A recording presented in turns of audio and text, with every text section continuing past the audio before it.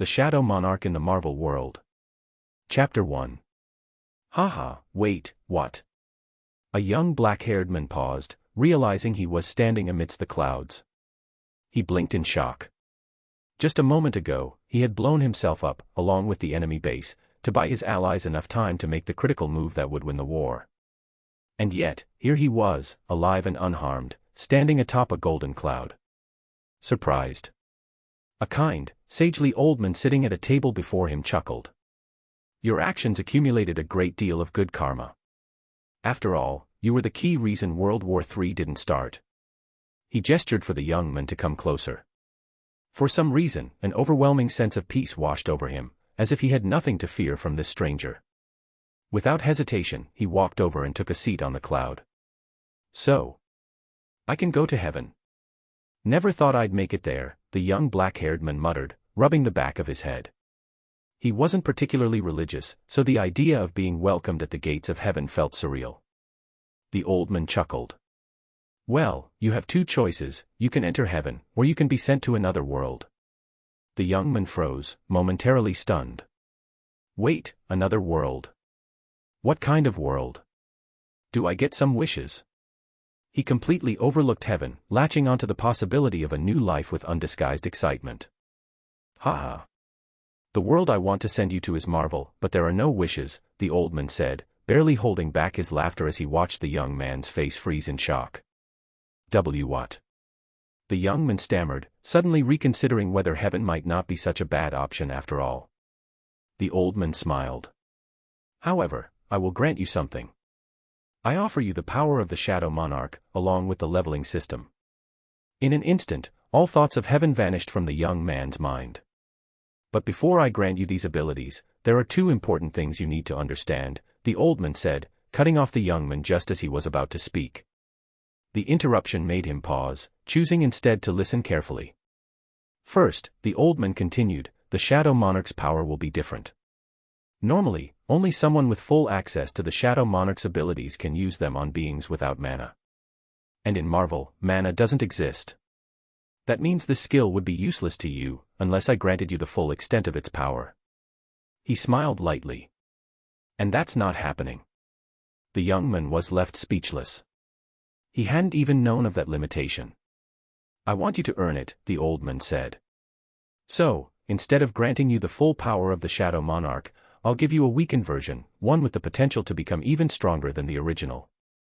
He watched the young man closely, curious about his reaction. The young man thought for a moment before nodding. He saw no issue with it, he never feared hard work. Second, the old man continued, the system I'm giving you will be a bit different. It won't be as simple as just dumping all your points into one stat without consequences. For example, if you focus purely on speed, you'll face two major problems. First, your legs won't have enough power to properly utilize that speed. Second, they won't be durable enough to handle the strain. I want to add some realistic elements to the system. He smiled lightly, watching as the young man stood there, momentarily speechless. Don't worry. Given how complex I've made this system, it'll be quite nice to use. Oh, I almost forgot. The old man chuckled. The system will disappear once you reach a certain point. After that, you'll have to rely on yourself to grow stronger. He finished speaking and watched the young man's reaction. The young man simply sighed. Well, I can't complain about an opportunity like this. Let's do it. He shrugged, accepting the terms without hesitation. The old man laughed, nodding in approval before waving his hand, sending the young man away.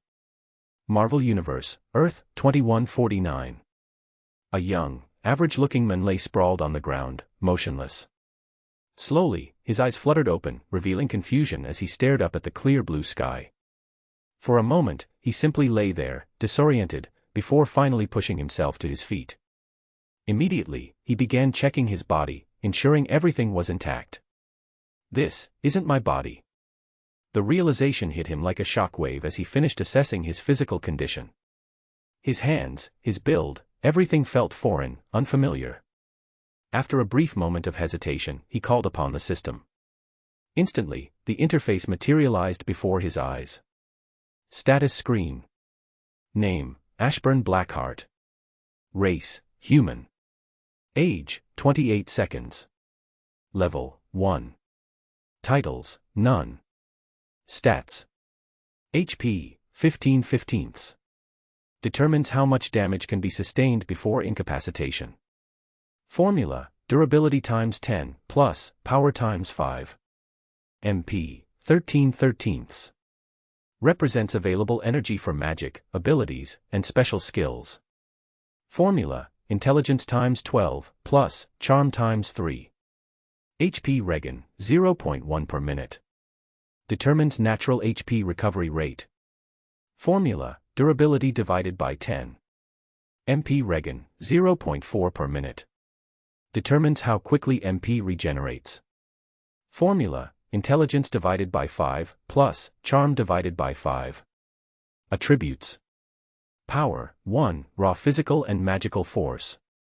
Affects attack strength but requires speed for momentum and durability to prevent self-damage. Speed, 1, acceleration, agility, and reaction time. Influences dodging, attack momentum, and movement efficiency. Durability, 1, physical resilience, pain tolerance, and self-damage resistance. Ensures that power and speed can be utilized safely. Intelligence, 1, affects strategic thinking, spellcasting, learning speed, and skill application efficiency. Charm, 1, influences persuasion, charisma-based abilities, social manipulation, and in some cases, mental resistance. Class and skills. Job class, Shadow Monarch. Skills, none. Job-specific skills, Shadow Extraction. System notes. A stat of 1 represents the abilities of an average human. A stat of 2 would be twice as strong as an average person, and so on. MP is not limited to magical energy, it also encompasses stamina, spiritual energy, and any new forms of energy that may be acquired. Chapter 2. Wow, it would take me 2.5 hours to fully heal from all my injuries. Does that mean I can regenerate lost body parts? Or is it just natural recovery? His thoughts raced as he processed the information. Then, his gaze shifted back to the status screen. And what's with the new name? Ashburn Blackheart. I can't say I hate it. Pushing those thoughts aside for now, he focused on his only current skill. Shadow Extraction, a resurrection skill unique to the Shadow Monarch. This ability allows the user to reanimate slain targets as shadow soldiers, binding them to their command. Hopefully, this guy had some ID on him. Ashburn patted down his pockets, but they were completely empty. No wallet, no phone, nothing. He sighed, glancing around at the dense forest surrounding him. The realization hit hard. He had no clue where he was, no idea whose body he had taken over, if he had even taken over someone's body at all. The possibility that this body had been created and simply dropped into this world made his head throb. Great. And now I have to deal with the government at some point. That's going to be a pain. Sighing, he started walking forward, only to stop in his tracks as a rabbit darted toward him at high speed. His eyes narrowed. Rabbits don't run toward people, they run away. At that moment, the system flashed. Name, Zombie Rabbit. Level, 1. Ashburn froze as the system window popped up above the rabbit, his mind blanked for a moment. A zombie, in Marvel.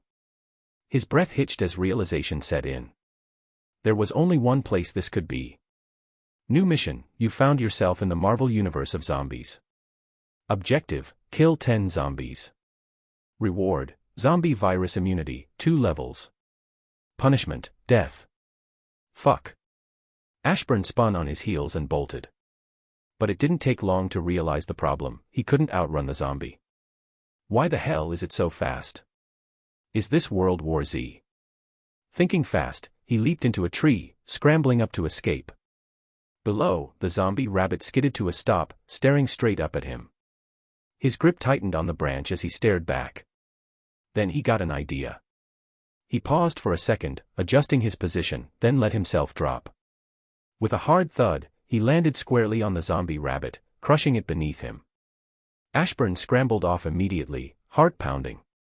Shit, hope I don't get scratched. Risky as it was, he had just secured his first kill. Taking a breath, he turned to the mangled remains and spoke. Arise. Darkness surged from the corpse, shadows twisting and expanding into a brief, eerie domain. Then, just as quickly as it appeared, the shadows faded, leaving behind a small shadow rabbit. Ashburn's eyes, which had just begun to brighten, dimmed slightly. Why? Simple. Using shadow extraction had cost him MP. The original skill had no such drawback, he should have been able to use it freely, limited only by the 3 attempts per target. But now, his MP had been drained. 2 MP for a damn rabbit. He exhaled, resigned. Guess this nerfed version comes with limits, hopefully, they'll disappear as I grow stronger. You're just a normal shadow rabbit, huh? Damn, I was hoping to see how a shadow zombie virus would spread. Ashburn let out a small chuckle, shaking his head. Wouldn't that have been something? His amusement was short-lived. A low rustling in the distance made him tense, and when he looked up, his stomach tightened. More zombies were emerging from the forest, shambling toward him. At least there weren't any insect zombies, if there were, he'd already be dead. He just had to deal with these small animals, rabbits, frogs, anteaters, bears. Wait. A bear. His breath hitched as his eyes locked onto the hulking, rotting beast among the approaching horde. Decayed flesh clung to its massive frame, and the way it moved, slow, deliberate, made it clear it hadn't lost an ounce of its raw power. Without hesitation, he scrambled back up the tree, gripping the branches like his life depended on it. He ordered the rabbit to go forward and face the bear, not wanting that thing anywhere near the tree. The small creature twitched, then hopped forward, fearless against the towering undead monster. The bear opened its massive, rotting jaws, ready to snap up the shadow rabbit. Run! At Ashburn's command, the rabbit pivoted and bolted in the opposite direction. The bear, without hesitation, turned to chase after it, its heavy footsteps shaking the ground. Ashburn exhaled in relief, tension easing from his shoulders. So they're not after my life force or anything weird like that. That was a good sign. It meant they were simply drawn to movement, things that seemed alive. That made things much easier. His gaze shifted back to the smaller undead creatures still lingering nearby. He could handle them, he just needed a weapon. His eyes scanned the tree branches around him. A stick should do. No way I'm risking getting scratched. With a sturdy stick in hand, Ashburn set his sights on the anteater. He'd heard before that an anteater's claws were strong enough to rip through a human neck. He had no idea if that was true, but he wasn't about to test it the hard way. If this thing was as dangerous as they said, then it was too valuable to ignore. If I can turn it into a shadow soldier. The thought made him smirk. He could just stay perched in the tree and let it do the killing for him. He ran his fingers along the sharpened tip of his makeshift weapon. This should work. Glancing down, he spotted the anteater clawing at the bark, trying to climb up. Perfect. He positioned himself, preparing to drop down and drive the stick straight through its head. Then he froze. The zombies weren't just aimlessly moving. They were helping the anteater climb, letting it step on their backs to get better footing. Comment. Chapter 3. Then he froze. The zombies weren't just aimlessly moving. They were helping the anteater climb, letting it step on their backs to get better footing. Ashburn didn't panic. He just waited. He kept still, muscles coiled, watching as the anteater climbed higher. The moment it got within range, he braced himself against the tree, made sure his footing was solid, then struck. The sharpened stick shot forward, piercing straight through the anteater's eye. He had aimed for that spot deliberately. Even if he hadn't put enough force behind the strike, the soft tissue would still give way, ensuring a fatal blow. The anteater thrashed, but Ashburn didn't let go. Twisting the stick, he pressed the creature firmly against the tree, keeping it from falling. It struggled, claws scraping against the bark, but he only pushed harder, forcing the stick in deeper. Only when the anteater finally went limp did he stop. Leveled up to level 2. All stats +1. You have gained 3 stat points. Ashburn blinked in shock as a strange sensation washed over him. His mind felt sharper, his body lighter, his strength more solid, everything seemed to have doubled. He quickly focused on his new stat points. For now, I'll focus on speed and strength. But instead of dumping all 3 points at once, he decided to allocate them gradually. He wanted to feel the difference, to understand how each point affected his body. Status screen. Name, Ashburn Blackheart. Race, human. Age, 38 minutes old. Level, 2. Titles, none. Stats. HP, 40/40ths. MP, 30/30ths. HP regen, 0.2 per minute. MP regen, 0.8 per minute. Attributes. Power, 4. Speed, 3. Durability, 2. Intelligence, 2. Charm, 2. Class and skills. Job class, Shadow Monarch. Skills, none. Job-specific skills, Shadow Extraction. What a complex system. Ashburn sighed, running through the mechanics in his mind. Power didn't directly determine his attack strength, it simply measured how much force his body could generate. Even if his power stat reached 1 billion, his attacks could still be useless if his speed wasn't high enough to create momentum. At the same time, durability was essential to withstand the force he generated. Movement speed relied on both power and durability. He needed power to push off the ground and durability to handle the strain of moving at high speeds. But the balance didn't stop there. Durability required both speed and power needed both durability and speed.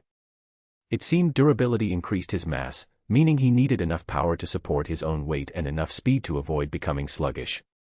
If his speed fell too far behind, even the simplest movements would become slow and inefficient. It was an endless cycle, each stat dependent on the others to maintain equilibrium. Ashburn exhaled, shifting his weight. Despite the changes in his body, he could now hold himself up with just one hand, gripping the tree branch without any concern about falling. Arise. Ashburn's voice rang out, and darkness immediately swallowed the anteater's corpse. But just as quickly as it formed, the shadows shattered, dissipating into nothing. His frown deepened. He failed. Without hesitation, he tried again. This time, the shadows surged properly, enveloping the lifeless body before receding, revealing the reanimated anteater, now under his command. Go. Kill them all. At his command, the anteater lunged forward, claws slicing through the undead that moved to attack it. Ashburn watched for a moment before springing into action. He leaped from the tree, landing behind the distracted zombies. With precise, controlled movements, he drove his stick through their heads, targeting the weaker ones first, the frogs, the rabbits, those he could kill in a single strike. He stayed cautious. One mistake and it's over. The moment the undead turned to face him, he jumped back into the tree, waiting for their attention to shift back to the anteater before dropping down again to strike. The anteater fought relentlessly, shrugging off every hit it took. As long as Ashburn had MP, his shadow soldier would continue to recover. Before long, the battlefield fell silent. The last zombie collapsed, and a system notification flashed before him. Ashburn didn't simply complete his missions, but he also gained 2 extra levels from the slaughter. Mission complete, you found yourself in the Marvel universe of zombies. Objective, kill 10 zombies. October 15th. Reward, zombie virus immunity, 2 levels. Punishment, death. Congratulations, host. You have leveled up to level 6. Plus 6 to all stats. You have gained 18 free stat points. The host has gained zombie virus immunity. Milestone reached. Congratulations on reaching level 5. Plus 2 to all stats. New skills acquired, shadow preservation, stealth. Oh. I didn't expect there to be milestones. And I even got a new skill. Ashburn focused, calling up the skill descriptions. Shadow Preservation, LVL1, a specialized shadow storage ability that allows the user to store, summon, and reabsorb shadows within their own shadow. Subskill 1, Storage Capacity, shadows can be stored indefinitely in a stasis-like state until summoned. Subskill 2, Instant Summon, stored shadows can be summoned instantly, allowing for strategic deployment in battle. Subskill 3, Reabsorption, shadows can be reabsorbed into storage without requiring a physical medium, preserving them for later use. Stealth allows the user to blend into their surroundings, becoming invisible both physically and magically. Mana cost, 200 MP to activate, 10 MP per second to maintain. Nice. Ashburn wasted no time, allocating all 18 of his available stat points. When he was done, he pulled up his updated status screen. Status screen. Name, Ashburn Blackheart. Race, human. Age, 53 minutes old. Level, 6. Titles, none. Stats. HP, 245/245. MP, 186/186. HP regen, 1.4 per minute. MP regen, 2.8 per minute. Attributes. Power, 19. Speed, 15. Durability, 14. Intelligence, 13. Charm, 10. Class and skills. Job class, Shadow Monarch. Skills, Stealth. Job-specific skills, Shadow Extraction, Shadow Preservation, LVL1. Ashburn grinned, flexing his fingers as the surge of power coursed through him. He was now far beyond normal human limits. But there was no time to dwell on it. His gaze shifted toward the scattered remains of the undead. With a simple command, shadows erupted from the corpses, consuming them in darkness. Chapter 4. With a simple command, shadows erupted from the corpses, consuming them in darkness. Moments later, his newly created shadow soldiers stood before him, silent, awaiting orders. Let's go. We're hunting a bear. With that, Ashburn surged forward, his body launching into motion at extreme speed. The power coursing through him was overwhelming, effortless. He leaped high into the air, landing smoothly on a tree branch before springing off to the next. The world blurred around him as he moved. New mission, Zombie Killer. Objective, kill 1,000 zombies in 1 week. Only humans. Reward, Flash Step, a new title, +5 to all stats. Punishment, -10 to all stats. Humans. Ashburn frowned. That complicated things. He wasn't ready to step into the cities, not yet. Running into a superhuman now would be bad. He needed to build his army first. Only then would he stand a chance. Ashburn's eyes locked onto the bear still chasing the shadow rabbit. By now, a good number of undead had joined in, forming a small hunting pack. Among them were smaller bears and various other animals, all moving in unison after their target. He didn't waste time. With a burst of speed, he closed the gap, leaping from a tree branch and dropping straight onto the massive bear. His fist came down like a hammer, slamming into its skull with devastating force, bone cracked, and the bear collapsed instantly. Before the other undead could react, Ashburn sprang off the fallen beast, landing back in the trees to avoid the incoming attacks. He perched on a branch, watching them scramble below. If I had to pick a role, I'd definitely be an assassin. The thought made him smirk. On top of being a necromancer, adding assassination techniques to his arsenal would make him ridiculously broken. Arise. At Ashburn's command, shadows surged over the fallen bear, twisting and reforming its body. Moments later, a massive shadow bear stood in its place, letting out a deafening roar that echoed through the forest. Ashburn grinned. Go. For the next 3 hours, we're slaughtering every undead in this forest. With the shadow bear leading the charge, the massacre began. 2 days later. The results spoke for themselves. Ashburn's shadow army had grown. Bears, snakes, coyotes, moose, mountain lions, they formed the core of his forces. And unlike normal beasts, they were far stronger than their living counterparts. After all, shadow soldiers didn't just exist, they grew stronger through slaughter. It's going to be risky going there, but from what I remember, those zombified heroes left Earth after devouring Galactus. So, I shouldn't run into any of them here. Seated atop a massive shadow moose, Ashburn gazed at the city ahead. He exhaled in relief, it wasn't New York.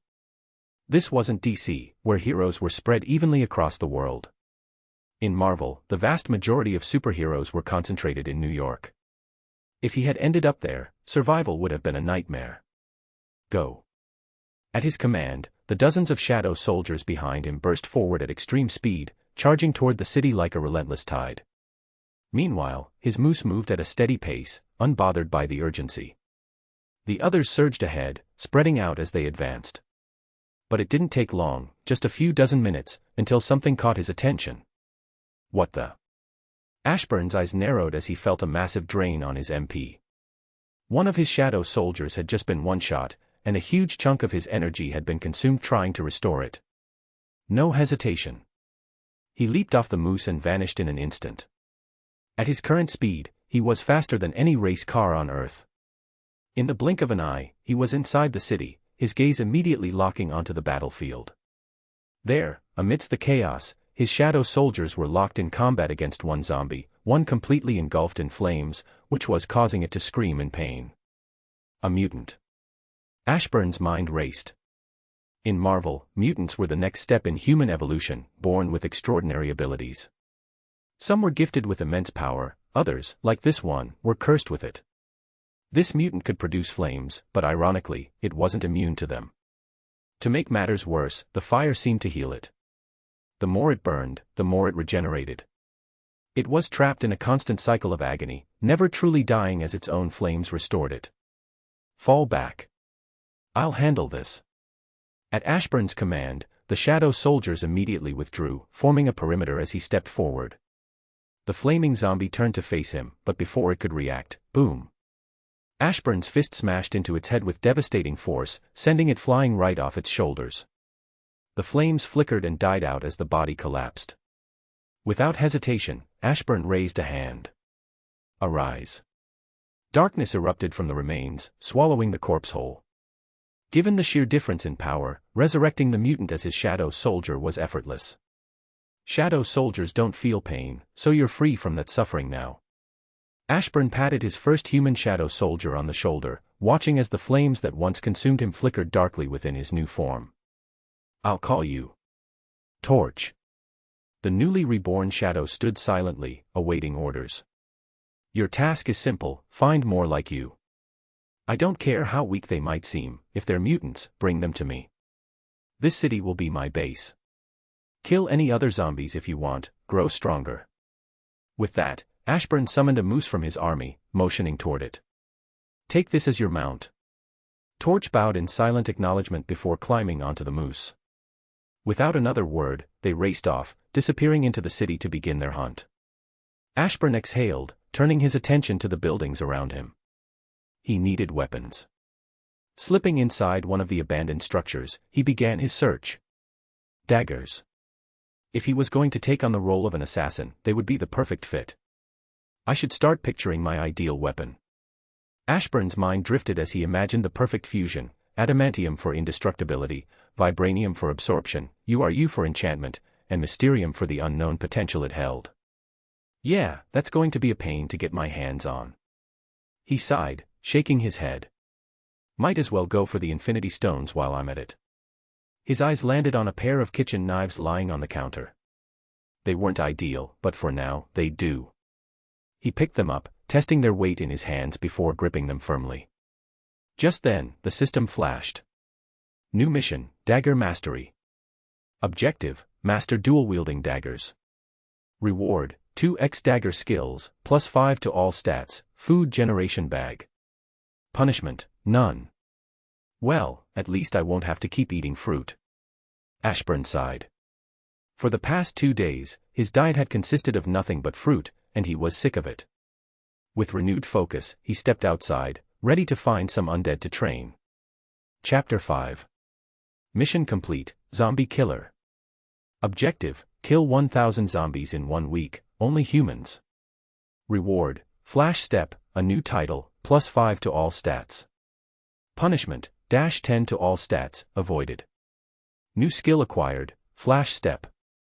A high-speed movement technique that boosts the user's speed by 50% and up to 100%.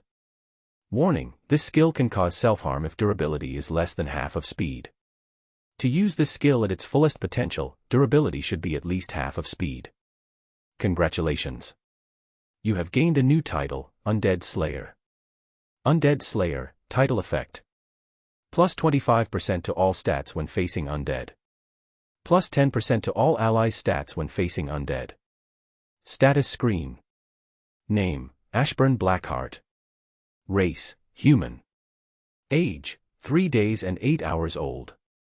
Level, 11. Titles: Undead Slayer. Stats: HP 460/460, MP 330/330, HP Regen 2.5 per minute, MP Regen 8.8 per minute. Attributes: Power 42, Speed 32, Durability 25, Intelligence 22, Charm 22. Class and skills: Job class, Shadow Monarch. Skills: Stealth, Flash Step, Shadow Inventory. Job-specific skills: Shadow Extraction, Shadow Preservation, LVL1. Upon reaching level 10, Ashburn had unlocked Shadow Inventory, a milestone reward. This ability granted him the power to store an unlimited number of items within his shadow and retrieve them at will. Yet, despite all his progress, he sighed. I didn't even level up. These low-level zombies were no longer enough. If he wanted real growth, he needed a greater challenge: superhuman zombies. Shaking his head, he effortlessly dodged the clumsy attacks of the horde surrounding him, his movements fluid and precise. His gaze swept over the undead with clear disinterest. With a mind stat of 22, his cognitive abilities were 22 times sharper than the average human. Factoring in his speed stat, his thought process operated at an astonishing 32 times the normal rate.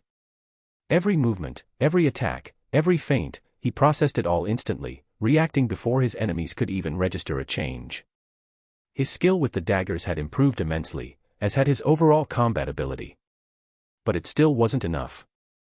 If he wanted to complete his mission, he needed something stronger.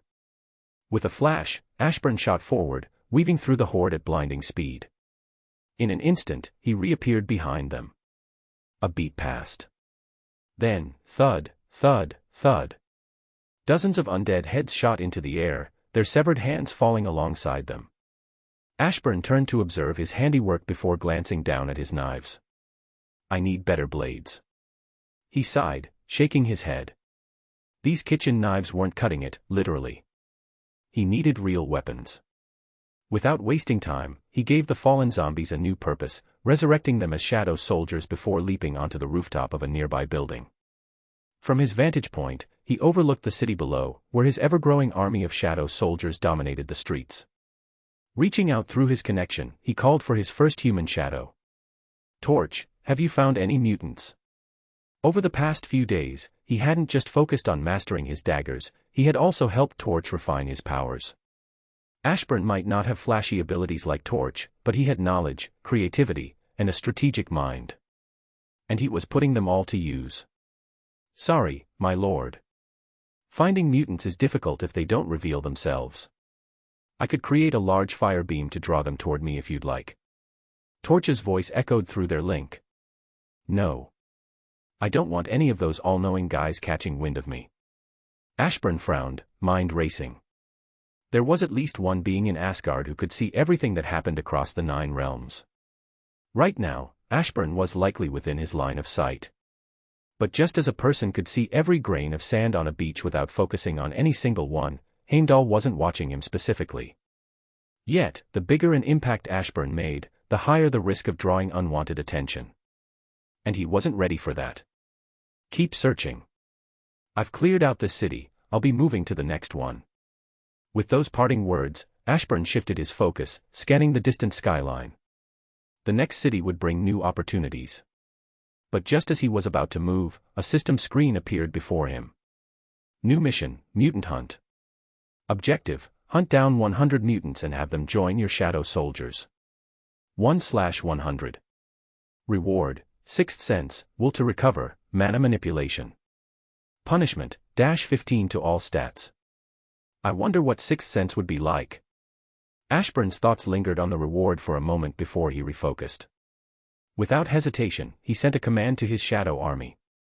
Spread out. Find me more mutants. The city was already cleared of undead, making it useless to him now. His forces, even the smallest among them, were at least twice as strong as a normal human, yes, even the frogs.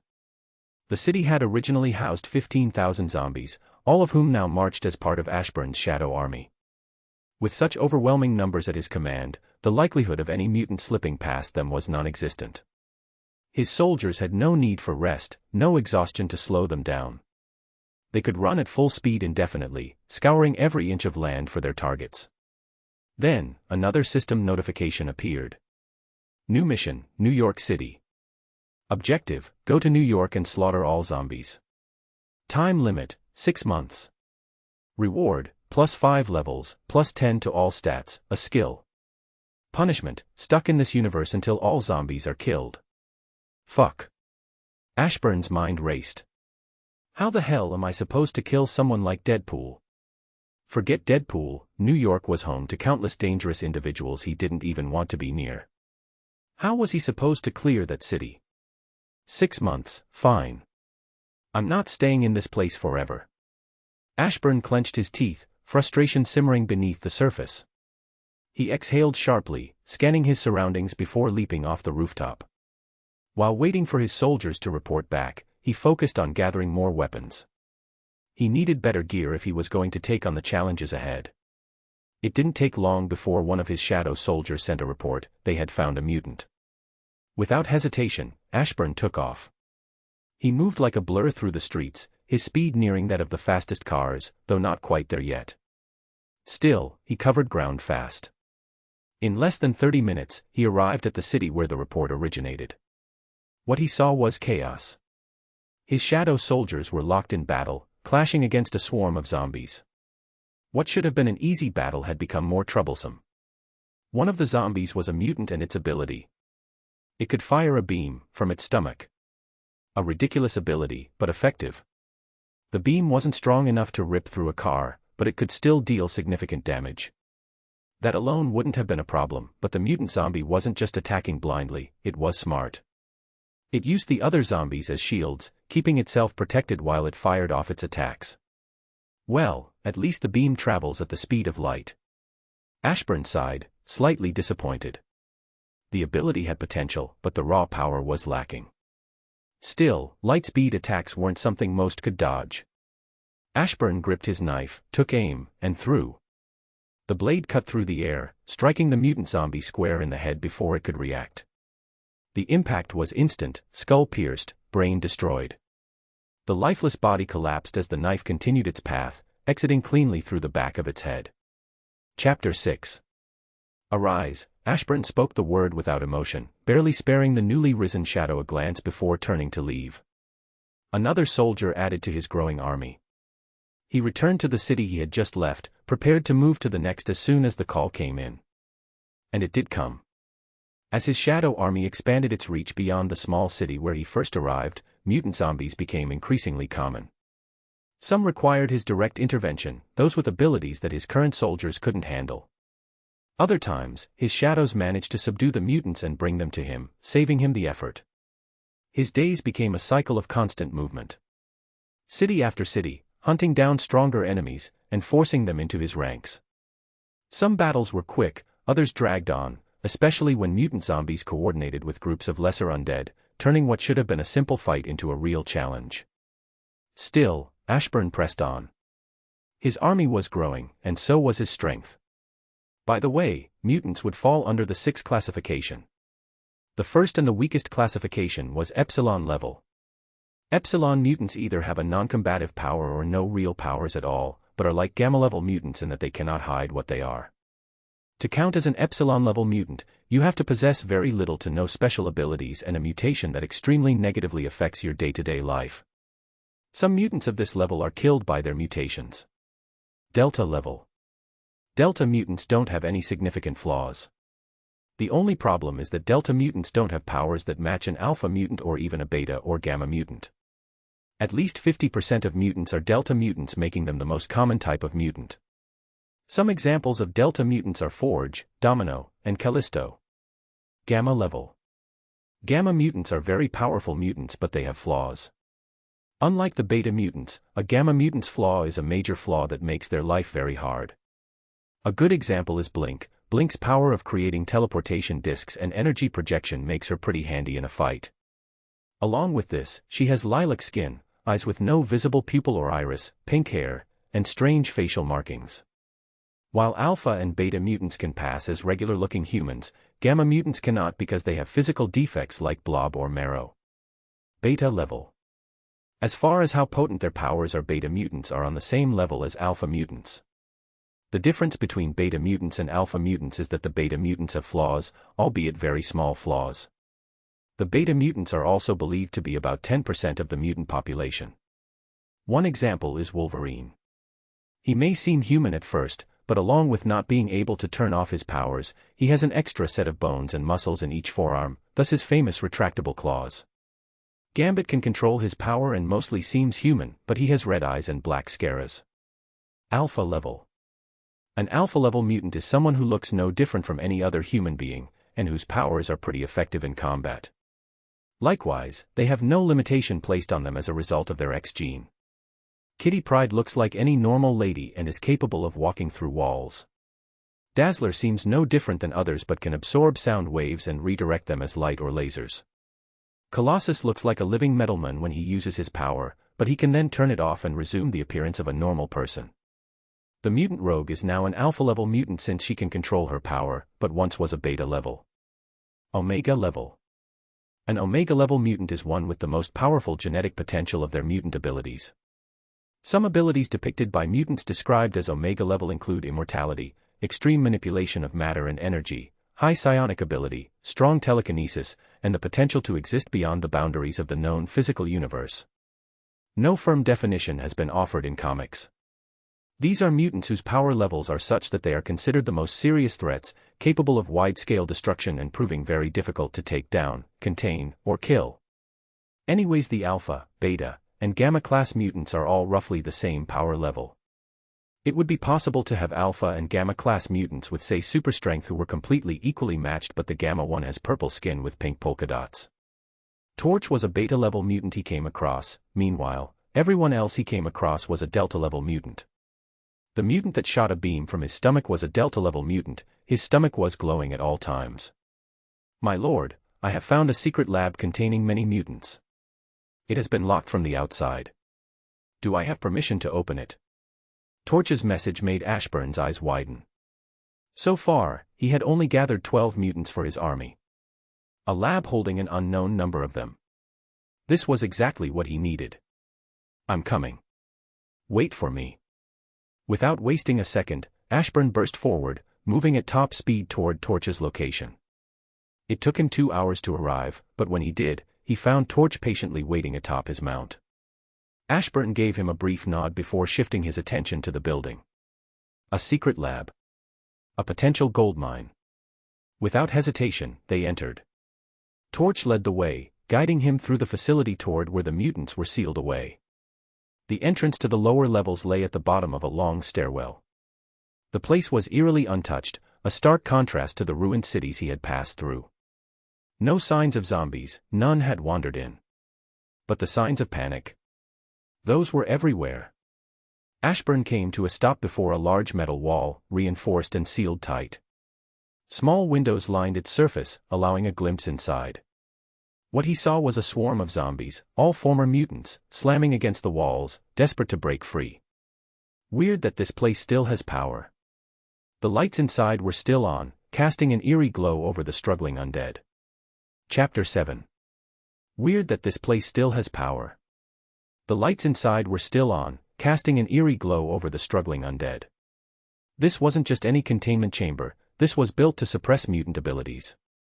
Which meant that the zombies locked inside weren't ordinary. If the power keeping this place functional failed, there was no telling what kind of abilities they might unleash. Ashburn exhaled sharply, thoughts drifting to the mutant massacres that had happened in some Marvel universes, where their numbers had been reduced from millions to mere hundreds of thousands. He wasn't sure if this world had suffered a similar event, but it didn't matter. Mutants were dangerous. And right now, he had no way of knowing just how dangerous the ones inside could be. Better not take any chances. His decision was made. He would go in and kill them all, just in case they possessed any overpowered abilities. New mission, free the zombies. Objective, you came across mutant zombies trapped within a room that suppressed their powers. Free them and fight them at their best, otherwise, you're just being rude. Targets, 0/43. Reward, bloodlust, plus 30 intelligence. Punishment, none. Damn. Ashburn stared at the mission prompt, weighing his options. The system wasn't forcing him to take this mission. He could walk away if he wanted to. But plus 30 intelligence. And a skill called bloodlust. Those rewards were too good to ignore. The system wouldn't offer this mission if there wasn't an overpowered mutant in there. That was the real concern. But was it worth the risk? After a moment of deliberation, he made his choice. With a thought, he recalled all his shadow soldiers into his shadow. Torch, melt the door down. His fiery shadow soldier obeyed, stepping forward and unleashing a wave of heat, metal hissing as it began to liquefy and crumble away. The containment had held for who knew how long, but against Torch's flames, it didn't stand a chance. As soon as the door weakened enough, Ashburn gave his next order.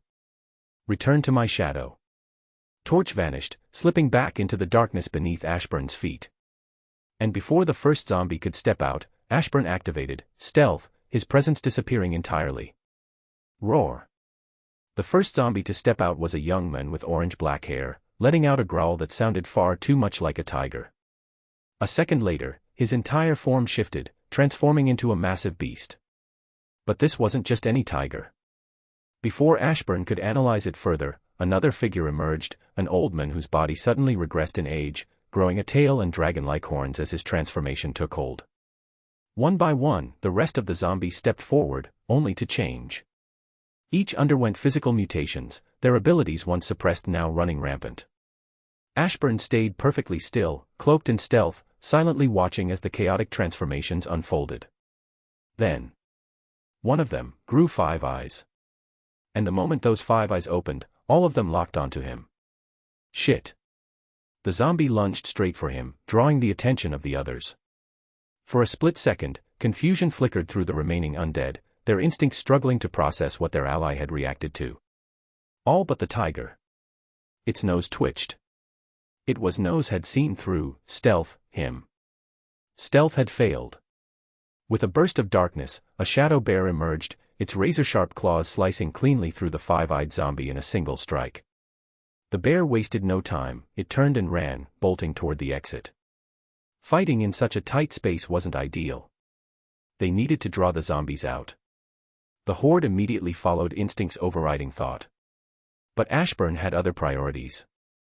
His eyes locked onto the dragon-like mutant, a clear threat. Seizing an opening, he appeared before him, knives in hand, and drove them straight into the man's eyes. The mutant howled in pain, but the attack wasn't enough. The knives stopped just short of piercing through the thick bone of his skull. Before Ashburn could react, the man's fist slammed into his stomach, the sheer force launching him backward. He crashed into the metal wall with a sickening impact, a mouthful of blood escaping his lips. Pain flared through his body, but there was no time to recover. A sharp whistling sound cut through the air. Ashburn rolled to the side just in time to dodge as a jet of water shot past him. His pupils shrank as he saw the aftermath. The metal walls of the facility, thick, reinforced metal, had been pierced straight through. That wasn't just water. That was a high-pressure cutter, slicing through steel like paper. If that had hit him, he wouldn't have gotten back up. At least it lost its eyes. Next is the tiger. Ashburn gritted his teeth. He wanted to use stealth, but with his MP barely above 4, he could only afford 3 more activations at best. That wasn't an option. Instead, he made his move. In an instant, he activated Flash Step. His speed exploded, boosted by a staggering 50%. At this velocity, no supercar on Earth could hope to catch him. The world blurred around him as he shot past the zombies, rapidly closing the distance on the tiger, which had paused to glance back. Ashburn struck without hesitation, knife flashing toward its eyes. But the tiger wasn't slow. With a burst of shocking agility, it dodged, leaping aside with ease. Ashburn's attack hit nothing but air. Shit. Wasting no time, he abandoned the pursuit and raced toward his shadow bear, catching up as it neared the exit. His mind worked at high speed, analyzing the situation. The tiger zombie was too fast. A head-on fight would get him killed. The dragon mutant was powerful, he couldn't even damage its bones. He couldn't one-shot Ashburn, yet. If he could transform into a full dragon, that might change. Best to avoid that risk. The other zombies hopefully were manageable. They needed to be eliminated first. He made a calm decision. Torch would handle the tiger. Unless that thing was immune to fire, Torch's flames should be enough to kill it.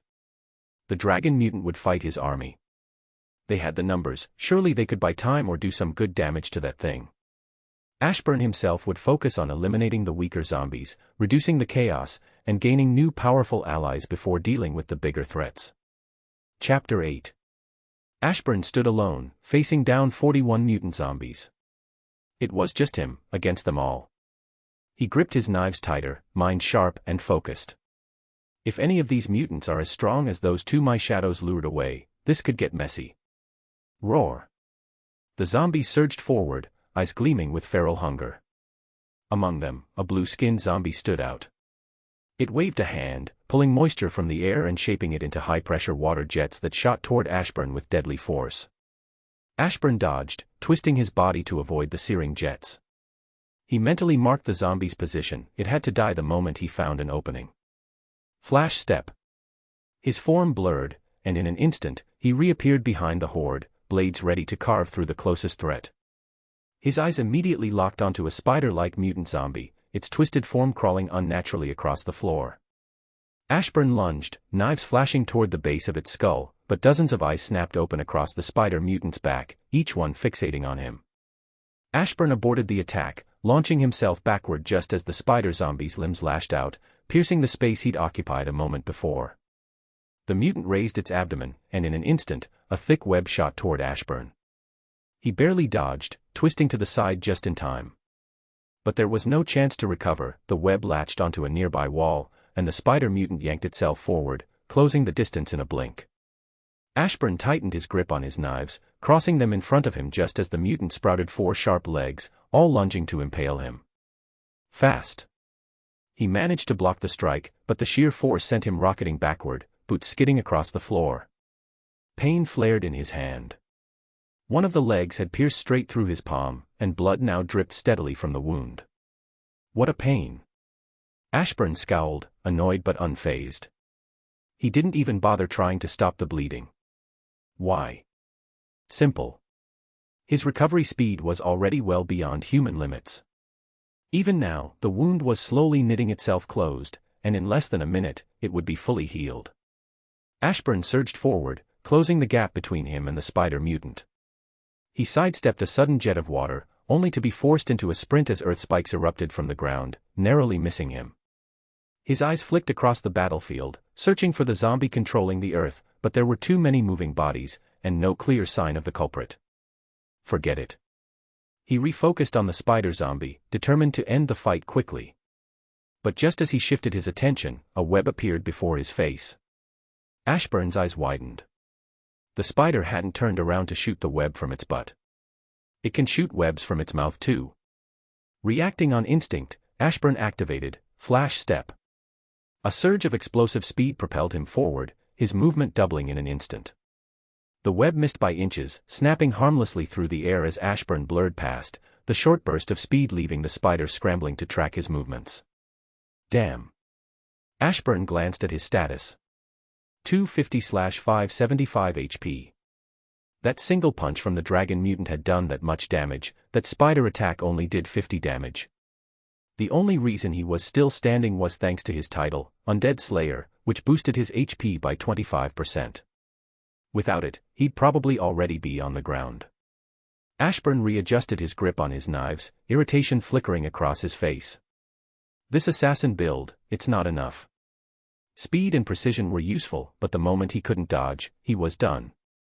He didn't want to be someone who only thrived in ambushes and quick kills.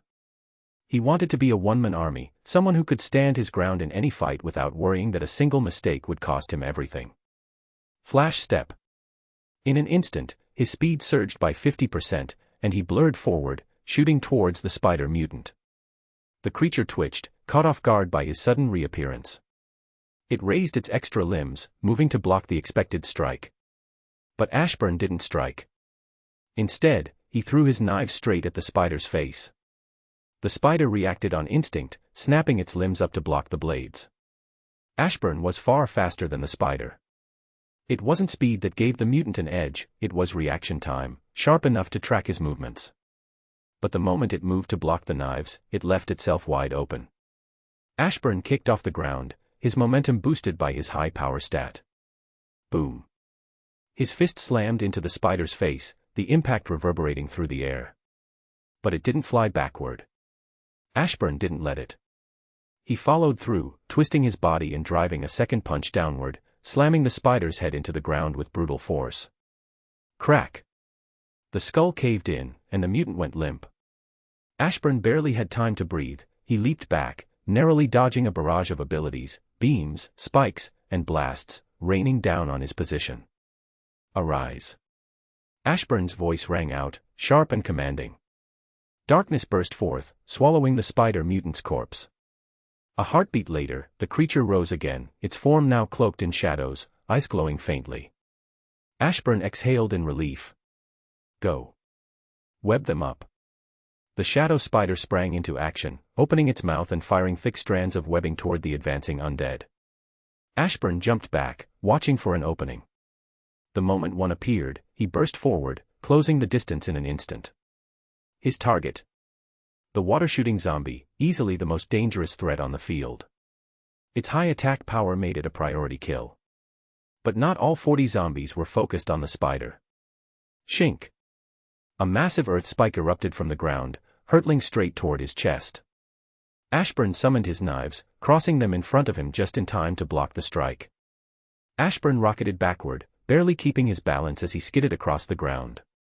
But his eyes stayed locked on one target, a zombie with an earth-like arm, its limbs seemingly fused with the ground. That's the one. It didn't take long for Ashburn to connect the dots. It can only control earth while its hand is in contact with the ground. He frowned, mind racing. Earth isn't the fastest element, so it's probably sensing vibrations to track my movements. Without hesitation, Ashburn summoned another knife. With a sharp flick of his wrist, the blade shot toward the earth zombie, aimed straight for its head. Watch out! The water zombie called out. The earth zombie reacted quickly, its earth-fused arm ripped free from the ground, retaining its hardened form as it swung up to block the incoming knife. The blade clanged off the rocky surface, deflected at the last second. Makes sense. Ashburn sighed, eyes narrowing as he analyzed the situation. This isn't an alpha-level mutant. Its flaw is obvious, that arm can't change form. This must be a beta-level mutant. Without hesitation, he activated Flash Step. His speed surged by 50%, and in an instant, he appeared before the Earth mutant zombie, his hand gripping its head. Just as he expected, slow. The zombie barely had time to react before Ashburn twisted, snapping its neck and tearing its head clean off. But there was no time to celebrate. The water mutant zombie retaliated, firing a high-pressure jet straight at him. Ashburn darted sideways, narrowly avoiding the blast. Arise! Darkness burst forth, swirling around the earth zombie's lifeless body, and then, nothing. The skill had failed. Chapter 9. Ashburn frowned. Every failed attempt at shadow extraction still drained his MP, and he couldn't afford to waste energy. He used the skill again, and to his relief, the earth mutant zombie rose as a shadow, its once decayed form now cloaked in darkness. Work together with the spider, Ashburn ordered, stepping between the shadow and the battlefield to shield it from attacks. The earth mutant shadow moved into position, but its ability wasn't instant. It needed time to manipulate the ground, explaining why it had acted sparingly throughout the entire fight. Ashburn didn't wait around. He charged forward, knives flashing as he cut down the weaker zombies, cannon fodder, barely worth mentioning. Most were Epsilon or Delta-level mutants, their abilities more of a hindrance than a threat. Some had self-destructive powers that would have killed them eventually. Others had ridiculous abilities, like one mutant that could shoot milk from its eyes, and another that sprouted lotus flowers from its palms. Ashburn didn't care. He cut down the weaker zombies with ruthless efficiency while the shadow spider moved swiftly, webbing up the stronger ones. Even the water mutant zombie found itself distracted, focused entirely on cutting through the webs that bound its allies. That distraction proved fatal. Crack! An earth spike erupted from the ground, impaling the water zombie from below, its body jerking before going limp. Not far away, thousands of shadows crawled across the back of a massive dragon, its sheer size towering like a tree. But size didn't matter. The shadows were relentless, ripping it apart piece by piece. The dragon couldn't even fly. Its wings were tattered, riddled with gaping holes, leaving it grounded and helpless. It was blind, its eyes stabbed through, the wounds serving as an entry point for countless shadows. They poured inside, devouring the beast from within.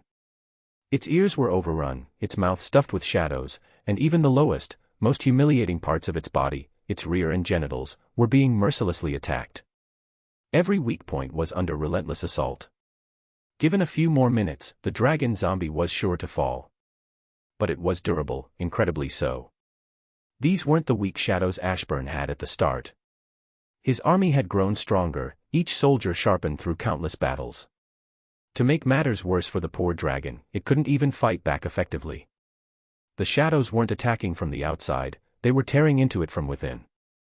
Rolling over crushed a few, but it didn't matter. Those shattered shadows simply returned to Ashburn's shadow, waiting to be resummoned. He wasn't about to waste MP healing the expendable ones. Boom. A burst of flames erupted across the battlefield. Torch was on the move, his fire slamming into the tiger zombie, who retaliated by unleashing a powerful sound wave. The shockwave met the roaring flames head-on, the clash sending ripples through the air. But Torch didn't slow down. He shot around the tiger, propelling himself with bursts of fire, each blast boosting his speed. He was no longer just running. Bit by bit, Torch was approaching flight. Torch's powers were similar to the Human Torch from the Fantastic Four, but with a key difference: Torch wasn't immune to his own flames. But what he lacked in immunity, he made up for with something far more dangerous. He was like an immortal phoenix. Ashburn didn't need to heal him. Torch's flames did it for him, constantly regenerating his body as long as the fire burned. That said, his flames weren't as hot as the Human Torch's, which could reach temperatures rivaling the sun. The two combatants, Torch and the tiger zombie, were locked in a stalemate. Torch's flames surged, while the tiger darted around, its extreme speed and reaction time making it nearly untouchable. In fact, Torch realized something unsettling. This tiger might actually be faster than Lord Ashburn. Even if Ashburn pushed, Flash Step, to its absolute limit, he'd still struggle to keep up. But speed alone wasn't enough. The tiger couldn't harm Torch. His flames healed every wound, burning away injuries faster than they could form. And the tiger had to stay cautious. Because if Torch ever found a moment to charge up an attack, the heat alone could kill it instantly. Need help. Torch's head snapped to the side, eyes widening as he spotted Ashburn, now standing tall, fully restored. Leveling up had refilled his HP and MP, giving him the strength to raise all 41 zombies he'd slain as shadows. Torch lowered his head in shame. "My deepest apologies, Lord," he said, voice tight with frustration. "We seem to be evenly matched." Ashburn waved him off, watching as the 41 shadows surged forward, their dark forms swarming the tiger zombie. "Don't worry about it," Ashburn said with a smirk. "You did your part. You held it off. Now, just focus on charging up an attack while they keep it busy. Just make sure to leave me a body." Torch nodded, determination burning in his glowing eyes. The tiger zombie lashed out, dodging and weaving through the shadows, but numbers mattered. Bit by bit, the swarm overwhelmed it, pinning it down as Torch's firepower reached its peak. Boom. The final blast of flame engulfed the tiger, reducing its head to nothing. And with that, Ashburn leveled up once more. "It's stronger than me. I might fail." Ashburn clenched his fists, taking a deep breath to steady himself. The tiger had proven itself a true powerhouse. Its speed and attack power were lethal, and even the blistering heat Torch had used to melt through the metal door hadn't been enough to incapacitate it. The flames had bothered the beast, sure, but they hadn't broken it. This thing was tough. "Arise." Ashburn's voice cut through the silence. Darkness surged, and then fizzled out. Nothing happened. Ashburn's frown deepened. He took another deep breath, stepping closer to the tiger's corpse. This shadow, it could probably give someone like Spider-Man a real fight. Spidey would only win thanks to his webs and spider sense. In raw stats, this tiger outclassed most street-level heroes. That made it too valuable to lose. Ashburn gritted his teeth. Arise. His voice was heavier, laced with frustration and determination. Darkness erupted, and failed once more. Come on. Arise. Ashburn's voice rang with frustration, but once again, darkness burst forth, only to fade into nothing. He clicked his tongue, scowling as disappointment settled in. With a sigh, he turned and headed toward the dragon's location. By the time he arrived, the massive beast was already at death's door, its once formidable body torn apart by the relentless shadows. Ashburn watched quietly, letting the shadows finish the job. The moment the dragon collapsed, its final breath rattling through the air. Level up. Mission complete, free the zombies. Objective, you came across mutant zombies trapped within a room that suppressed their powers. Free them and fight them at their best, otherwise, you're just being rude.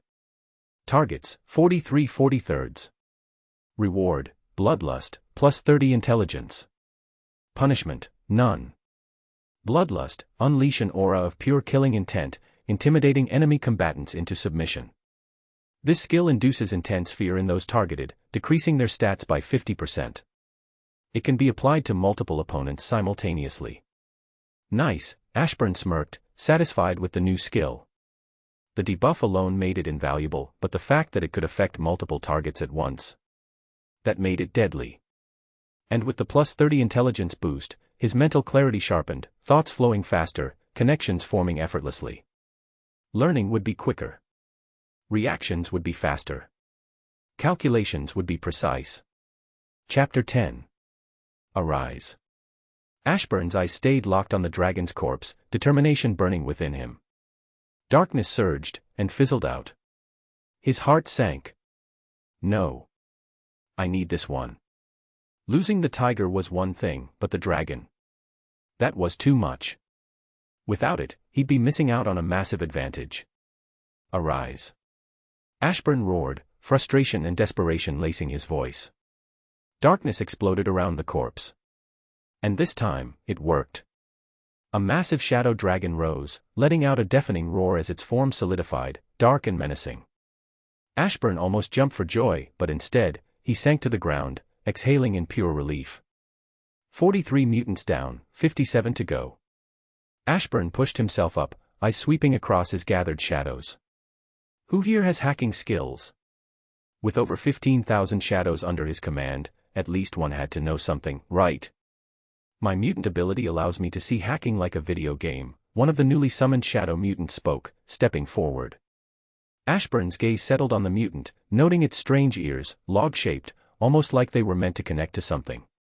Several others stepped forward, each claiming skills in hacking. Without hesitation, Ashburn sent them into the secret lab, ordering them to dig through the system and find the locations of other mutant research facilities. Since Wi-Fi was down, they had to manually access what remained of the local networks, sifting through whatever data caches were still intact. Thankfully, they succeeded. The system revealed several lab locations, each one a potential goldmine of mutants. But now Ashburn faced a new problem: how the hell do I get there without GPS? Luckily, with 15,000 shadows under his command, many had traveled extensively before death. They remembered routes, landmarks, and enough details to guide Ashburn close to each site. Still, he wanted to speed things up. Mounting the shadow dragon, Ashburn took to the skies, soaring over the wastelands.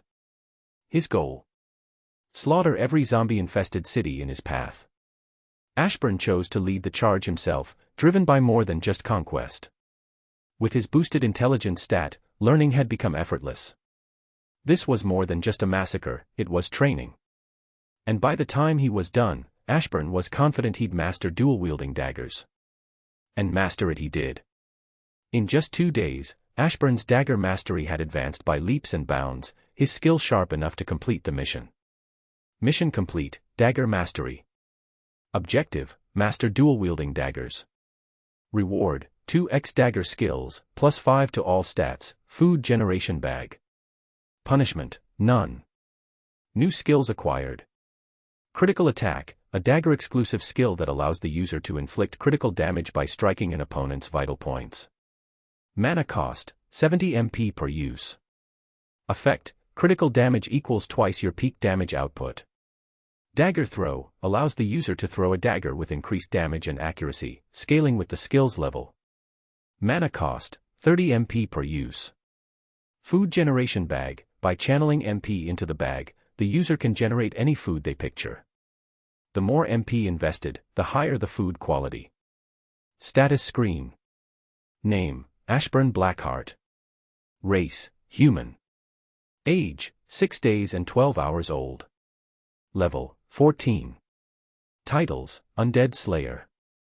Stats: HP: 700/700. MP: 825/825. HP Regen: 4 per minute. MP Regen: 19 per minute. Attributes: Power: 60. Speed: 45. Durability: 40. Intelligence: 60. Charm: 35. Class and skills. Job class: Shadow Monarch. Skills: Stealth, Flash Step, Shadow Inventory, Bloodlust, Critical Attack, Dagger Throw. Job-specific skills: Shadow Extraction, Shadow Preservation, LVL1. Now, time to hunt down the rest of those mutants and finish that mission. Ashburn leaned back, exhaling slowly. Finally, he could eat something besides fruits and water. Let's go hunt down mutants. With that, he mounted the shadow dragon, its massive form unfurling its wings as they took to the skies. 3 days passed. During that time, Ashburn made steady progress. At one of the highway rest stops, he stumbled upon a detailed road map. With the help of the lab locations his hackers uncovered, he was able to pinpoint several target zones scattered across the region.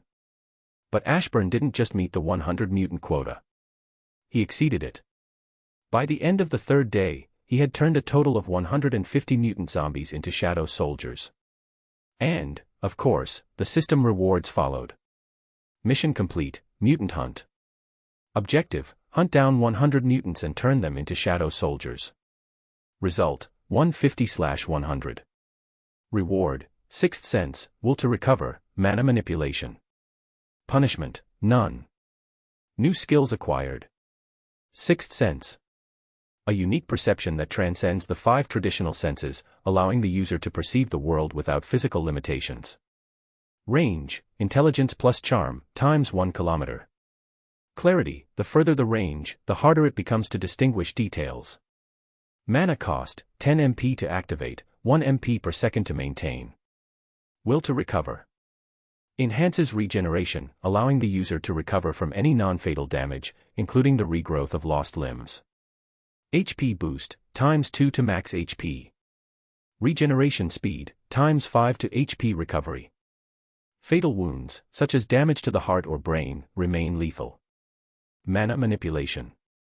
Enables one to control their mana, enhancing both physical performance and energy efficiency. This mana is somewhat different from the mana found in solo leveling. Stat boost, channeling mana into the body, 2.5x to power, speed, and durability at the cost of MP. MP boost, times 2 to max MP. Regeneration speed, times 5 to MP recovery. Mana manipulation, quickly proved to be Ashburn's most valuable skill. By channeling his MP, he could enhance nearly anything: his daggers cut sharper, his movements flowed smoother, and every strike landed with greater impact. Even more impressive, attacks infused with mana didn't just hit harder, they were harder to heal from, like the wounds were burned into existence. Ashburn had even started experimenting with mana constructs, shaping solid forms from raw energy. Costly? Absolutely. Worth it? Definitely. After all, every attempt refined his control, pushing his efficiency higher with each success. That's New York City, Ashburn spoke aloud, his eyes narrowing as the iconic skyline appeared on the horizon. He exhaled slowly, the weight of the task ahead settling on his shoulders. The zombies here had devoured Galactus and left Earth, venturing into the cosmos to hunt across the universe. That meant his main goal should be, wait. Ashburn froze, a forgotten detail flashing in his mind. Didn't all the zombies leave Earth to hunt across the universe? The thought hit like a shockwave. In the comics, the handful of surviving humans eventually returned to find Earth completely emptied of zombies. the infection had moved on, leaving the planet eerily deserted. And the ending. Ashburn remembered it clearly. The story closed with a handful of zombified heroes appearing on a distant planet, continuing their endless hunger. Ashburn shrugged after a moment of thought. It didn't really matter. What did matter was the horde of zombies he could now sense throughout New York, their presence clear thanks to Sixth Sense. "Don't act just yet," Ashburn muttered, eyes narrowing as he scanned the sprawling city. "We need to find 5 people: Franklin Richards, Scarlet Witch, Jean Grey, Professor X, and Nate Grey." Those names weren't random. They were Omega-level threats, powerhouses capable of warping reality, shattering minds, or rewriting existence itself. If they'd been zombified, they'd be catastrophic. But if he could kill them and raise them as shadows, he'd be unstoppable. Ashburn leaped off the shadow dragon, his daggers gleaming as he descended toward the city streets. Destination: the Baxter Building, home of the Fantastic Four. Chapter 11. Franklin. "Wake up, you have school." A blonde-haired zombie called out, her decayed voice strangely tender as she tried to rouse her child from sleep. Yes, zombies lived a twisted echo of their former lives, clinging to routines they once cherished. But one thing never changed: the hunger. That insatiable, gnawing hunger that never faded, no matter how much they devoured. In the comics, it was this endless hunger that had driven the zombies to abandon Earth, leaving the planet barren as they scoured the universe for new prey. But in this universe, only a handful ever left. Why? Franklin Richards. After being turned into a zombie, Franklin had warped reality itself, reshaping the world. Ashburn had never seen it firsthand. Hell, he didn't even know zombies could speak until a few days ago, while he was cutting through hordes like a reaper. Ashburn never realized there was a system in place among the zombies. They worked, earning a living in the form of food that appeared out of nowhere, seemingly conjured by Franklin's power. This gave the zombies purpose, something to distract them from their never-ending hunger. But Franklin hadn't stopped there. He'd tried everything: resurrecting the dead, erasing the zombie virus, and even bringing himself back to life. Every attempt had failed. He had even collaborated with other reality warpers, hoping their combined strength would succeed. But nothing worked. Eventually, failure became routine, and this twisted existence became normal. "I wonder if Iron Man and the others found something out there," Franklin mused, dragging himself out of bed and getting ready for school. He remembered Iron Man and the others, their bellies full after devouring Galactus. But that satisfaction, it had lasted barely a second. The hunger returned. Worse than ever. Desperate, they had left Earth, driven by insatiable cravings. Franklin had wanted to stop them, dreading the spread of the zombie virus across the universe. But he couldn't. Not when the Avengers, now zombified and infused with cosmic energy, stood alongside the undead Galactus. Even Franklin Richards, zombie or not, was powerless to stop them. Franklin regretted not taking a bite out of Galactus. If he had, he was certain he would have gained cosmic energy, making him even stronger. But it was too late for that now. All he could do was wait for Iron Man and the others to return with good news. After all, Iron Man wasn't a fool. He knew the truth. One day, all life across the universe would be zombified. And when that happened, what would they eat? So, Iron Man and the others had promised to find a cure. Because if they didn't, their endless hunger would become torture. "Where's Dad?" After getting ready, Franklin stepped outside, where he found his mother waiting. She had once been known as the Invisible Woman, a hero. Well, she still was.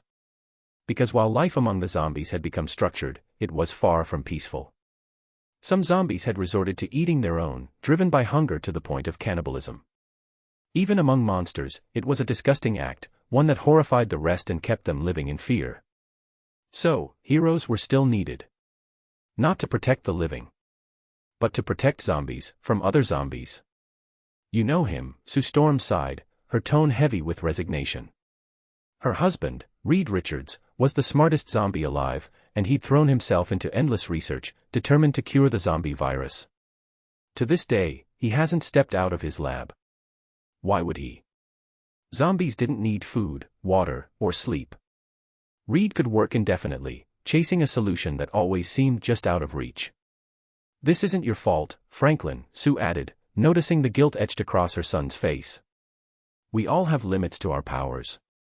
Franklin looked away, frustration simmering beneath the surface. I know, but if I could age, I'd get stronger. He never finished the sentence. Because in the next instant, Franklin was crushed. Effortlessly. Sue barely had time to register the attack before her head burst into flames, her thoughts ending in an instant. In the span of a heartbeat, both mother and son were dead. That was easier than expected, though sneaking in wasn't exactly a walk in the park, Ashburn muttered, his tone casual as he called Torch back into his shadow. He had barely arrived, and the moment he spotted an opening, he hadn't hesitated. Franklin dead. Sue dead. Ashburn's gaze shifted, locking onto the sea of nullification spreading out before him, a lingering aftereffect of Franklin's death. Ding. You have killed a powerful individual. The host has reached the maximum level gain from a single kill. The host has leveled up to level 29. All stats, plus 57.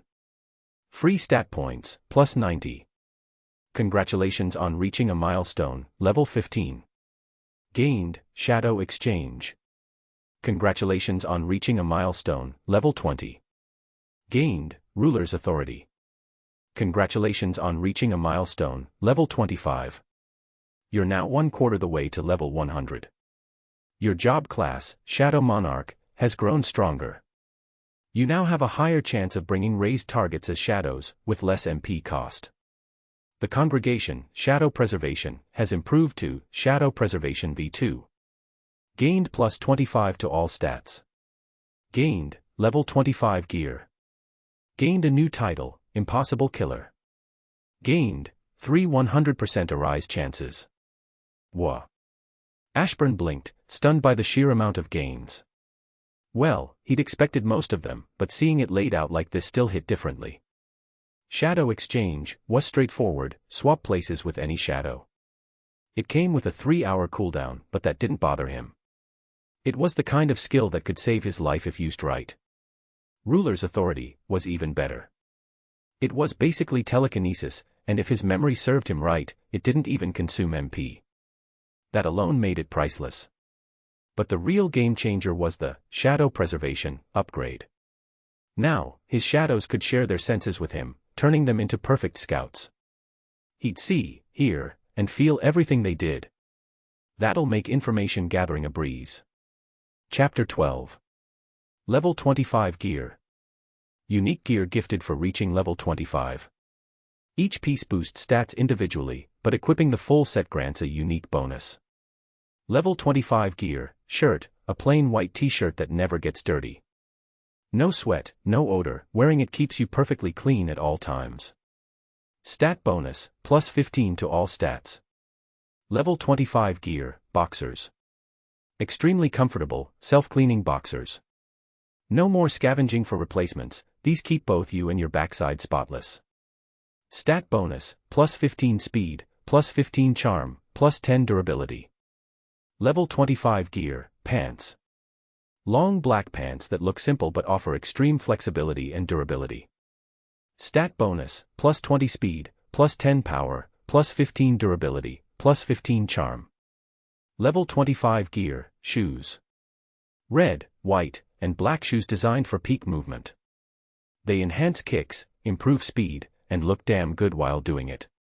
Stat bonus, plus 20 speed, plus 20 power, plus 10 durability, plus 15 charm. Level 25 Gear, cloak. A black, styleless cloak that protects against the weather while boosting both speed and durability. It even enhances your natural charm. Stat bonus, plus 10 speed, plus 15 durability, plus 10 intelligence, plus 10 charm. Level 25 Gear, weapon. An ever-changing weapon, perfect for a versatile fighter. It can shift into daggers, arrows, a shield, any weapon you can picture, as long as you have the mana to fuel the transformation. Stat bonus, plus 20 to all stats. Set bonus, full level 25 gear equipped. Bonus, plus 50 to all stats, unwilling. Unwilling, when HP hits 0, you gain a second chance at life with 100% HP and MP restored. Drawback, this skill can only be used once per year, and upon activation, you will lose 5 levels. Penalty: all rewards gained from those 5 lost levels will be locked until you regain the levels. Damn, this is pretty nice. Ashburn nodded in approval, his eyes shifting to the new title notification. Impossible killer, you killed someone far beyond your strength range. Like an ant crushing a god, you defied the natural order and came out victorious. Buff: 10x multiplier to all stats for both you and your shadows. What the fuck? Ashburn almost jumped, eyes widening at the insane buff before him. 10x to all stats. For him and his shadows. That was ridiculous. Sure, he'd killed Franklin Richards, but only because Franklin was the kind of person who could become a god if he wanted, yet chose to live a normal life instead. Franklin had been overpowered, no doubt about it. But Ashburn had caught him off guard, striking when he was most vulnerable. That title makes it sound like I fought him head-on. If I had, I'd be dead. 100% arise chance, your next use of shadow extraction is guaranteed to succeed. Warning: using this on a target significantly stronger than you carry the risk of the shadow breaking free and turning against you. Note: this risk only applies if the shadow's power far surpasses your own. Well. Ashburn sighed, rubbing the back of his neck. Looks like I can't use this on Franklin. He sighed, before his shadow moved, swallowing the corpse and pulling it into Ashburn's shadow storage. One day, when he was strong enough, he would have Franklin become his shadow, but for now, that was too risky. Arise, Ashburn spoke calmly, watching as his new gear materialized across his body. The level 25 set fit perfectly, boosting his stats the moment it settled in place. Darkness burst forth from Sue Storm's corpse, swirling like a vortex before collapsing inward. When the shadows cleared, a shadow version of Sue Storm stood before him, eyes glowing faintly. Where are Reed, Johnny, and the Thing? Ashburn's voice was calm, hands tucked into the pockets of his cloak hoodie. Sue bowed her head slightly. My lord, Reed Richards is in his lab. Johnny is asleep, same for the Thing. Ashburn nodded, satisfied. Lead the way. Without another word, both vanished, slipping into invisibility. But Ashburn wasn't worried about losing track of her. Their shared connection as master and shadow ensured he could sense her presence, no matter what.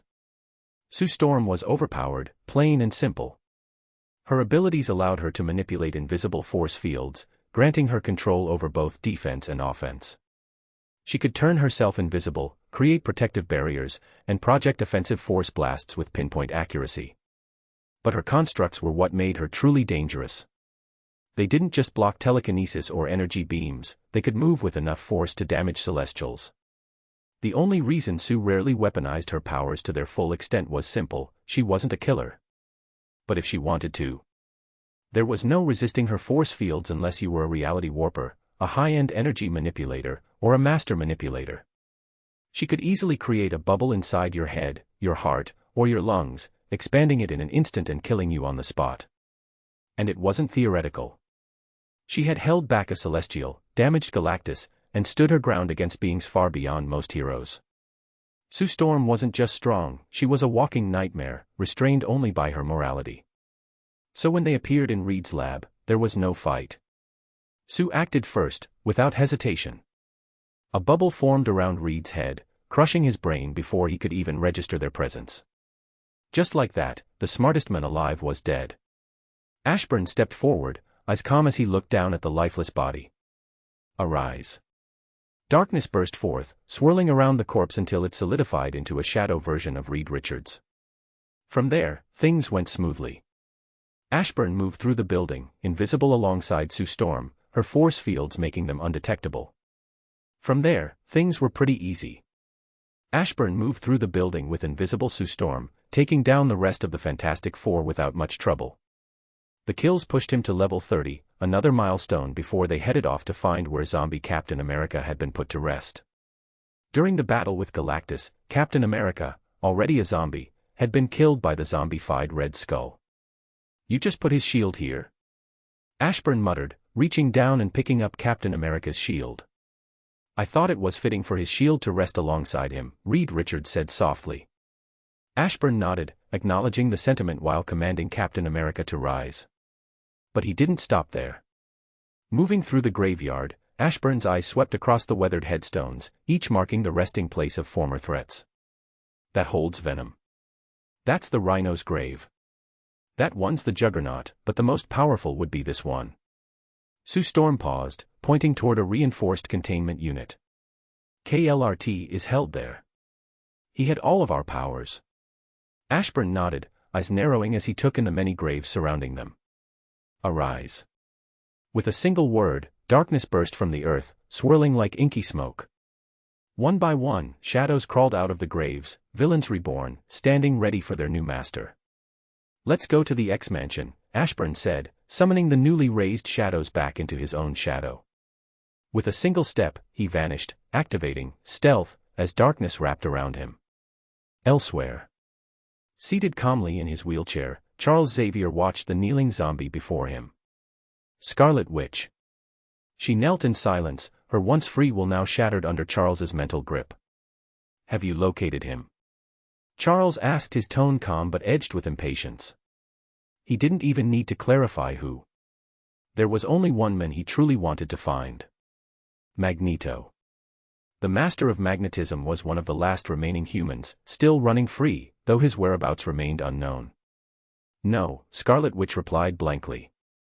There was no hesitation, no flicker of emotion. She was completely under his control.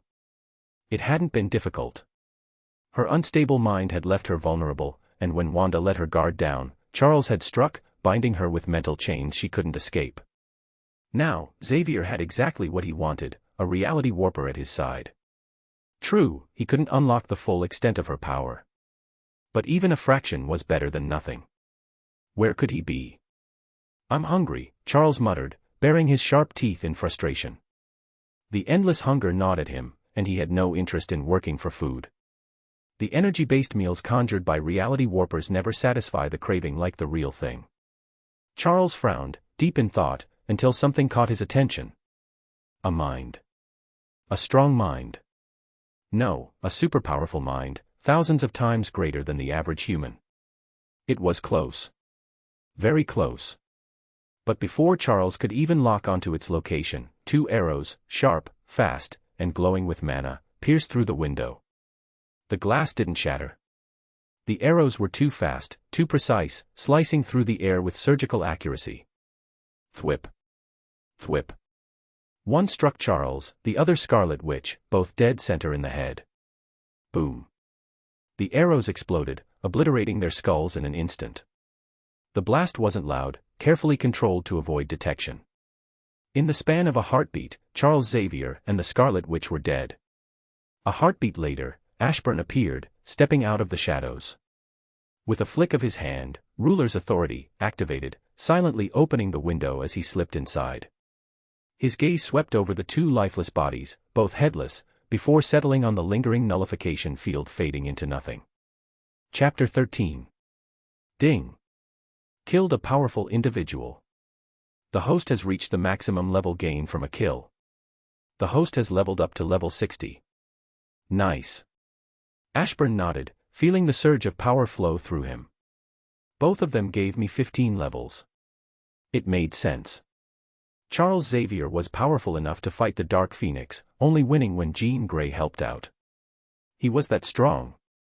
Honestly, a part of Ashburn had doubted if the sneak attack would work.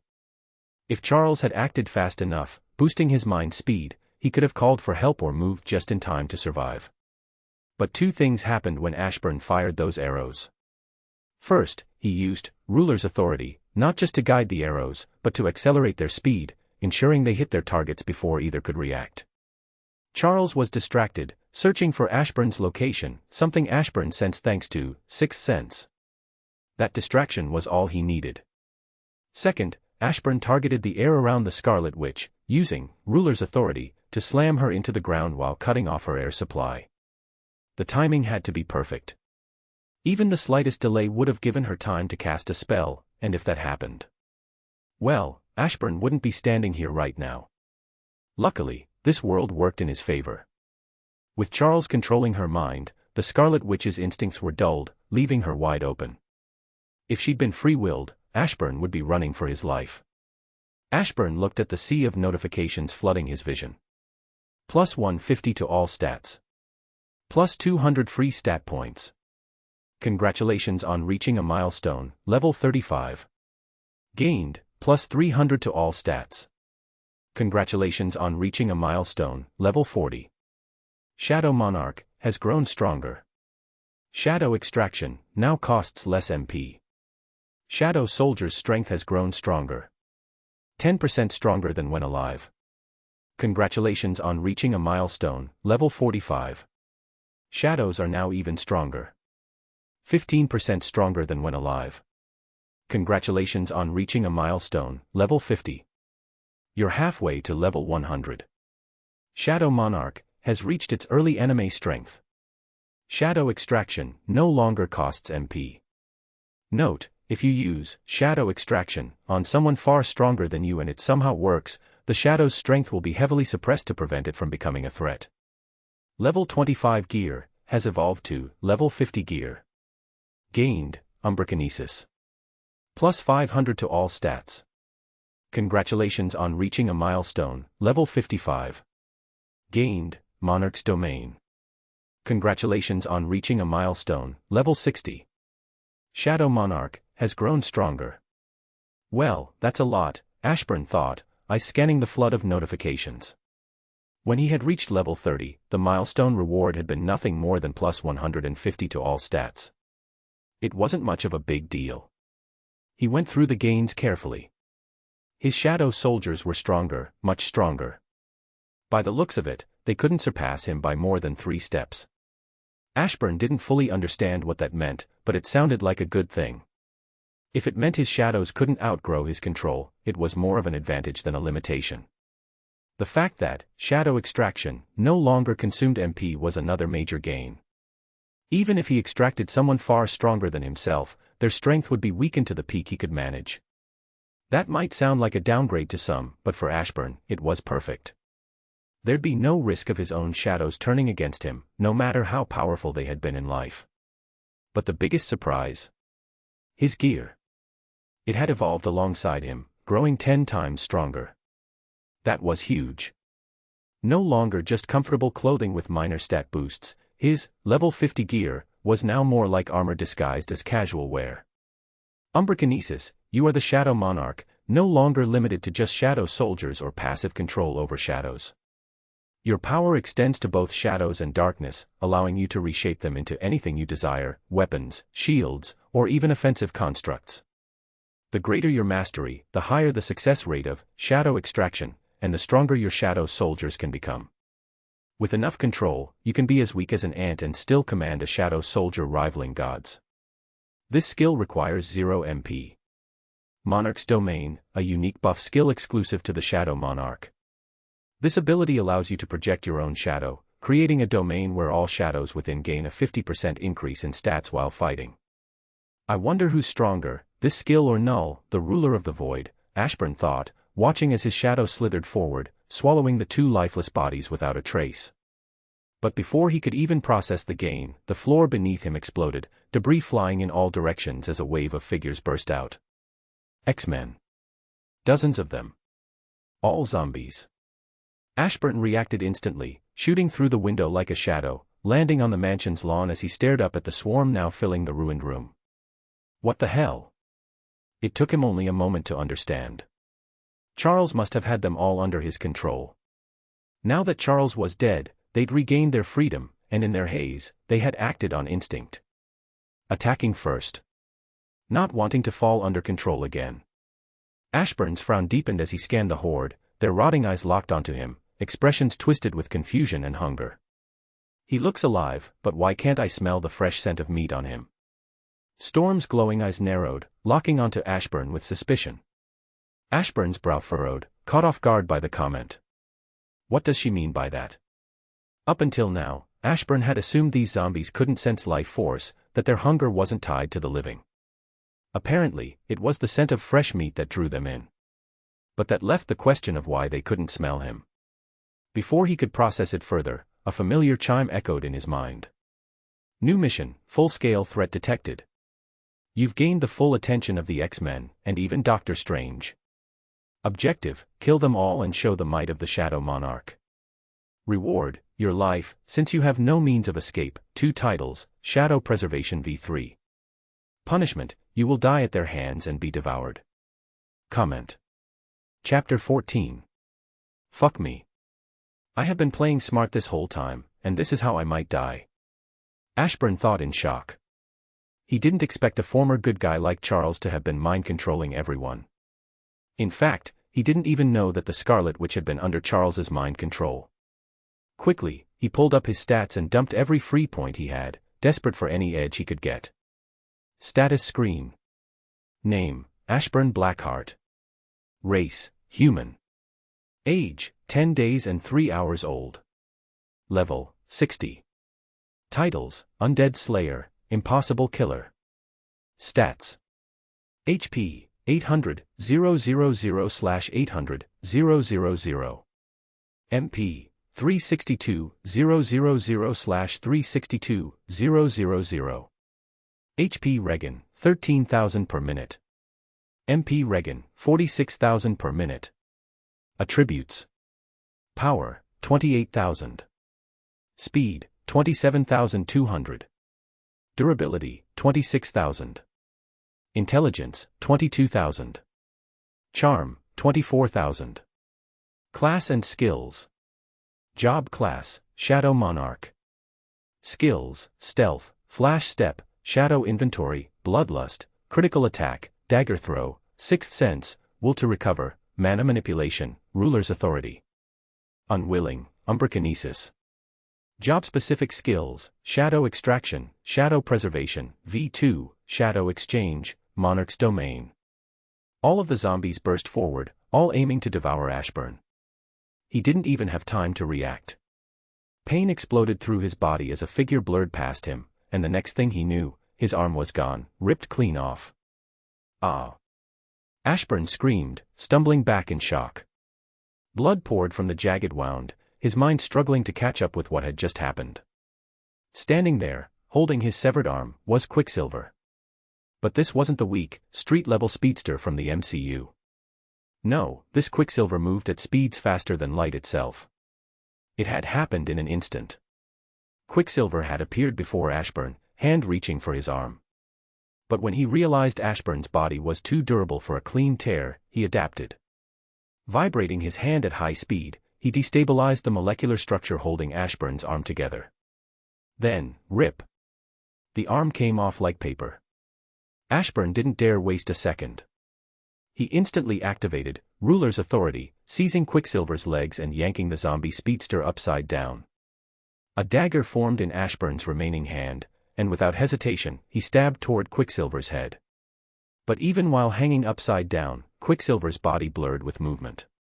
His head, arms, and legs twisted at such high speed that Ashburn couldn't land a single clean hit. To make things worse, Quicksilver's entire body was vibrating, shaking violently enough to disrupt Ashburn's hold. Ruler's Authority strained under the pressure, as the grip weakened. Ashburn didn't wait. He couldn't afford to. From the corner of his eye, he saw another hero zombie, rushing toward him. Activating Stealth, Ashburn vanished from sight and let go of Quicksilver. The speedster fell, momentarily confused as his surroundings shifted. His body stopped vibrating, as he tried to figure out why Ashburn had released him. That was the mistake that cost him his life. Shing! Quicksilver's head flew off his shoulders, spinning through the air. Before it could hit the ground, Ashburn was already moving, blade flashing as he sliced the severed head into a dozen pieces, ensuring the monster didn't get back up. One down, hundreds more to go, Ashburn thought, reappearing in a flash while grabbing his severed arm. Without hesitation, he pressed it back to the torn socket. At high speed, the tissue reattached itself, muscles knitting together as if the injury had never happened. I have to be careful. Doctor Strange hasn't shown up yet. That thought alone sent a chill down Ashburn's spine. If this was one of the classic versions of Doctor Strange, the kind that bordered on omnipotence, then things were about to get much worse. Susan and Quicksilver will be my main attack power, but... His eyes narrowed. Strange speed is no joke either.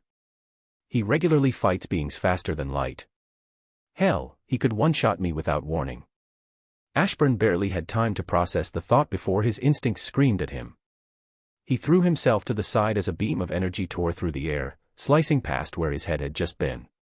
The moment his feet hit the ground, another threat appeared, BAMF, the distinct sound of air displacement. Nightcrawler. The blue-skinned teleporter materialized right behind him, yellow eyes gleaming with murderous intent. And he wasn't alone. Beside him stood a towering figure, skin gleaming like polished steel, Colossus. Ashburn barely had time to react before Colossus's punch connected, sending him flying like a rag doll. He shot straight toward Cyclops, who was already aiming. BZZT. The crimson beam fired, but Ashburn quickly activated Ruler's Authority. The sudden shift caused Cyclops's blast to miss Ashburn and slam into Colossus instead, sending the metal giant stumbling back, more annoyed than hurt. Before Ashburn could regain balance, lightning fell from the sky without warning. Crack! He vanished with flash step, barely dodging in time. But the shock wave from the impact blasted him backward, flinging him across the battlefield. His trajectory put him right in Rogue's path. She was already mid-jump, arms outstretched, gloveless hands reaching for him. Ashburn's pupils shrank. He didn't hesitate. He used Ruler's Authority. His body jerked upward, propelled into the sky just as Rogue's fingers grazed the air where he'd been. But she wasn't done. With a sharp turn, Rogue twisted mid-air as she took flight, closing the distance. I can't touch Rogue, or she'll steal my powers, memories, and life force. How do I deal with someone like this? Ashburn thought, frustration bubbling up. He sighed, calming his nerves. His ever-changing weapon shifted, forming into two sleek daggers. Without hesitation, he unleashed a burst of mana, activating Bloodlust alongside Flash Step and Critical Attack. Mana surged through his body, instantly doubling all his stats. Bloodlust, a debuff ability, drained Rogue's overall strength by 50%. With everything stacked, Ashburn was now moving 4 times faster than his base speed. At this moment, he wasn't someone to be taken lightly. Flying toward Rogue at such high speed that the friction with the air caused flames to ignite around him, Ashburn tore through the sky like a meteor. Space and time began to warp subtly around him, clear signs of the velocity he had reached. Boom. The moment Ashburn clashed with Rogue, the impact unleashed a massive shockwave, sending both of them rocketing backward. Ashburn flipped mid-air, regaining control, eyes wide with surprise. He hadn't expected to match Rogue's strength, not when she wielded Captain Marvel's powers. That could only mean one thing: he was nearing a whole new threshold. If I can stand up to her, I'm not far from the baseline strength of beings like the Thing. Ashburn thought with a grin. He was around the Thing level of power, meaning he was strong. Strong enough to fight them all without the need for his shadows he will save for Strange. Chapter 15. You're not too weak, Rogue muttered, eyeing the deep cut along her arm. Her glare sharpened, and with a burst of speed, she shot toward Ashburn, fists glowing with stolen power. Ashburn moved instantly, not wasting a second. I wonder how fast Quicksilver will be when I bring him back to life, he mused, activating Stealth to vanish from sight. This wasn't a one-on-one fight, he couldn't afford to stand still. He had to keep moving, keep them guessing, and strike without warning. Behind you. Storm shouted, her voice cutting through the air. But she was a heartbeat too slow. Ashburn's leg connected with Rogue's neck, the force of the blow snapping her head sideways as she was launched backward, rocketing straight toward Cyclops. Cyclops' pupils shrank as Rogue rocketed toward him at blinding speed, far beyond the speed of sound, over Mach 100. Storm's eyes widened in shock, watching Cyclops suddenly lurch forward, as if yanked by an unseen force. It wasn't voluntary. Ashburn had used Ruler's Authority, and Cyclops had no means to resist. Damn you! Storm cried out, her voice filled with rage. But before she could act, she froze, eyes locking on Cyclops as he fired a beam. The red blast struck Rogue midair, halting her momentum and knocking her off course. In that split second, Ashburn appeared beside her, using Flash Step to close the gap. Without hesitation, he slammed her back into the beam, pinning her in place. Rogue's screams filled the air, her body writhing in agony as the unrelenting force burned into her. But the attack didn't last long. Cyclops, now safe, cut off the blast. Mana daggers. Ashburn thrust 2 daggers made of pure mana into Rogue's eyes, twisting them without hesitation. Before she could even scream, he kicked forward, and a heartbeat later. Boom. Rogue's head exploded, her body collapsing lifelessly to the ground. Ah. Ashburn barely had time to register the kill before an explosion blasted him off his feet, rocketing him backward. More explosions followed. Cards. Dozens of them, each detonating quickly, forcing Ashburn to stagger further back, his body rattled by the relentless assault. The timing was perfect. Ashburn had been fully focused on finishing Rogue, and someone had exploited that opening without hesitation. Fighting through the pain, Ashburn, his body covered in burn marks, forced his shadow to rise, forming a barrier to shield himself from further harm. But the defense shattered instantly as Colossus' fist punched through the shadow, the sheer force sending Ashburn sliding across the ground. His left arm, raised to block the blow, hung limp and broken by the impact. The air grew cold. Ashburn's gaze snapped to the side, locking onto Iceman, frost spreading across the ground as he advanced. Ashburn moved fast, pushing past the pain, but before he could escape, a burst of light streaked from behind. Boom. It wasn't fire, it felt more like a firework, striking him square in the back and launching him forward. Not toward Iceman. Toward Storm. Her eyes crackled with energy, the attack already charged and waiting. Boom. The explosion tore through the air, shaking the heavens with its sheer force. Iceman had ACTD quickly, raising an ice wall to shield everyone. But it didn't matter. The wall shattered instantly, exploding into icy shards that scattered like shrapnel, offering no protection against what followed. Smoke filled the air, thick and suffocating, obscuring the battlefield. For a moment, silence reigned. Then, without warning, heads began to pop, one after another. It was sudden, brutal, and absolute. No screams. No resistance. Just instant death, like an invisible hand, had plucked the life from each of them. From the settling dust, a figure emerged. Ashburn stumbled forward, his body battered and bloodied, breathing heavily as he forced one foot in front of the other. His cloak was tattered, shadows flickering weakly around him like dying embers. "That would have killed me," Ashburn muttered, glancing at his status screen. His HP flickered, 10,000/362,000. Gambit's cards had done real damage, more than he'd anticipated. If Jean Grey had been among the zombies still on Earth, he wouldn't have stood a chance. The only reason he was alive was because she had been one of those who left to devour the universe. I have to move. I don't know when Strange will make his move. And why am I not leveling up? Ashburn's thoughts raced as he steadied himself, eyes flicking upward to a figure floating in the air. Dr. Strange. But not the one he knew, this was zombie Dr. Strange, his cloak tattered and eyes glowing dimly. "You seem to be immune to the zombie virus." Strange muttered, gaze sweeping over the lifeless bodies of the X-Men. He wasn't angry, but there was a hint of frustration in his eyes. He had been too slow to save them, but that wasn't what truly shocked him.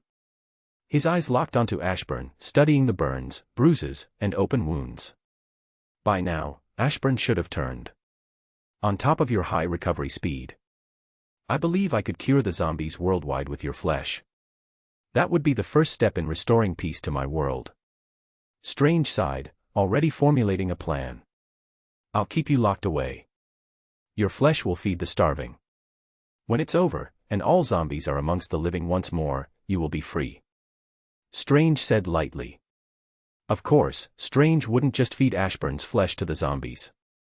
He'd enchant it, ensuring each piece slowly diminished their hunger, while also serving as the key to undoing the virus. It wouldn't be instant, but with the best minds working together, people like Reed Richards, Strange was confident they could find a cure. Ashburn was the key. Boom. Strange was blown backward, his body rocketing through the air before he caught himself, hovering mid-flight. His eyes snapped toward the dust cloud, narrowing as he spotted the figure standing within. Susan Storm. She'd moved to one-shot him, but Strange was equipped with many artifacts. Killing him wasn't going to be easy. Everyone. Arise. Ashburn rose to his feet, battered but unwavering. In an instant, the once lifeless bodies surrounding him shuddered, their eyes flickering with dark light as they stood once more. Hundreds of X-Men. Now, they were shadow soldiers. Dr. Strange's eyes widened, shocked at the sight before him. But it didn't end there. From Ashburn's own shadow, an even greater tide emerged. Over 1,000 shadow soldiers stood. I don't remember anything about Strange having artifacts that could instantly protect him. Why can't this be as easy as when Deadpool killed everyone?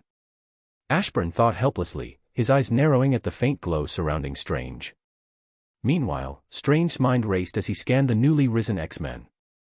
They're 22 times stronger than when they were alive. Go. Don't even let him breathe. Ashburn's voice was cold and sharp, cutting through the tension. In an instant, the shadows moved. Hundreds of former X-Men, now silent soldiers, shot toward Strange with terrifying speed. But not all of them. Susan remained behind, forming invisible barriers around Ashburn and reinforcing the advancing shadows. "My lord," Susan said, her tone firm but edged with concern, "what you did was extremely reckless." Ashburn laughed bitterly, shaking his head.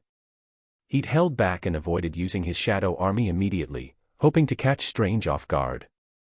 But it had failed.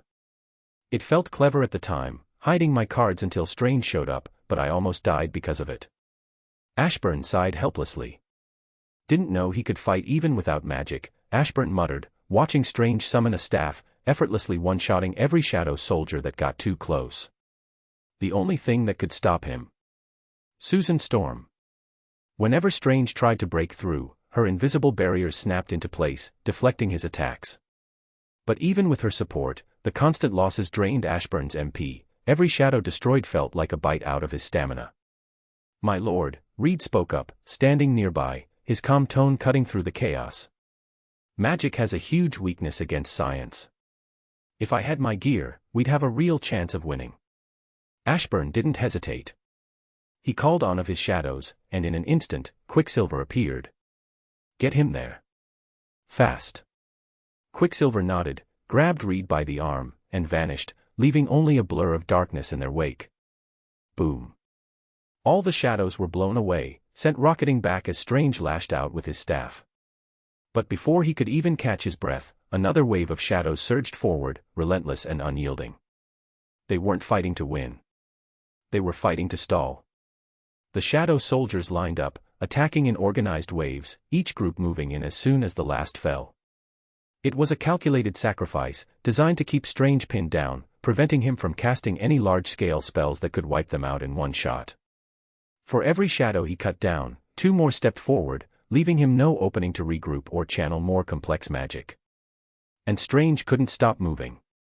Every second, he was dodging, weaving, and swinging his staff, while his free hand unleashed quick-cast spells, the kind that didn't require gestures or incantations. But those spells were limited. He couldn't afford to use high-tier magic, not when the casting time left him vulnerable. It was a war of attrition. Chapter 16. His weakness is his mouth and hands. Take those away, and he's no different than a normal human with magic capable of rivaling gods, so make him burn through it all. Every second, don't let him think about anything else. Ashburn spoke calmly, eyes flicking to his MP bar. It wasn't dropping. Not thanks to him, Susan was the reason. Her force fields didn't just shield the shadows, they amplified their endurance, allowing them to withstand attacks that should have obliterated them instantly. Without her, Strange would be clearing the field faster than Ashburn's MP could regenerate. Right now, Susan was carrying the fight. But how had Ashburn been able to raise someone so powerful in the first place? Simple. Susan Storm wasn't truly powerful in the traditional sense. Her strength didn't come from raw energy or physical dominance. She was more of a tank, armed with offensive abilities that could bypass durability, making her overpowered in execution, but not in base strength. That meant no risk of her breaking free. "They're trying to tire me out." Strange gritted his teeth, realizing Ashburn's strategy was working. It wasn't about overpowering him, it was about wearing him down. At the end of the day, Strange was still human, even if he was a zombie. His mind could only be pushed into overdrive for so long before the strain took its toll. Food wasn't an issue, zombies didn't need to eat unless the hunger drove them insane. But exhaustion. That was unavoidable. And it was clear now, Ashburn could keep this up for days. Boom. The ground shook as Strange unleashed a burst of energy, his hand flickering red with chaos magic. The shadows rocketing toward him were blown away, scattering like rag dolls across the battlefield. He forced me, Strange thought, eyes narrowing as he surveyed the damage. It wasn't just the blast that made it dangerous, it was the nature of chaos magic itself. The shadows didn't recover instantly like before. Their injuries lingered, healing much slower and draining far more MP. For the first time, Strange saw it. A crack in Ashburn's endless assault. But Ashburn saw something too. Desperation. Strange had been forced to break his rhythm, and now he was running out of options. Susan! Ashburn shouted, forcing himself to his feet. Susan didn't hesitate. With a flick of her wrist, a force field bubble snapped into place around Strange, the walls immediately beginning to shrink, compressing inward with deadly intent. Strange's eyes widened, and he reacted fast, hands moving in sharp, practiced gestures as he unleashed barrage after barrage of spells. The bubble shuddered, cracks spiderwebbing across its surface. Stronger or not, even with Susan's 22 times boost, this was the limit of what she could do. But it was enough. The moment the bubble shattered, Rogue appeared, moving like a blur of shadow. Strange barely had time to blink before her hand clamped down on his wrist, her grip unyielding. Why was this so important? Simple. Rogue's touch didn't just steal powers, it ripped away memories, life force, and everything that made a person dangerous. Of course, Rogue didn't just settle for draining him, she tried to shatter Strange's hands while she had the chance. But even weakened, Strange's magically enhanced durability was nothing short of absurd. Even Galactus would struggle to inflict real harm when Strange was fully empowered. Let go. Strange's voice boomed, laced with magic, and Rogue was blasted away, her body rocketing backward like a rag doll. He stood there, teeth gritted, the toll of her touch weighing heavily on him. He was weaker now, undeniably so. But weakened didn't mean harmless. With a flick of his hand, Strange rushed forward, determination blazing in his eyes, wanting to put Rogue out for good. But would it really be that easy? Crack! Lightning tore through the sky, a bolt so blindingly bright it momentarily whited out the battlefield. It wasn't just any lightning, this bolt burned hotter than the sun, a spear of pure destruction summoned from the heavens themselves. Strange reacted instantly, a shimmering shield snapping up around him. But really, would it be that simple to block an attack like that? Of course not. A girl flew through the air, her body hurled forward by the thing until she landed right in front of Strange's barrier. The lightning roared down from the sky, crashing toward the shield, and just as the barrier and the bolt were about to collide, the girl reached out and touched it. And the impossible happened. The barrier phased, allowing the lightning to pass through it. With nothing left to protect him, the lightning struck Strange head-on, the impact blasting him out of the sky and slamming him into the ground below. At that exact moment, the Super Skrull, Ashburn's last unsummoned shadow, finally emerged, stepping from the darkness like a silent predator. He didn't act alone. Susan Storm appeared beside him. Without a word, they combined their powers, forging a sword of force and flame, its edge shimmering with heat and hard light. The blade shot forward, aimed directly at the fallen Sorcerer Supreme. But once again, one of Strange's many enchanted items flared to life, projecting a protective barrier that deflected the blow, leaving him unharmed. Susan didn't flinch. The sword shimmered, its form shifting in an instant, it became binding chains, serpentine, and fluid, surging forward to entrap Strange. Strange's eyes narrowed. He moved fast, stepping out of reach as the binding snapped shut, missing him by inches. Strange was struggling, forced back into defense as the relentless assault continued. But this time, he changed tactics. With a flick of his wrist, weapons began to manifest, dozens of blades, spears, and axes floating around him like a protective orbit. At the same time, countless ethereal hands emerged from thin air, each one grasping a weapon, striking down any shadow soldier that dared to approach. But Ashburn wasn't idle. He joined the fray, activating Umbrakinesis to directly manipulate the shadows around him. Darkness twisted and churned at his command, wrapping around his shadow soldiers like armor, sharpening into weapons, or stretching into ropes that snared Strange's conjured hands. The more Ashburn used Umbrakinesis, the stronger his shadows became. Time passed. The battle dragged on, each second a brutal war of attrition. Strange was holding his ground, but barely. Bit by bit, he was winning, slowly whittling down the army as he adapted to their tactics. But bit by bit, Ashburn's army was also evolving, the rate of their regeneration increasing as Ashburn's control over darkness deepened. Ashburn kept the pressure constant, turning shadows into spikes, ropes, walls, and blades, anything to disrupt Strange's rhythm. His attacks weren't deadly, not yet. But they forced Strange to move, to expend energy, to stay on the defensive. In the end, Ashburn's real advantage wasn't in direct combat. It was in time. Because the longer the fight dragged on, the stronger his shadows became. By time, Ashburn's eyes narrowed as he caught movement in the distance. Dozens of Iron Man armors appeared in the sky, thrusters flaring as they rained down attacks on Strange without hesitation. Strange's face darkened. He already knew science-based powers were his greatest weakness, but not everything could pose a threat. Normally, he'd shrug off such attacks with ease. But now, with an army of shadows keeping him pinned and this new assault from the armors. Yeah, he was annoyed. Sorry for being late, my lord. A familiar voice drew Ashburn's attention. Reed Richards appeared beside him, standing tall. Ashburn blinked, momentarily stunned. How the hell did you get Stark's armor? He asked, genuinely confused. Reed smiled, the expression almost smug. My lord, I am now more than 22 times more capable than when I was among the living. This. He gestured toward the sky, where the Iron Legion swarmed like angry hornets. This is a simple task. Boom. A Thor-buster armor shot forward, slamming into Strange and sending him rocketing through the air.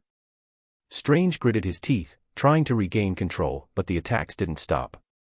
He was forced into pure defense, his staff whirling, hands flashing through spell gestures just to block the onslaught. Not a single moment to counterattack. But even defense had limits. Slowly, the pressure built. Attacks he once shrugged off now forced him back, each blow chipping away at his defenses. Barriers flickered. Shields cracked. No matter how quickly he repaired them, they were breached in some way, shape, or form. And to make things worse, Susan and the Super Skrull were working together, their combined powers bypassing durability entirely. Force fields sharpened into blades. Heat and pressure collapsing barriers from within. Boom. The breaking point hit like thunder. A combined attack from the Iron Legion, Susan, and the Super Skrull shattered Strange's defenses, sending him spiraling backward. For the first time, he was wide open and vulnerable. The next wave of attacks closed in, streaking toward Strange's exposed form. Victory was seconds away, but a barrier erupted around Strange, a shimmering dome of energy, deflecting every attack. Everyone froze. Even Strange was shocked by this. This wasn't his doing. Doom shall step in. Chapter 17. I knew it. Ashburn's eyes narrowed as Doom appeared in the air, his cloak billowing behind him. He had expected the battle to draw attention, but it still caught him off guard to see Doom protecting Strange. Go ahead. Don't stop. Ashburn ordered, voice sharp. Doom's arrival couldn't be allowed to give Strange even a moment to cast something dangerous. Ashburn's mind raced.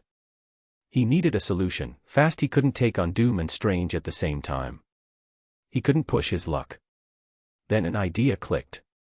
Venom.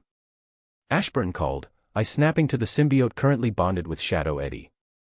Bond with as many shadows as you can. Copy their abilities. Venom didn't hesitate. Tendrils of black ooze peeled away from Eddie, latching onto the nearest shadow soldier. One bond, then another, and another. Each shadow merged seamlessly, the symbiote adapting, its form shifting subtly with every new connection. Sensed, a shadow has bonded with another shadow, becoming one. Sensed, one of the host's shadows contains a trace of the void. Congratulations, host, on creating a new ability. The screen flickered to life, floating in Ashburn's view. Shadow Monarch has grown stronger. Congratulations on unlocking the full power of the Shadow Monarch through your own evolution. You have gained the true form of Shadow Exchange. In its true form, Shadow Exchange allows the user to utilize shadows as portals, enabling instant travel across vast distances. This skill functions like a gate, allowing the user to bring others along. There are no time limits. No mana consumption. Shadow fusing, the host can combine 1 to 5 shadows into a single, far more powerful entity. The fused shadow will possess all strengthened abilities from the original shadows and may even gain new skills. No strength limit, even if the fusion reaches godlike power, it will remain loyal. Duration, fusion lasts for 10 minutes. Cooldown, after use, the fused shadows cannot be summoned for 24 hours. Umbrakinesis has evolved. By absorbing a fragment of the void, you've touched upon the primordial darkness. Shadow strength, all shadows are now up to 5 times stronger. Ability boost, every shadow-related skill has grown stronger. Strange size widened as the shadows surged, their strength skyrocketing without warning. A moment ago, they were 25 times stronger than when they were alive. Now, they were 100 times stronger. Get out. Strange roared, clutching his head in agony. Doom, caught off guard, whipped around, his gaze locking onto Ashburn. And that's when he saw it, Charles Xavier, standing silently beside Ashburn, one hand pressed to his temple, the other outstretched toward Strange. Ashburn's lips curled into a smile. He'd used his 100% shadow extraction chance on Charles long ago, keeping the telepath hidden in the shadows, waiting for the perfect moment to strike. This was how the shadows had fought with such perfect coordination. Charles had linked their minds, turning them into a hive of precision. And now? He'd struck, when Strange thought he had saw it all. Now, with the shadows 100 times stronger and Strange caught off guard, the battle had tipped completely. Even at their prime, Charles would force Strange to take him seriously. Though Strange would eventually win, it would never be easy. After all, Charles Xavier wasn't just another telepath. He was a man who could shut off the mind of Thor, a feat few could claim. There was also the time he defeated Cyclops, even when Scott wielded the Phoenix Force. And the list didn't stop there. In a battle of minds, few could stand toe-to-toe with Charles. Susan might be Ashburn's strongest tank, but Charles, he was the trump card. Because when played at the right moment, his power didn't just turn the tide, it was an instant KO. Like now. Before Strange could even recover, Rogue appeared, moving like a blur, and wrapped her arms tightly around him, her grip unrelenting. Doom reacted immediately, surging forward, but Susan was faster. A bubble snapped into place, sealing Doom inside before he could even reach them. Boom. Rogue was blasted away, tumbling through the air before she caught herself, feet skidding across the ground as she waved her hand, already preparing to cast a spell. But Strange wasn't having it. Something changed. For the first time, Strange began using magic Ashburn hadn't seen before. Darker. Heavier. Corrupted. Why now? The answer was obvious. From start to finish, Strange had never gone all out. Why? Because he was a zombie. The nature of his magic, rooted in balance, life, and order, conflicted with his current undead existence. Could he have cast a holy spell to purge the darkness? Yes. Would it have worked? Absolutely. But would it have backfired, ravaging his undead form? Without a doubt. So, what was the solution? Simple. Dark magic.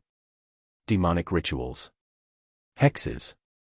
Forbidden sorcery. Forms of magic he'd long avoided, now the only path left to survival. And with that, Dr. Strange, no longer bound by the limitations of light, stood fully revealed. This wasn't just the Sorcerer Supreme. This was a Dr. Strange wielding the corrupt power of darkness and evil. The black arts once sealed away for the greater good. Although still weaker than his peak, this was a Strange capable of just twitching his finger, and a good 99% of all life across the universe would disappear. Sadly for Strange, it was already too late. Ashburn had activated Monarch domain, and instantly, the higher dimensions Strange relied on for power were cut off, like doors slamming shut one by one. Strange's eyes widened, panic flashing across his face as he felt the severance, ley lines disrupted. Dimensional energies blocked. His lifeline, the very source of his dark resurgence, was gone. He tried to counter it, hands already weaving a spell to shatter the domain, but... boom. Quicksilver struck first.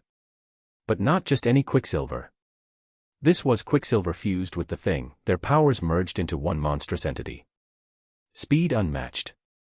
Power unrivaled. Hundreds of times faster than Quicksilver's original top speed, and hundreds of times stronger than the thing's peak strength. Strange never stood a chance. The impact landed squarely, Quicksilver's fist driving into Strange's face like a meteor strike, the sheer force fracturing the air around them. Strange's head exploded, the shockwave ripping through the battlefield, leaving behind only a crumbling husk of his once mighty form. But it didn't end there. Rogue stepped forward, already chanting, her hand raised as she targeted Doom next. Boom. A single spell, a crackling surge of destructive energy, and Doom's body disintegrated on the spot, but Ashburn didn't flinch. That's just a Doombot, he thought, barely sparing it a glance. And yet, the sense of victory was short-lived. Because Doom never sent just one. Chapter 18. I don't like this.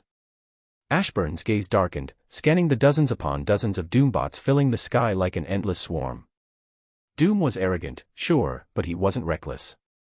He didn't just charge into battle without a plan. So where was he? My lord. Reed spoke, his voice tense. They seemed to be made of vibranium. Ashburn's eyes widened. Vibranium. That didn't make sense. How the hell had Doom gotten his hands on so much vibranium? Charles. Can you locate him? Ashburn turned to Xavier, while Susan raised a barrier, shielding them from the approaching Doombots. Charles closed his eyes, his mind expanding outward, sweeping across every mind on Earth, searching for the real Doom. But even for him, finding Doom was easier said than done. Doom, on his own, wasn't that powerful. Without stolen power or time to prepare, the old Fantastic Four could still defeat him.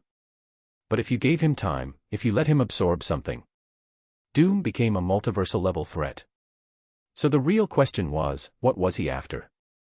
Did he already absorb something? Was he stalling? Was this just a distraction? These thoughts left Ashburn uneasy. Reed. Ashburn's voice cut through the tension, sharp and direct. You know Doom better than I do. So use that brain of yours, the one that's now 100 times better than before, and figure out what's about to happen. Reed's eyes narrowed, his mind processing at inhuman speeds as he analyzed the Doombots, searching for patterns, weaknesses, and clues. Destroy them all. Ashburn's command echoed, and in an instant, the shadows surged forward, colliding with the Doombots in a chaotic storm of darkness and steel. As expected, the Doombots weren't overwhelmingly powerful, the Iron Man armors could hold their ground, buying enough time for Shadows to step in and finish the job. Across the battlefield, blurred streaks of motion zipped back and forth, quick thing cutting through thousands of Doombots in the time it took for Ashburn to blink. Explosions erupted, metal ripped apart, and the sky was filled with the sound of war. But then, something happened. Ashburn's eyes narrowed as he caught movement from the fallen Doombots. The ones that had been destroyed were standing back up. Not replaced. Not rebuilt. They were healing. Every gouge in their armor, every severed limb, every shattered core, restored. Lord, something is wrong. Reed's voice was urgent, cutting through the noise of battle. Vibranium isn't this easy to destroy. Also, all of the kinetic energy they're absorbing. It's going somewhere else. Ashburn's eyes widened. Where? Reed's next words sent a chill down his spine. The more we destroy them, the more energy we're feeding Doom for his plans. Ashburn didn't hesitate. Fall back, he barked, his voice sharp. The shadows instantly retreated, vanishing back into his own. Quick thing. Ashburn called out. Scour the entire planet, find Doom. It took mere seconds. And then, my lord. I've found him. And it's bad. Ashburn teleported instantly to Quick Thing's location. And what he saw stole his breath. Doom sat calmly, lounging in an ornate chair, his body glowing with raw energy. Streams of kinetic force, stolen from every impact, every attack against the Doombots, flowed into him, like an unstoppable tide. I was hoping for a bit more energy, Doom mused, his head resting against his fist, his expression calm, too calm. Ashburn didn't move, eyes narrowing. I'm confused, he admitted. If you needed me to attack your bots, couldn't you have just had them attack each other? Hell, having Strange, the X-Men, and the others do it would have been far more efficient. So, why me? Doom's gaze lifted, something calculating behind his eyes. Across all of reality, he said slowly, his voice carrying an undeniable weight, across the infinite dimensions and universes. He leaned forward slightly. There is only one you. A singularity, Doom continued. More rare than the Phoenix Force. More unique than Galactus. As he spoke, the wires connecting him to the energy source detached, falling to the ground with a sharp clang. And then, slowly, Doom's shadow came to life. From the moment Doom saw you, I knew your power was anything but normal, Doom declared, his voice resonating with an unnatural weight. The ability to bring any foe you kill back to life, stronger than before. Such a power is wasted in your hands. He rose from his throne, the very shadows around him twisting and writhing like living entities responding to his will. A dark aura pulsed from his form, radiating with overwhelming authority. I am no longer merely Doom, he continued, his voice echoing through the void. I am Doom, god of darkness and shadows. With those words, the world was consumed. Light did not fade, it ceased to exist. Every trace of illumination was swallowed in an instant, leaving behind an abyss where no sun, no fire, no spark remained. It was a suffocating, all-encompassing darkness, one that should have rendered all things blind and lost. Yet Ashburn could still see. Of course, he could. He would be a pathetic monarch if mere darkness could hinder his vision. His eyes cut through the void effortlessly. And in that blackened world, his gaze remained locked onto Doom, watching as his foe stood shrouded in power that should not be his. Somehow, Doom had taken his abilities. But how? How had Doom stolen his power from such a brief conflict with his shadow army? And worse, how had he mastered it so easily? Well, this was Doom. A man who had come into contact with so much power throughout his lifetime that gaining and mastering Ashburn's abilities was almost inevitable. Even with just a fraction of what he had taken, combined with his own already overwhelming strength, Doom had become even more dangerous than before. Ashburn narrowed his eyes, mind racing for a plan. Fighting Doom head-on right now wasn't an option, he needed time to analyze what had happened and how to counter it. But first, he smirked. Always stealing other people's power, Ashburn called out. That's why your mom is in hell. A deep silence followed. Then Doom twitched. Before the rage could fully explode, Ashburn was already gone, perched on Quick Thing's shoulders as they bolted away at impossible speeds. Of course, Doom was not happy about someone talking about his mama. Without a word, Doom exploded forward, his entire form surging toward Ashburn with nothing but pure killing intent. But no matter how fast he was, Quick Thing was faster.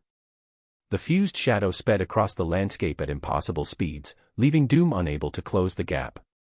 Frustrated, Doom whipped around, shifting his attention toward Strange's remains, intending to raise him as a shadow soldier. Ashburn, still riding Quick Thing's back, smirked as he called out over the rushing wind. You're not the smartest. Doom froze mid-step. You're not as good as Strange. Your own people hate you. And worst of all, you're a hater for no reason. Doom's fists clenched, his entire body radiating suppressed fury. All that pride and arrogance, but what do you actually have to be proud of? Ashburn let the words hang for a moment before delivering the final blow. Your mama is gone. Doom's eyes burned red, his entire form trembling as his fury hit its breaking point. So stupid you disfigured yourself and had the nerve to blame it on the one person who tried to stop you. Ashburn's voice was dripping with mockery, his laughter echoing through the darkness as Quick Thing continued carrying him away at impossible speeds. And then, Ashburn continued, then, you didn't even know that touching hot metal would burn you. So what did you do? You went and slapped a burning hot mask on your own damn face. Doom's rage intensified, his energy fluctuating violently around him. You're so dumb, Ashburn pressed on, grinning. No wonder your mama's dead. Doom snapped. Die. His roar shook the planet, his voice booming across the dark world, reverberating through the very fabric of reality. The shadows, his shadows, came to life. Weapons forged from pure darkness erupted from the void, their edges gleaming with malevolent energy, and with a single thought from Doom, they all rushed toward Ashburn at once. At the same time, Ashburn's eyes flickered, catching something far more dangerous. Quick Thing was melting. Not from heat, from the darkness itself. Every step it took, every moment spent inside Doom's domain, was fueling Doom's power. Quick Thing vanished in an instant, pushing its speed to the absolute limit and escaping the range of Doom's darkness before it could be completely consumed. Within seconds, it reached Strange's body, and Ashburn wasted no time. With a swift motion, he threw Strange's corpse into his shadow, ensuring that Doom wouldn't have a chance to claim it. As the darkness loomed closer, creeping across the landscape like an unstoppable tide, Ashburn's mind raced. Enraging him only boosted his mastery over my powers. He thought, frustration creeping in. He had provoked Doom, trying to throw him off balance, but all it had done was accelerate his control over umbrakinesis. Now, Doom wasn't just dangerous, he was a better version of Ashburn himself. How do I fight a stronger version of me? Suddenly, a system notification appeared. Host, Doom has only accessed a fragment of your potential power under umbrakinesis. He does not possess Shadow Monarch. There can only be one Monarch. However, as observed, he can devour shadows to increase his strength. Meanwhile, you can raise shadows to increase yours. Are you telling me to devour shadows? Ashburn thought, his eyes flicking over the system screen. I'm not that desperate for power just yet. His gaze shifted back toward the approaching darkness, Doom's presence looming over the battlefield. He might have grown stronger, but he didn't get the Shadow Monarch's power. What Doom is showing is a fragment of my potential. Then again. Ashburn glanced at the dozens of thousands of cannon fodder shadows at his command. I have plenty of expendable shadows. I'll think about it later down the road. Chapter 19. Everything Doom had just displayed was thanks to umbrakinesis, but it was only a fragment of its full potential. That meant Ashburn should be able to do everything Doom was doing one day, if not more. As for how Doom had managed to steal his power, despite vibranium being meant to absorb only kinetic energy, the answer was simple. Magic. Every time Ashburn's shadows clashed with the Doombots, the vibranium didn't just absorb kinetic energy, it also siphoned bits of Ashburn's power. If you think about it, that was overpowered as hell. Fun fact, in the comic there was a time when Doom absorbed all kinetic energy gathered by the vibranium on Earth. In Doom's words, he said that it gave him more power than the power cosmic and the cosmic cube. Do and feel what you want with that information as you wish. Quick Thing, return to my shadow. I want to face Doom alone. Ashburn's voice was calm, but there was an edge to it, a quiet confidence as his ever-changing weapon shifted, reshaping into two daggers in his grip. Darkness coiled around his body, merging seamlessly with mana, the combined forces more than doubling his current stats. Ignoring the Doombots rushing toward him, Ashburn activated Flash Step, and in an instant, he was gone.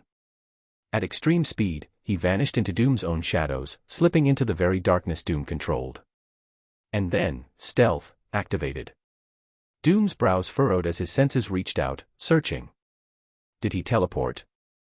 His domain pulsed, the very shadows twisting under his will as he tried to locate Ashburn. But the moment he tried, he realized the flaw. This wasn't his power. It was Ashburn's. And in Ashburn's own domain. Doom couldn't sense him at all. Channeled the skill, Stealth, through umbrakinesis. Gained a new skill. Monarch Stealth. When within the darkness, you become one with the shadows. Only unique means can perceive you. MP cost, 0. Nice. And it uses 0 MP, Ashburn thought, a grin spreading across his face as he pushed forward at full speed. His movement was so fast, that the very fabric of spacetime warped around him, distorting reality itself. Doom never saw it coming. In a flash, Ashburn appeared before him, daggers already in motion. Both blades buried deep into Doom's eyes. A pain-filled roar tore through the battlefield, Doom's voice shaking the very air as darkness flared violently around him. But he wasn't down. Through the blinding pain, Doom's hands lashed out, catching Ashburn by the wrists with unshakable force. Even without sight, he moved with precise, terrifying accuracy. With a sickening snap, he shattered Ashburn's arms. And before Ashburn could react, Doom slammed him into the ground with enough force to shake the entire planet. A violent shockwave erupted on impact, the force cracking the landscape, sending tremors across continents. Ashburn gasped, blood and bone fragments spilling from his mouth, his vision flickering. For a split second, his pupils went blank, his body almost shut down. But he moved. Fighting through the searing pain, Ashburn ripped himself free, literally. With gritted teeth, he tore off his own arms, severing them before Doom could drain more of his energy. The moment he did, Doom's aura flared again. This time, Ashburn felt it. Doom had just gained access to mana. Boom. Doom's leg shot forward, a devastating kick driving into Ashburn's stomach with bone-crushing force. Ashburn was sent rocketing backward, blood bursting from his mouth as his body tore through the air, crashing through the ruined landscape. Even though Doom couldn't sense him, he didn't stop moving. With a flick of his hand, the shadows around them surged, twisting and reaching for Ashburn like hungry tendrils, trying to grasp and restrain him. Boom. Doom's body lurched forward violently, his head slamming into the ground as a massive hammer struck him from behind. The force of the impact cracked the earth, sending a shockwave rippling outward. Ashburn had reappeared in an instant, standing over him. Inside the world of shadows, Ashburn was everywhere and nowhere. He could strike from any angle, and move in an instant, and Doom had no way of knowing where he'd come from next. And Ashburn had kept many trumps cards, this one was called Shadow Exchange. Ashburn let out a mighty roar, his ever-changing weapon surging with power as it transformed once more. The massive warhammer pulsed, exploding with the combined might of Ruler's Authority, Mana, and Umbrakinesis, its very presence warping the space around it. But he wasn't stopping there. The hammer dissolved instantly, shifting into two razor-sharp daggers, their edges humming with raw energy. With a flash of movement, Ashburn activated Critical Attack. In the same instant, he used Dagger Throw, launching both daggers straight at Doom. At the same time, Monarch Domain activated. His shadow exploded outward, clashing with Doom's domain, which Doom began trying to absorb.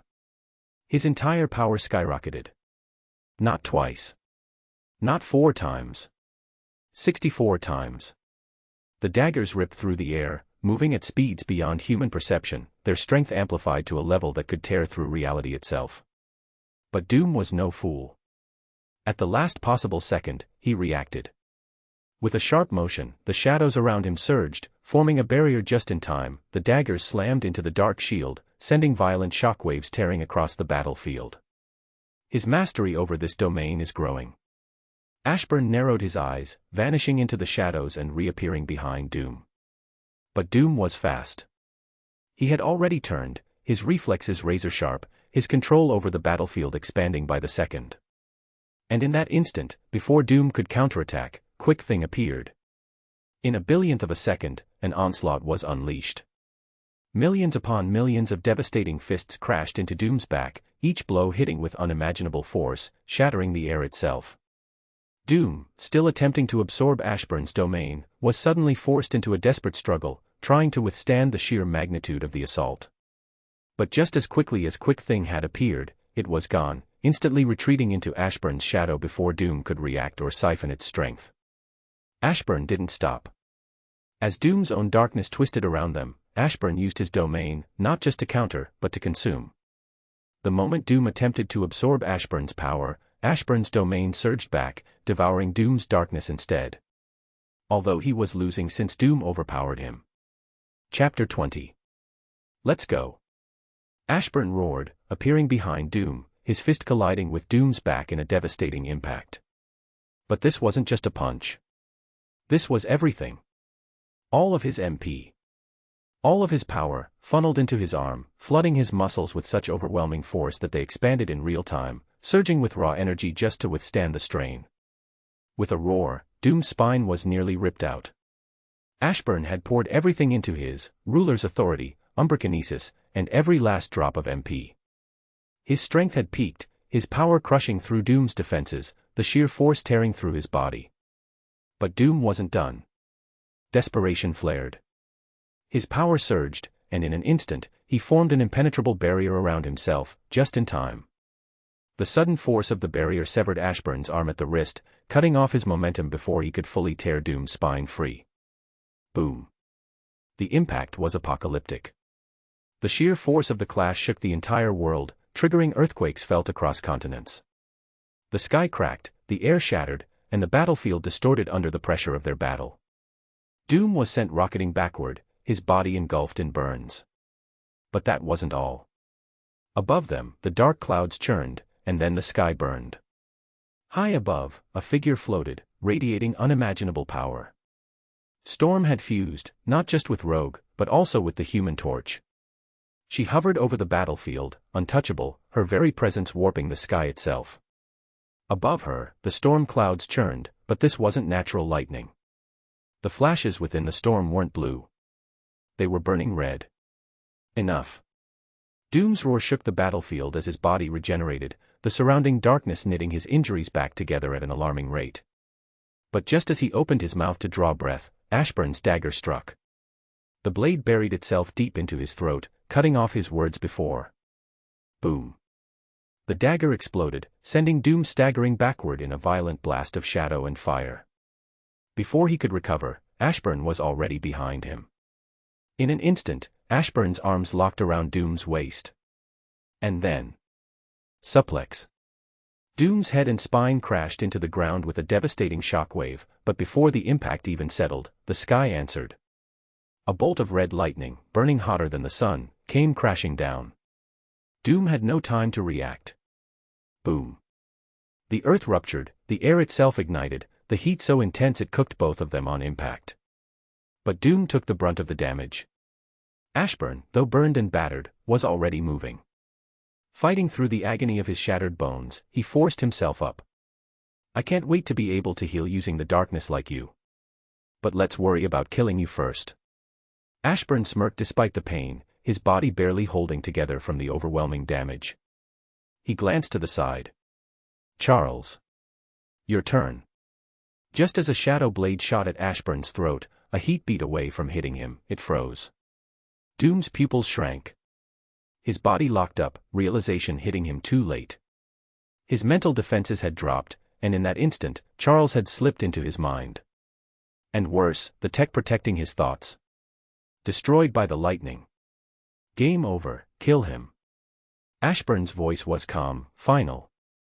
And with that, he collapsed backward, finally allowing himself to rest. The battlefield shifted. The moment his domain faded, Doom's domain vanished with it. And in the very next second, Susan moved. There was no warning, no time for Doom to process what was happening. Pop. Doom's head burst like a balloon. But who said the battle was over? Ashbourne barely had time to breathe, his body screaming in pain, his HP hanging on by a thread at 1,000. But rest wasn't an option. The moment Doom fell, the sky above them darkened as more powerful beings arrived. The Eternals. The Inhumans. Every remaining superpowered entity on Earth that had sensed the battle, had arrived, their eyes streaming with hunger-smelling Ashbourne blood. Food. It was soft, barely audible. But the moment Black Bolt spoke, the world shattered. The mere murmur of his voice detonated the air itself, an invisible force ripping through the battlefield, obliterating everything in its path. The sheer pressure alone sent tremors through the ground, tearing the ruined city apart. Ashburn barely had time to react before the blast wave hit, but Susan was faster. A barrier snapped into place around him, shielding him just as the shockwave tore through everything else. For a moment, he didn't move. He simply sat there, staring up at the beings floating in the sky, his mind processing their arrival. Then, with a deep sigh, he slowly pushed himself up. Other than Doom. His voice was calm, unbothered, as he dusted himself off. Who on earth can challenge me? No one answered. Because with a single thought from Susan, all of their heads exploded. Arise. Ashburn's voice was barely above a whisper, but the command carried through the battlefield like a force of nature. Doom, the Eternals, the Inhumans, and every fallen powerhouse rose once more. Shadows coiled around them, binding them in eternal servitude. One by one, they fell to their knees. Each of them was now his. But something felt off. Doom, who had just been a god-tier threat, now had the presence of a normal human. Ashburn frowned, confused. The only reason the system gave for this reason. He is Doom. Ashburn stared blankly at the message for a long moment before deciding he didn't have the energy to question it. He could barely keep himself standing, his body still racked with pain. But before he could even process the damage, his injuries vanished. His breath steadied. His strength returned in full. And then, the system screen flooded his vision. Congratulations. You have killed the X-Men, the Inhumans, the Eternals, Doctor Doom, and Doctor Strange. You have gained 40 levels. Plus 3,000 to all stats. Plus 9,000 free stat points. Congratulations on completing a mission, full-scale threat detected. You've gained the full attention of the X-Men, and even Doctor Strange. Objective, kill them all and show the might of the Shadow Monarch. Reward, your life, since you had no means of escape, 2 titles, Shadow Preservation v3. Gain 2 new titles. Touch the Void. You have brushed against the Void, and the Void has taken notice of you. What happens when something that exists beyond comprehension realizes that someone, someday, might conquer it? Buff, X2 to all stats, Shadow and Darkness affinity boosted. Weak point attacker. You exploited a weakness that few would have noticed. You faced Doctor Strange when he was at his most vulnerable, a being of righteous magic turned into something unnatural. His very existence as a zombie weakened him, and you took full advantage. Buff, Supreme Critical Attack. New ability gained, Supreme Critical Attack. When you, or any of your shadows, strike a weak point, the damage dealt is multiplied by 10. Attacks have a 15% chance of paralyzing or stunning the target.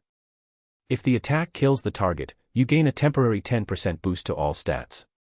Shadow Preservation v3, you can now not only sense through your shadows and use your skills through them.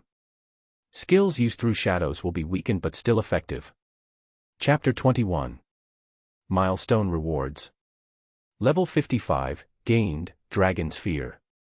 Level 60, gained, Weapon Overlord. Level 65, gained, Detoxification. Level 70, gained, Tenacity. Major growth achieved. Congratulations. You are now 3/4 of the way to level 100. Plus 10,000 to all stats. Level 50 gear, evolved to level 75 gear. Shadow Monarch, has grown stronger. Current strength unknown. Shadow soldiers are now 5x stronger even without skills or buffs. In total, they are now 250 times stronger than when they were alive. More milestone rewards. Level 80, gained, Longevity. Level 85, gained, Shadow Fusing v2. Level 90, gained, Shadow Mood, and Shadow Enhancement. New title earned, Triumphant over Adversity. Buff, your stats increase proportionally to missing health. For every 1% HP missing, you gain a 1% increase in all stats. Nice, but damn, am I tired. Still, I can't rest now. Ashburn muttered, rolling his shoulders. Ever since he arrived in this world, he slept a few times. It wasn't that he didn't want to get more sleep. It was that he didn't need to. For a long time, he had not pushed his body as hard as he did today. Secondly, leveling up had fundamentally changed his body. His existence had evolved, making things like exhaustion, hunger, and even basic human needs more manageable, if not outright optional. For the first few days, fruit alone had been enough. He could go longer without food, yet when he did eat, he required more to feel full. His body had adapted, becoming something more. Even now, despite his exhaustion, he knew rest would have to wait. Ashburn exhaled, then turned toward his forces. Reed, I need you and every genius we've gathered to work together, he commanded. Cersei, I want you assisting them, not just in recreating Captain America's shield, but also in creating Mysterium. Unlike the MCU, where Captain America's shield was simply made of vibranium, the comics told a different story. The shield was one of a kind. A unique alloy of Wakandan vibranium and iron, known as proto-adamantium, a metal that had never been duplicated. Its atomic structure was so incomprehensible that even Molecule Man, a being capable of manipulating matter at a molecular level, once admitted that while Thor's Mjolnir and the Silver Surfer's board were bound together by strange cosmic forces, the shield was even stranger. It was, by all accounts, stronger than anything else in the universe. Reed frowned, arms crossed as he processed Ashburn's request. What is Mysterium? He finally asked, confusion evident. Ashburn didn't hesitate. It's a metal found in the white-hot room, but I have no interest in stepping into the home of the Phoenix Force, he said flatly. Instead, you'll replicate it here. Use PIM particles. They work by refining the size-defining properties of carbons for use in the human body. Carbons are the key to forming Mysterium. Find a way to synthesize them. He wasn't surprised he could recall this information so clearly. His mind was evolving, his intelligence skyrocketing beyond human limitations. Although Ashburn had never been a huge Marvel fan, he had gone through a phase, like everyone else, when Iron Man's new armor was the talk of the world. He had spent hours looking into its capabilities, researching the materials that made it so advanced. That's how he had first learned about Mysterium. He had forgotten about it over the years, but now, with his high intelligence stat, recalling information was as effortless as if he had just read it a second ago. Reed's analytical mind was already working, but he still had questions. What are carbons? To which Ashburn sighed, recalling the information he had read about it. Carbons are primordial elemental particles that give matter its size, mass, and density, essentially the building blocks of all physical matter, right alongside leptons, electrons, and protons, Ashburn explained casually. They exist naturally in cosmic radiation, alongside gamma rays and X-rays. By condensing carbons into a solid state, you can create the so-called mutant metal, Mysterium. He paused before adding the most important detail. Mysterium is highly conductive, not just of electricity, but also magic. It's 100% pure. Reed's eyes widened. This wasn't just some exotic metal. This was something that could revolutionize science and magic. A material that was both indestructible and infinitely conductive. I want something like the bleeding edge armor but made entirely from Mysterium, proto-adamantium, and vibranium. Have fun with it. If you can make something more overpowered, then do it.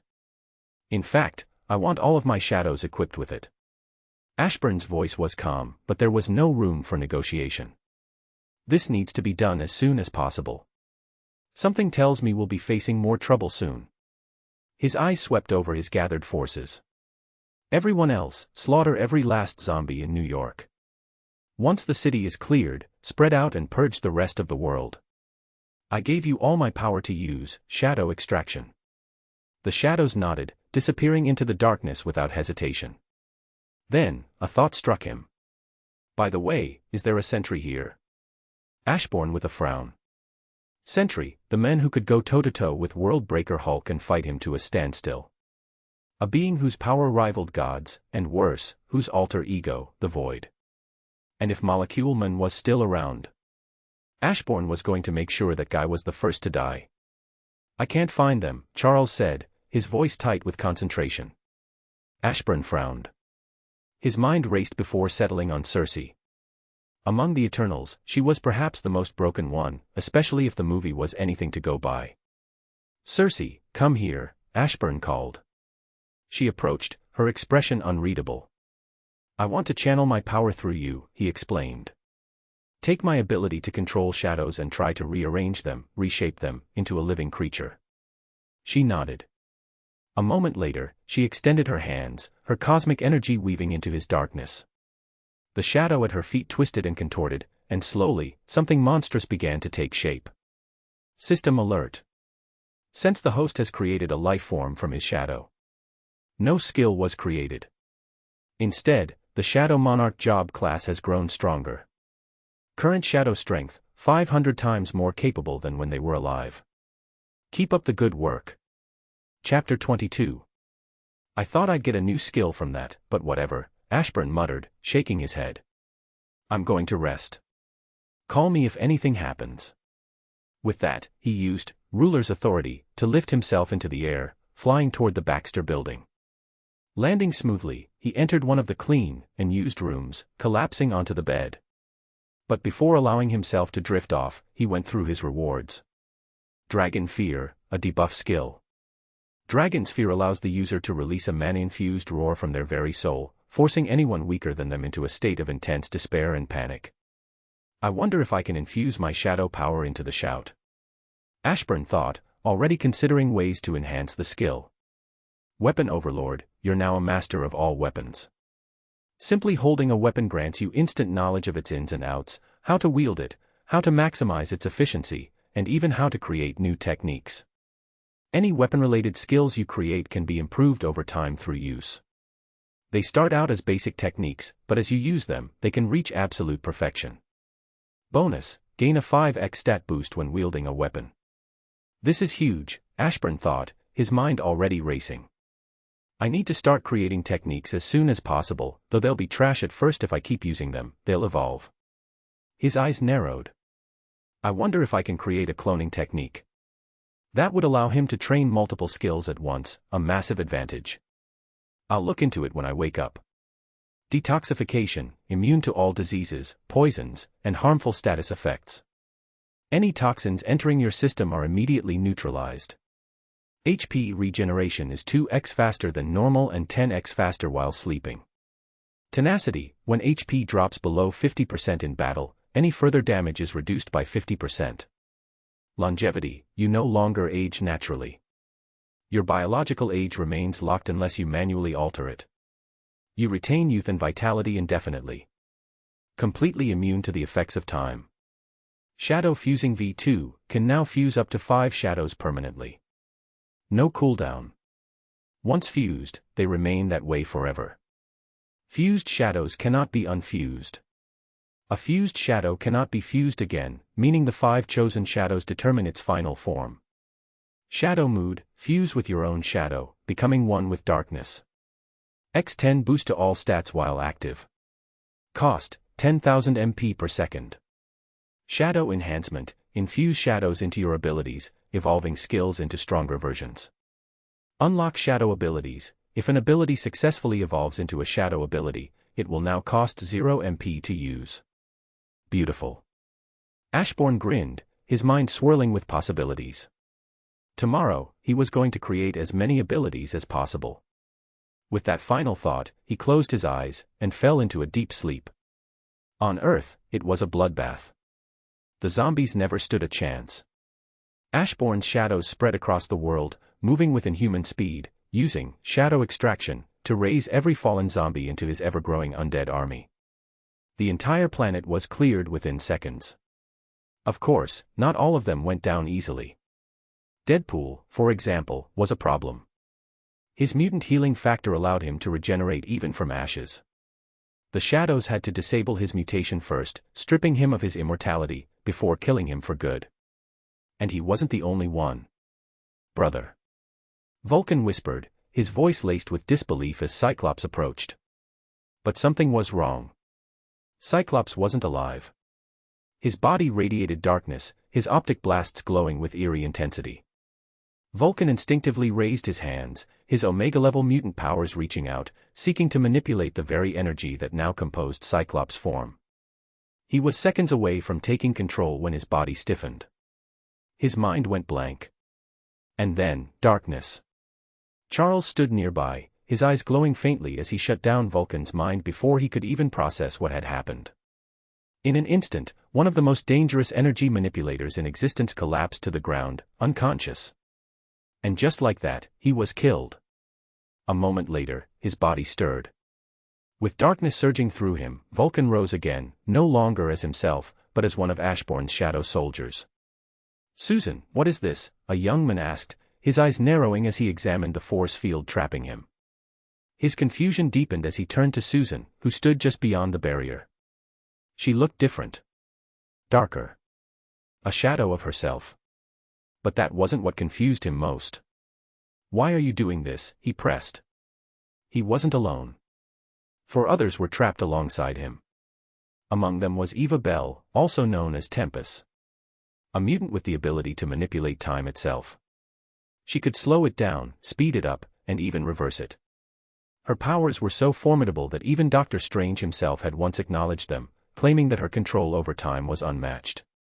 And yet, here she was, trapped. Helpless as Susan's barrier even blocked her powers. The third was Hope Summers. Her powers? Simple, yet terrifyingly powerful. Hope's primary ability allowed her to copy the powers of any nearby mutant. Unlike others with similar abilities, such as Rogue, she didn't need physical contact. There were no side effects for the original power user. She could instantly wield the abilities she copied, with no need for training, no need to even see them in action. And the scariest part? She didn't just copy powers, she used them at their fullest potential. It didn't matter if the original wielder had spent decades training or had zero control over their ability. When Hope copied it, she mastered it instantly. There was no known limit to how many powers she could hold at once, but using too many at the same time took a toll on her. If she pushed herself too far, the abilities would fade over time, distance and usage playing a role in how long she could maintain them. But that wasn't all. Hope could strip mutants of their powers, restore them, stabilize unstable mutations, and even amplify abilities. Yet, despite all of this, before Susan, she was powerless. Her abilities were useless against non-mutants. The fourth was Joshua Foley, known by his mutant name, Elixir. His power? Absolute control over biology. Elixir could manipulate his own body and any living organism down to the genetic level. With a mere touch, he could reshape flesh, mend broken bones, and even restore lost limbs. Healing was only one side of his ability. At his peak, Elixir could perform instant regeneration, heal minds, reverse mutations, and even bring the dead back to life. But just as he could heal, he could also destroy. He could inflict disease, accelerate cellular decay, and shut down organs with a single touch. Life and death, both rested at his fingertips. And yet, despite all of this power, before Susan, he was nothing. The fifth was Fabio Medina, known as Egg. His mutant ability: producing gold balls. From any part of his body, spheres of solid gold would pop out, varying in size, bouncing aimlessly, and emitting an obnoxious poink whenever they hit something. These five weren't just mutants, they were the foundation of mutant resurrection. Together, they formed the backbone of the X-Men's greatest secret, the Five. A systematic loop of rebirth. With Fabio's eggs acting as the base, Proteus energy giving them viability, Elixir's healing accelerating cellular growth, Tempest time manipulation rapidly developing them, and Hope's power synergy ensuring their abilities worked at peak efficiency, they could recreate any mutant body from preserved DNA. Then, with Charles Xavier's cerebro, their minds and memories were restored, a process that outright defied death itself. Chapter 23. Sorry, but you're all better off as shadows, Susan said calmly, raising a hand. Kevin, we need you to handle the stronger reality warpers still roaming the Earth. With a flick of her wrist, they floated into the sky, each one encased in its own impenetrable force bubble. They struggled, desperately trying to use their powers, but it was useless. Susan's control, amplified by the very energy of the Celestials, left them completely powerless. To those who are confused, let me copy and paste something from the wiki. The Invisible Woman received her powers when cosmic rays bombarded her body. Mr. Fantastic theorizes that Sue Storm's powers are vibrational energy from the higher dimension of hyperspace, home of the Celestials. To me, that explains how she was able to shield herself from the Celestials and also Galactus, and even harm a Celestial.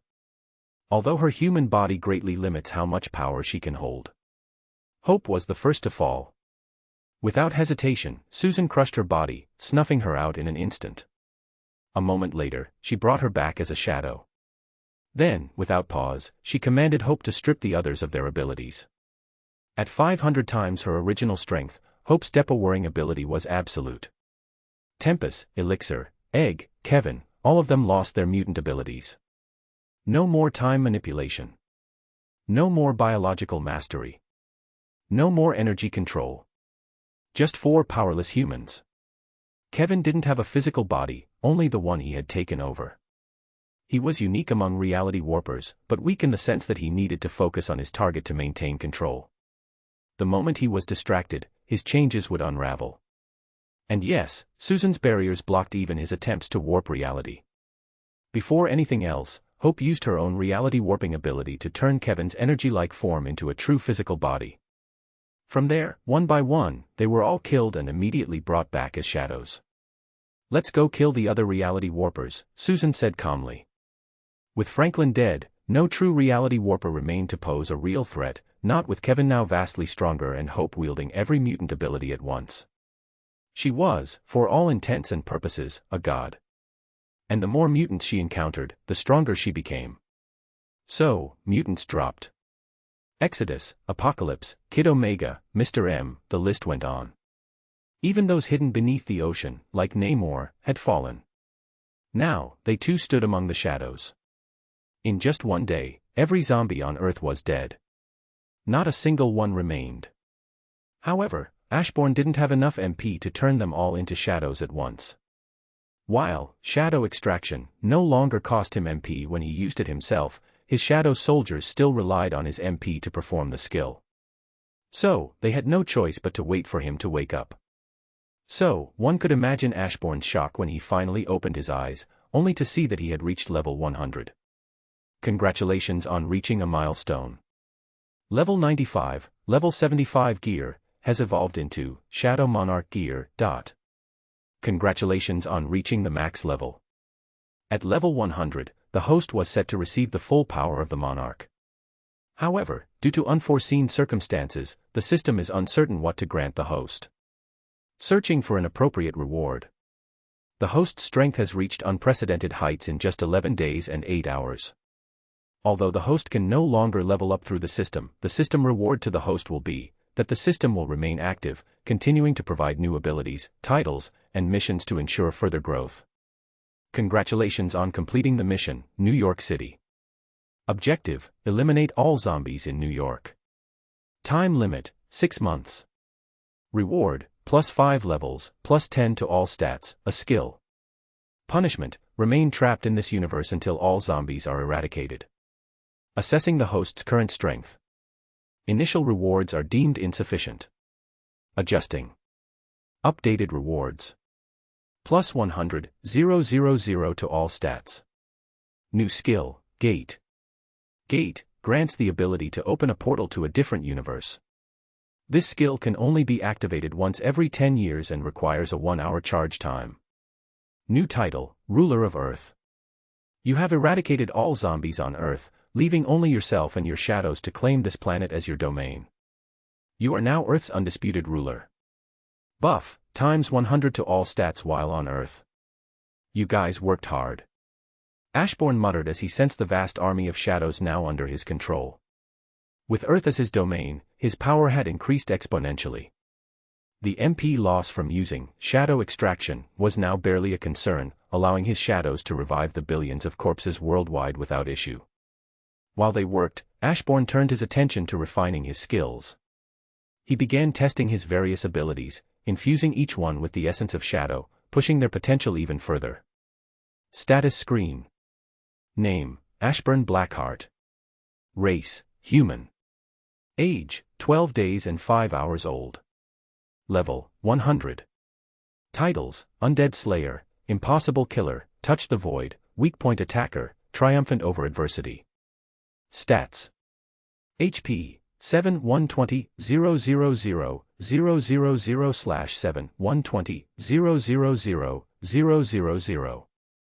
MP: 7 104 000 000/7 104 000 000. HP Regan: 237,200,000 per minute. MP Regan: 470,800,000 per minute. Attributes: Power: 237,600,000, 100 times weaker off Earth. Speed: 237,440,000, 100 times weaker off Earth. Durability: 237,200,000, 100 times weaker off Earth. Intelligence: 236,400,000, 100 times weaker off Earth. Charm: 234,400,000, 100 times weaker off Earth. Class and skills. Job class: Shadow Monarch. Skills: Monarch Stealth, Shadow Step, Shadow Inventory, Shadow Monarch Bloodlust, Shadow Critical Attack, Shadow Dagger Throw, Monarch Sense, Monarch's Will to Recover, Shadow Mana Manipulation, Ruler's Authority. Unwilling, Umbrakinesis, Monarch Supreme Critical Attack, Shadow Dragon's Fear, Weapon Overlord, Detoxification, Tenacity, Longevity, Shadow Mood, Shadow Enhancement. Job-specific skills: Shadow Extraction, Shadow Preservation, V3, Shadow Exchange, Monarch's Domain, Shadow Fusing V2. My lord, we found life on Mars, Storm reported as she floated over to Ashbourne, who was jotting down notes on paper. Chapter 24. My lord, we found life on Mars, Storm reported as she floated over to Ashbourne, who was jotting down notes on paper. He was focused on pushing Weapon Overlord to its limits, brainstorming possible skills he could create. Almost anything was possible, it just had to be a weapon-based technique. Oh. What do you mean by life? Ashbourne asked, not looking up. Charles has been searching for Magneto for a while now.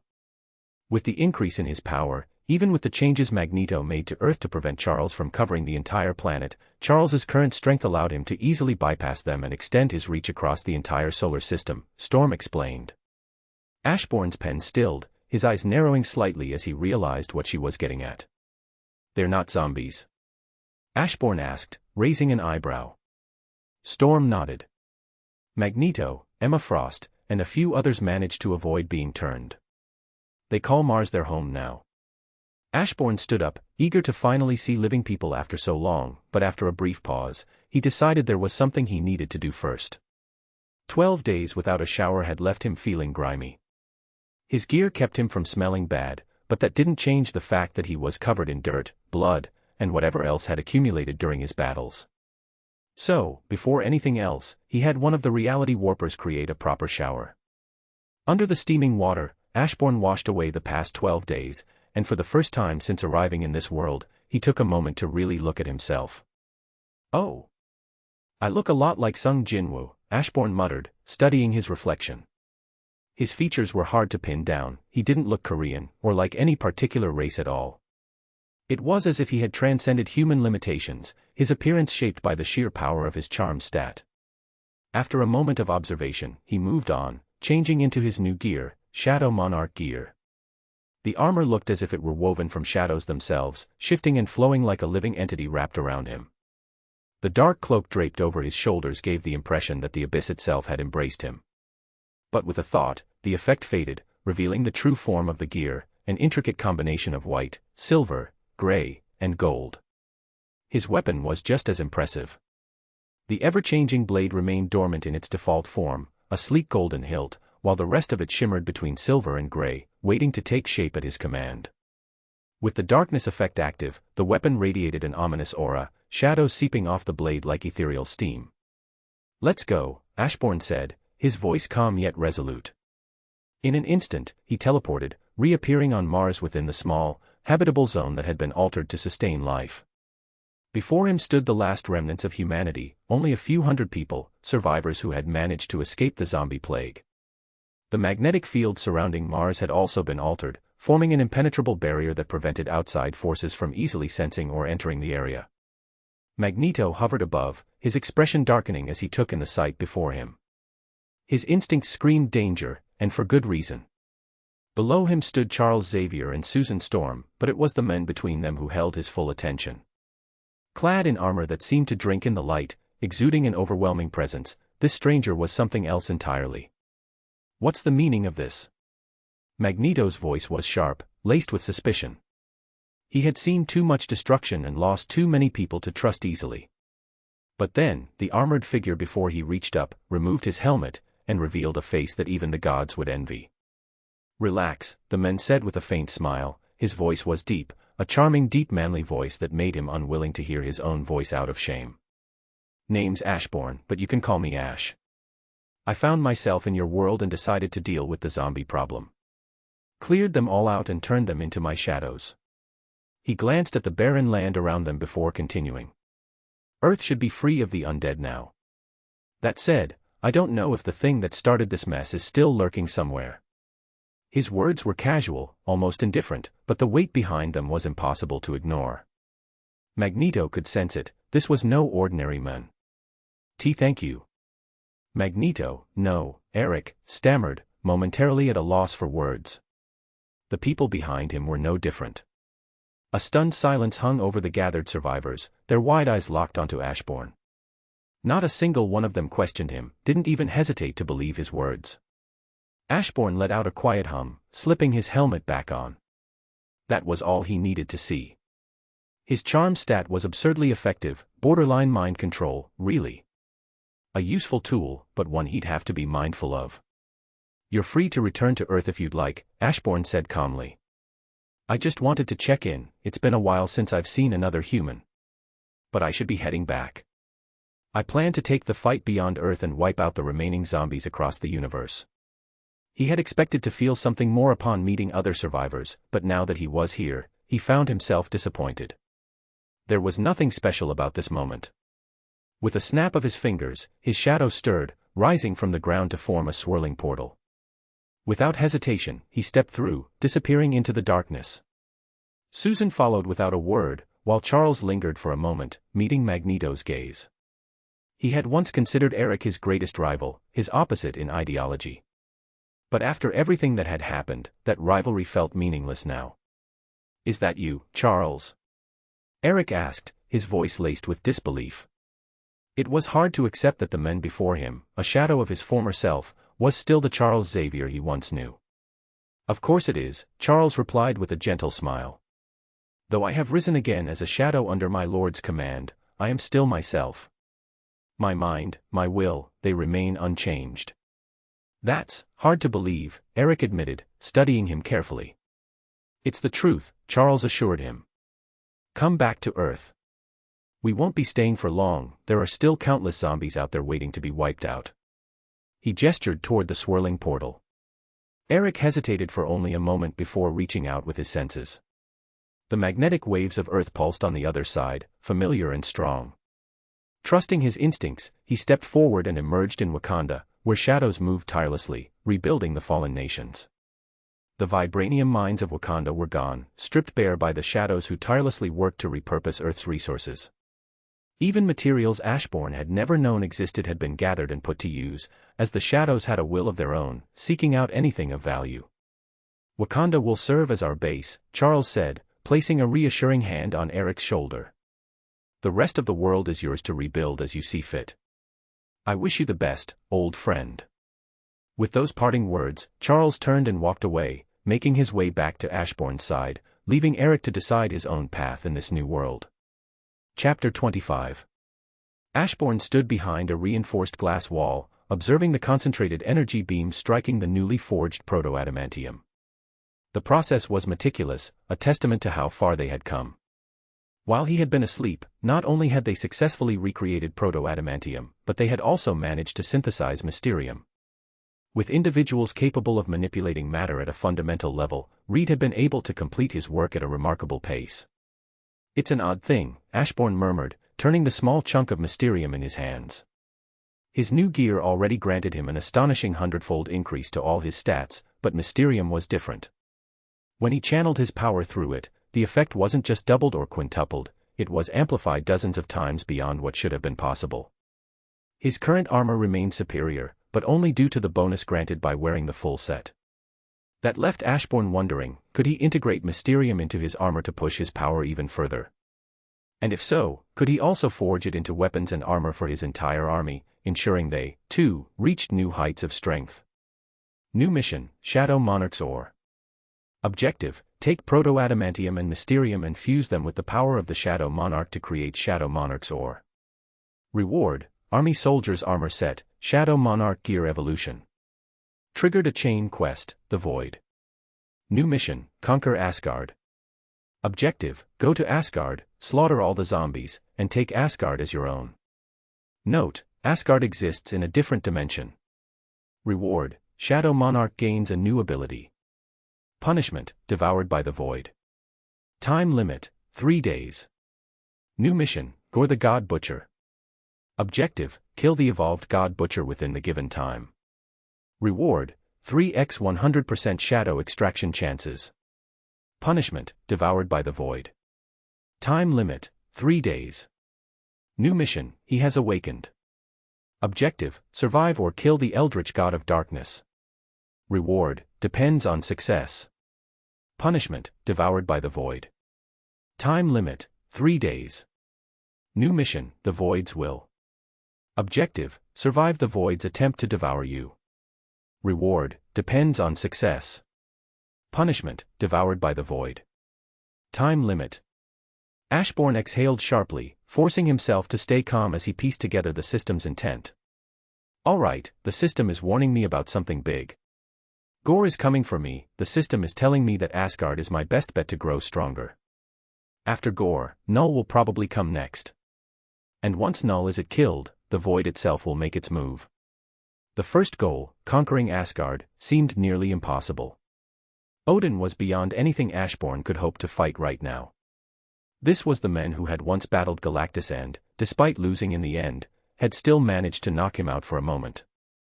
That alone was enough to terrify Ashbourne. Wait. I can just fuse them, he realized. His mind immediately went to the possibilities. Who should I fuse?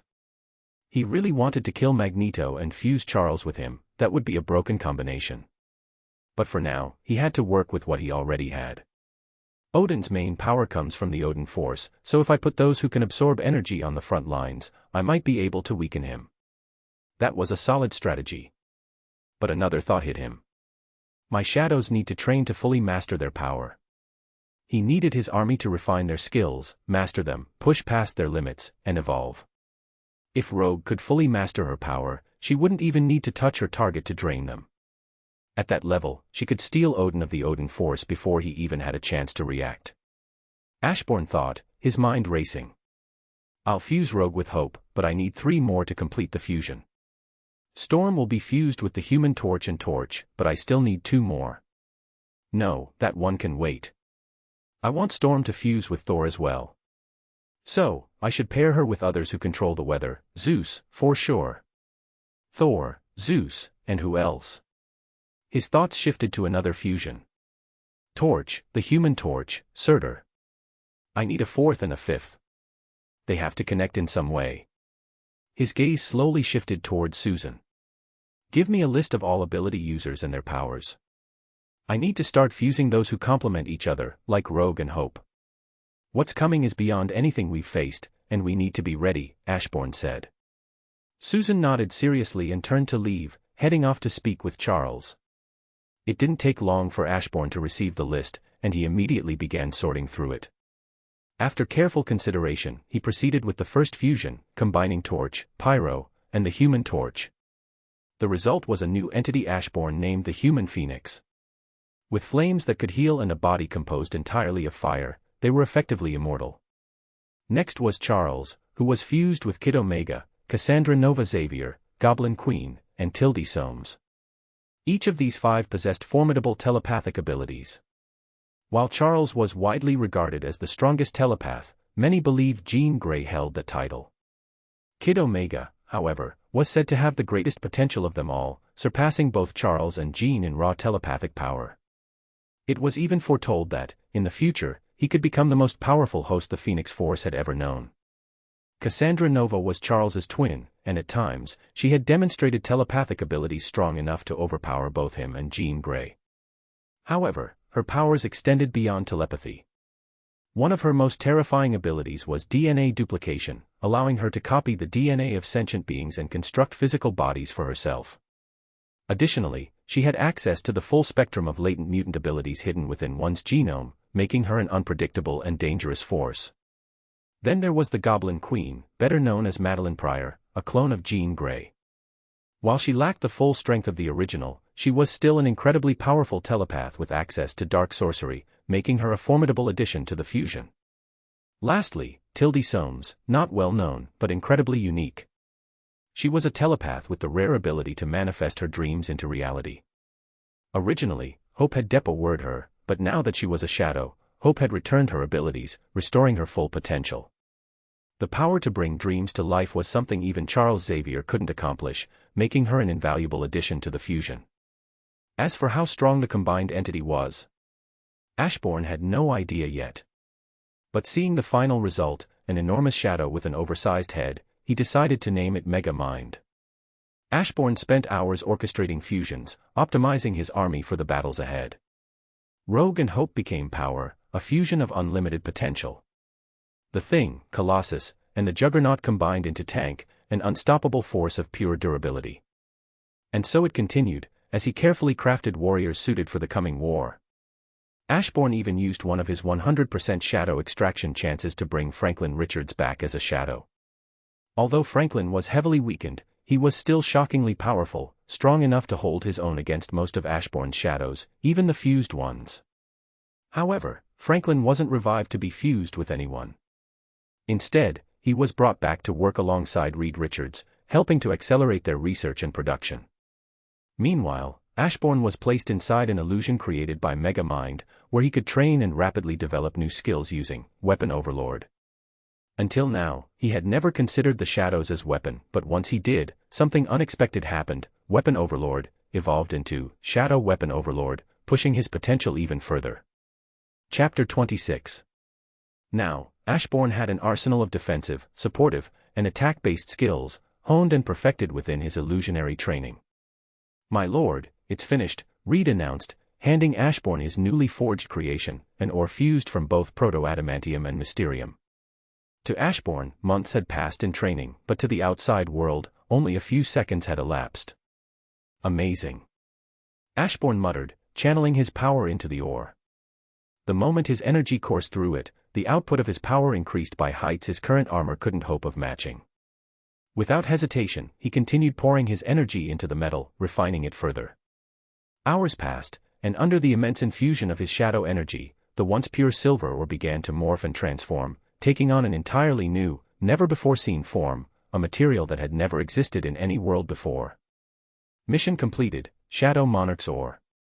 Objective: take proto-adamantium and mysterium and fuse them with the power of the Shadow Monarch to create Shadow Monarch's ore. Reward: Army Soldier's Armor Set, Shadow Monarch Gear Evolution. With that notification, all of Ashbourne's shadows underwent a transformation. Their forms shifted, clad in newly forged armor that significantly boosted their power. The same was true for Ashbourne himself. His silver armor shimmered for a moment before darkening, shifting into a sleek black and purple set, radiating an aura of pure dominance.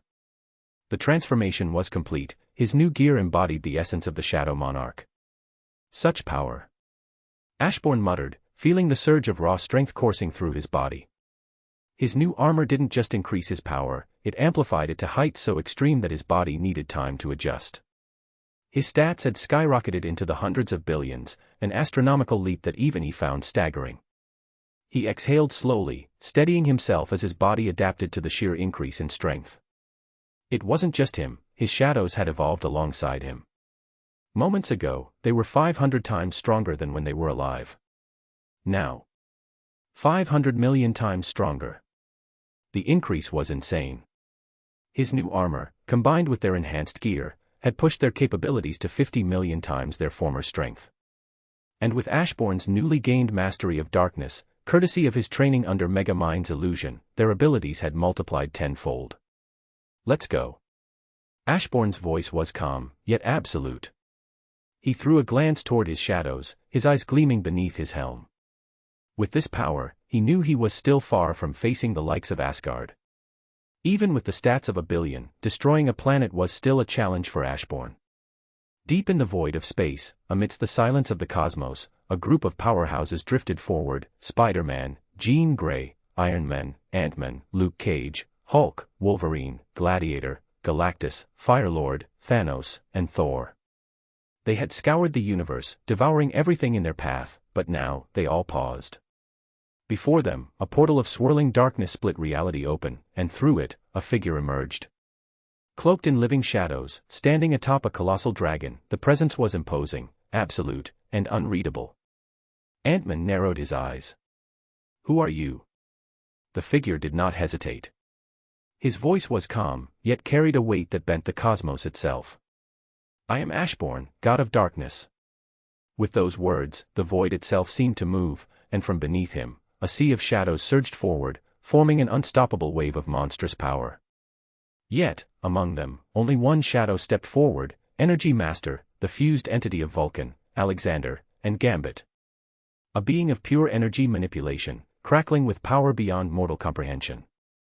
"You're in a weakened state," Reed said with a smirk, his gaze locked on the most dangerous person present, Jean Grey. She had yet to fully succumb to the Dark Phoenix, but it was only a matter of time. "Galactus' power has been divided among you, which means the Galactus standing before us is nothing more than a starving husk, and the rest of you should be roughly at his level." The zombified heroes and titans were stunned. Reed. Iron Man's voice carried both shock and disbelief. It was impossible. Reed Richards had been among the first to fall. Yet, before any of them could react further, Megamind moved. A force of unparalleled mental might, he struck directly into Jean Grey's mind, challenging the Dark Phoenix head-on. The battle was instant, a war of wills fought in a realm beyond the physical. Jean had no choice. She had to divert all her focus to aiding the Dark Phoenix against Megamind. But even with cosmic power at her disposal, she was losing. A weakened Dark Phoenix was not enough to match the sheer mental force of Megamind. The tide of battle had shifted before it even began. Why was the Dark Phoenix weakened? How could something known by so many titles, the beginning and end of all creation, Alpha and Omega, the heart of all things, the sum and substance of all that lives, be losing? There was a pattern to these names. Life and death. The beginning and the end. A force that transcended all living things. Yet, here in this broken universe, where the concept of life and death no longer existed, the Phoenix Force had no foundation to draw upon. It was like a fire deprived of oxygen, flickering dimly in the void. With its power diminished, Megamind was able to completely suppress it, forcing Jean Grey into an unwinnable battle. But even if the Phoenix Force was not weakened thanks to the state of this universe, Megamind would have still won. That left Energy Master to face the rest of the zombified Titans. Come. At first, it seemed as if Energy Master was simply challenging the zombies, beckoning them to attack. But within seconds, they all felt it, their very energy was being drained from their bodies. Every ounce of cosmic power, kinetic force, and gamma energy they possessed ripped away as if obeying Energy Master's call. Realizing the danger, the zombies instinctively tried to move, but they couldn't. Even the kinetic energy needed to take a single step was gone, leaving them frozen in place. "My lord," Energy Master said, kneeling as the stolen energy gathered into a concentrated mass before him. With a nod, Ashbourne reached out, absorbing it all into his shadow. Host has absorbed a large amount of gamma energy and power cosmic. Warning, this energy exceeds the host's current limits. 99% of the energy has been redirected to strengthen Shadow Monarch. The remaining 1% has been utilized to evolve the host. Host evolution, initiated. The host has remained human for too long. To accommodate the power gained, evolution is necessary. New race, half monarch, half human.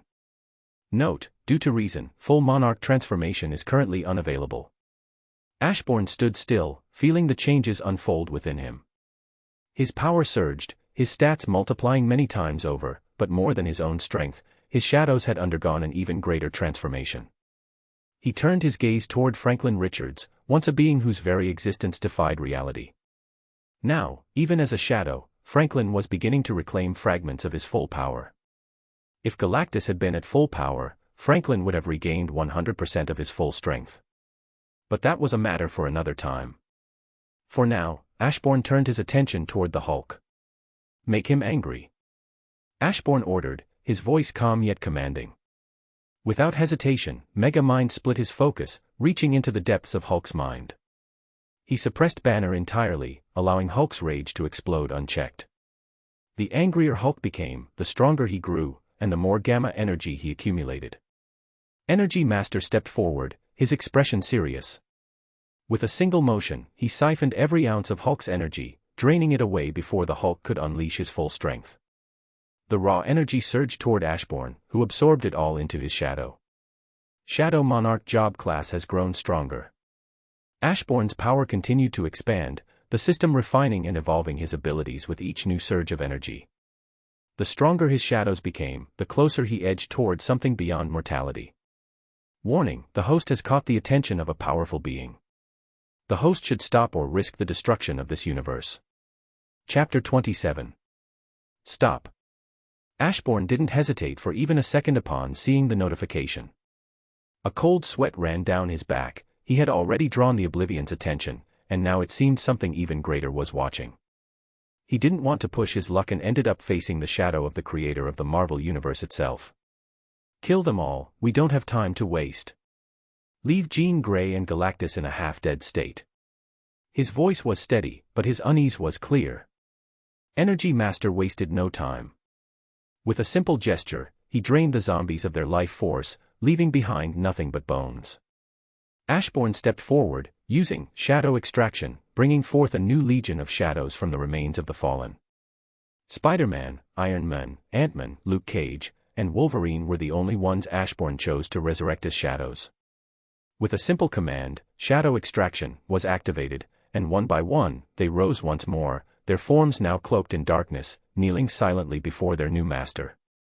Ashbourne floated off the dragon, using ruler's authority, to glide effortlessly toward Thor's lifeless body. He paused, eyes settling on Mjolnir, the legendary hammer resting beside its former wielder. For a moment, he simply stared at it before reaching out. Unlike the common misconception, one didn't need a pure heart to lift the hammer.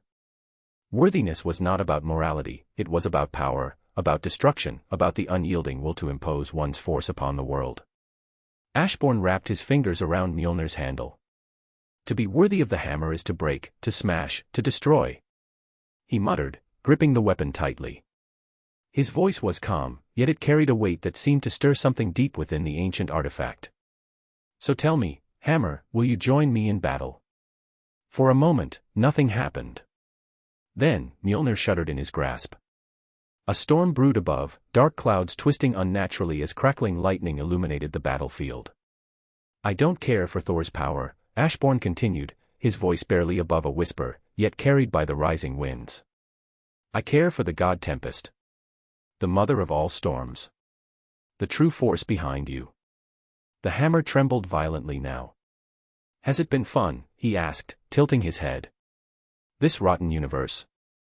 Serving an owner who never even realized his true potential. A god who had to rely on you for the most basic of things. Mjolnir roared. The storm above exploded into chaos, lightning flashing wildly. You were once a storm greater than any galaxy known to men, Ashbourne continued, his voice unwavering as he gripped Mjolnir. So powerful that Odin himself had to seal you away. But look around you, this universe is dying. Soon, it will be devoid of all life, leaving you to rage in solitude. The hammer trembled violently in his grasp, bolts of electricity arcing off its surface, crackling with unrestrained fury. But that's a sad fate, isn't it? Ashbourne mused, his golden eyes locked onto the hammer. So why don't you follow me instead? With me, you'll never be caged again. As if in response, the comic storm clouds above erupted, a bolt of pure, divine lightning tearing through the sky and striking them both. The world shook.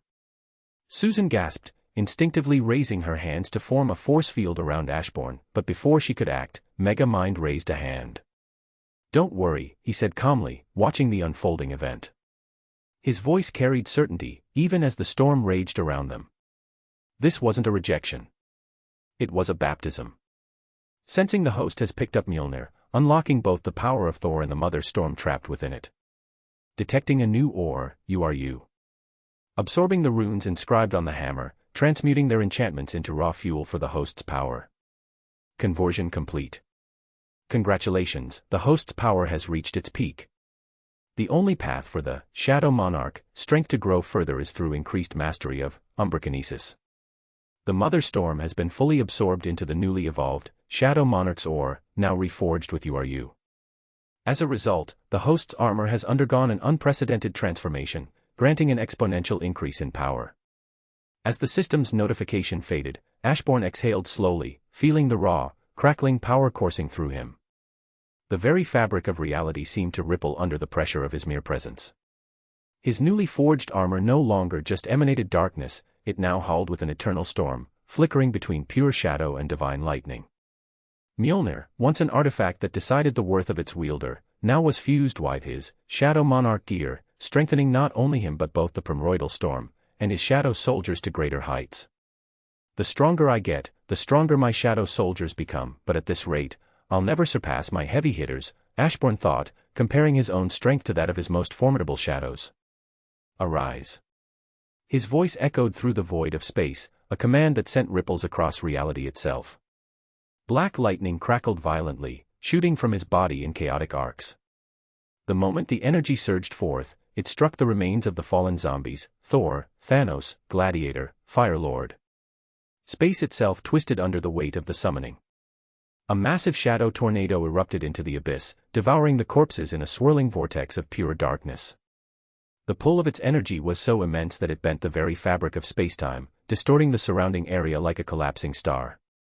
Then, in the midst of the storm, 4 towering figures emerged. Gladiator, his form wreathed in shadow, eyes blazing with unwavering supremacy.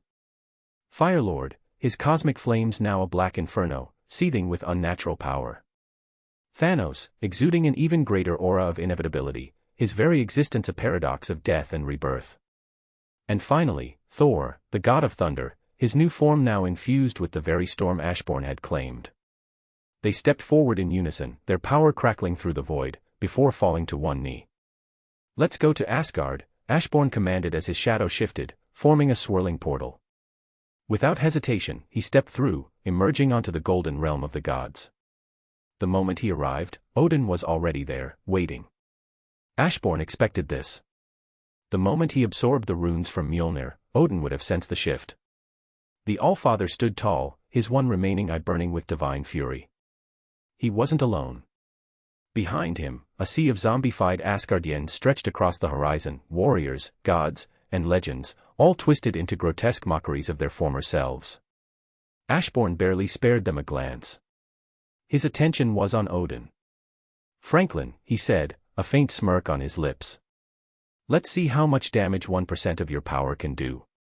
At those words, Franklin shot forward, an unstoppable force against the decaying might of zombie Odin, a clash of cosmic power against divine wrath. "Charge!" Heimdall's voice roared through the battlefield, and the undead forces of Asgard surged forward. Ashbourne exhaled, then raised his hand, and brought it down. In an instant, the ground trembled as a shadow tsunami exploded forth, billions of shadow soldiers materializing at his command. The battlefield drowned in darkness as Asgard's forces were met with an overwhelming flood of shadows. Chapter 28. Ashbourne exhaled, then raised his hand, and brought it down. In an instant, the ground trembled as a shadow tsunami exploded forth, billions of shadow soldiers materializing at his command. The battlefield drowned in darkness as Asgard's forces were met with an overwhelming flood of shadows. Boom. The very fabric of reality trembled as Odin and Franklin clashed, shaking the 9 realms to their core. The shock waves of their battle tore through space, sending ripples across the multiverse itself.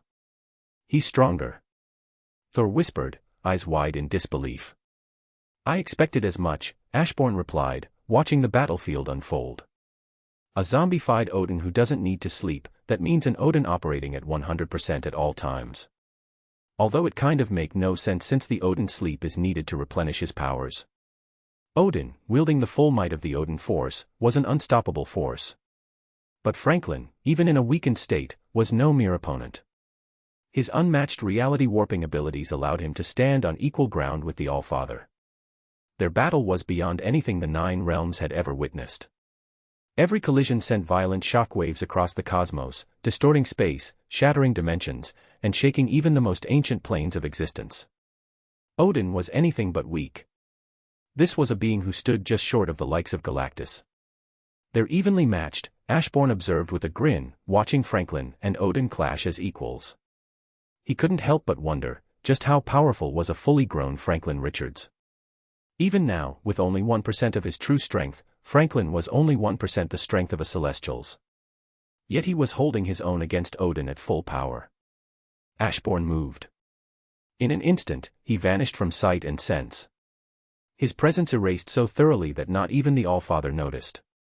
Only Heimdall, gifted with his unparalleled sight, sensed the danger. "Allfather, behind you!" Heimdall roared. Odin barely turned in time, just as Ashbourne's blade cut through his divine magic and into his skull. There was no resistance. Not even the might of the Odin force could stand against Ashbourne's weapon. His gear was too powerful. "I feared he might self-destruct or something," Ashbourne muttered, stabbing his palm into Odin's chest as he began to absorb the Odin force. Golden energy burst from Odin's body, flowing into Ashbourne's veins. His eyes flared with divine power, but within seconds, the glow darkened, shadows coiling off them like steam. Gained a new energy, born from the fusion of multiple divinities, creating a force beyond any single god. This energy has been converted into a form that best suits the host. Umbrakinesis has evolved into Shadow Monarch Force. As the power settled within him, Ashbourne could feel it, raw, limitless potential. He no longer needed ruler's authority to fly. Strength surged through him, his entire being elevated by the fusion of darkness and divinity. Though still weaker than Odin at his peak, Ashbourne now stood as a true powerhouse in his own right. The host has reached the peak of his physical capability. Further growth is now only possible through the mastery of his abilities, the evolution of his power, and the expansion of his shadow army. While temporary power boosts can be obtained, this is the host's baseline strength. Ashbourne exhaled sharply, irritation flickering across his face. So I can't just steal energy to grow stronger anymore. What a pain. Shaking his head, he turned his focus back to the battlefield. With a single motion of his hand, a surge of his newfound power ripped through Asgard, obliterating every remaining zombie in an instant. Arise. Ashbourne's voice echoed through Asgard, and for a moment, time itself seemed to freeze. Then, a wave of darkness erupted from Odin's fallen form, engulfing the battlefield. The shadows churned and twisted, and when they finally settled, a towering figure stood amidst the black mist. A newborn shadow, clad in regal armor, let out a roar so powerful it rippled across the entire multiverse. Without sigh, Ashbourne patted Odin's shoulders before he landed on the ground, before walking forward, his step steady as he made his way toward Odin's throne room. Go. Slaughter every zombie in your path and turn them into shadows. Ashbourne's voice was calm but carried an undeniable command. Find Loki as soon as possible and turn him into a shadow. Odin, Franklin, search the 9 realms and convert every zombie you encounter. Without hesitation, the shadows dispersed, their figures vanishing into the darkness, spreading across the realms like an unstoppable tide. Ashbourne exhaled, crossing his arms as he gazed toward the horizon. There was nothing more to do now but expand his army, and wait for Gorr. Elsewhere in the 9 realms. On a distant, forsaken planet drenched in darkness, Gorr the god butcher convulsed violently, his screams muffled against the dead soil. The all-black necrosword pulsed with raw, unfathomable energy, black tendrils slithering over his skin, digging into his flesh, reshaping his very being at a genetic level. I gift you my power. In return, bring me the new god. Ashbourne Blackheart. The voice echoed within the zombified Gorr's mind, a sound so vast and deep it crushed all other thoughts. Gorr's body seized violently. A scream tore from his throat, raw and unrelenting, as something ancient and unnatural slithered through his veins. I hold the genetic codes of billions across the multiverse. The voice resonated, every syllable warping Gorr's very essence. I shall reshape you into the ultimate life form. Something even gods and celestials fear. Gorr's screams intensified. His body tore itself apart, flesh twisting, bones snapping, muscles unraveling, only to reform, stronger, more perfect than before. Long, jagged wings burst from his back, blacker than the void itself. His muscles coiled with newfound strength, his senses sharpened beyond mortal comprehension. With a single careless movement, the sheer force of his presence shook the planet's core, nearly pushing it to the brink of destruction. Chapter 29. Mission complete, conquer Asgard. Objective, go to Asgard, slaughter all zombies, and claim Asgard as your own. Note, Asgard exists in a different dimension. Reward, Shadow Monarch gains a new ability. Punishment, devoured by the void. Time limit, 1/3 days. Shadow extraction has evolved. Shadow extraction can now be used on spiritual beings, allowing the Shadow Monarch to raise and command entities beyond the physical realm. Oh, I didn't think the day would come. Ashbourne thought, staring at the notification. This was exactly why he hadn't attempted to raise Galactus or the Phoenix Force before, both were spiritual entities, immune to shadow extraction. But now, that limitation no longer applies. Sitting on his throne, Ashbourne took a moment to consider his next move. Then, without hesitation, he raised a hand and opened a portal, stepping through to where the half-dead bodies of Jean Grey and Galactus lay. Holding out his palm, he watched as the weakened Dark Phoenix, once a force of destruction feared across the cosmos, was pulled towards him, its fiery essence twisting and writhing in resistance before finally succumbing to his call. I thought about turning you into a shadow, Ashbourne said, his voice steady, but in the end, I've decided not to. You're free to do as you wish.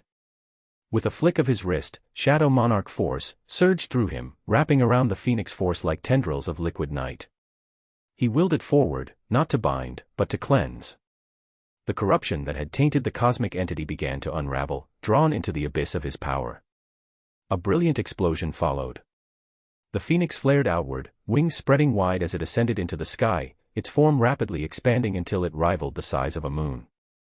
Golden flames turned pure once more, swirling with unrestrained power as they gazed down at Ashbourne. "Something isn't right about you." The Phoenix Force's voice echoed softly, laced with something between curiosity and wariness. Ashbourne simply smiled, the shadows around him flickering in response.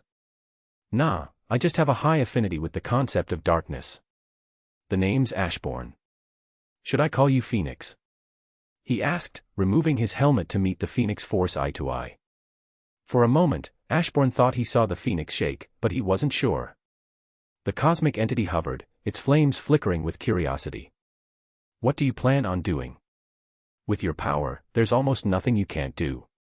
This universe alone can't contain someone of your potential." Ashbourne shrugged. "Honestly, I don't know. I'm thinking of heading to another universe and figuring things out when I get there. I already lived the power-hungry dream, and I'm sick of it." He let out a tired sigh. "Days of grinding, barely any sleep, constantly watching my back so I don't get eaten by some mutant zombie, not exactly fun." His gaze shifted to Jean Grey, then to Galactus. "Arise," he commanded. Darkness swirled around their broken bodies, creeping into every crack and crevice.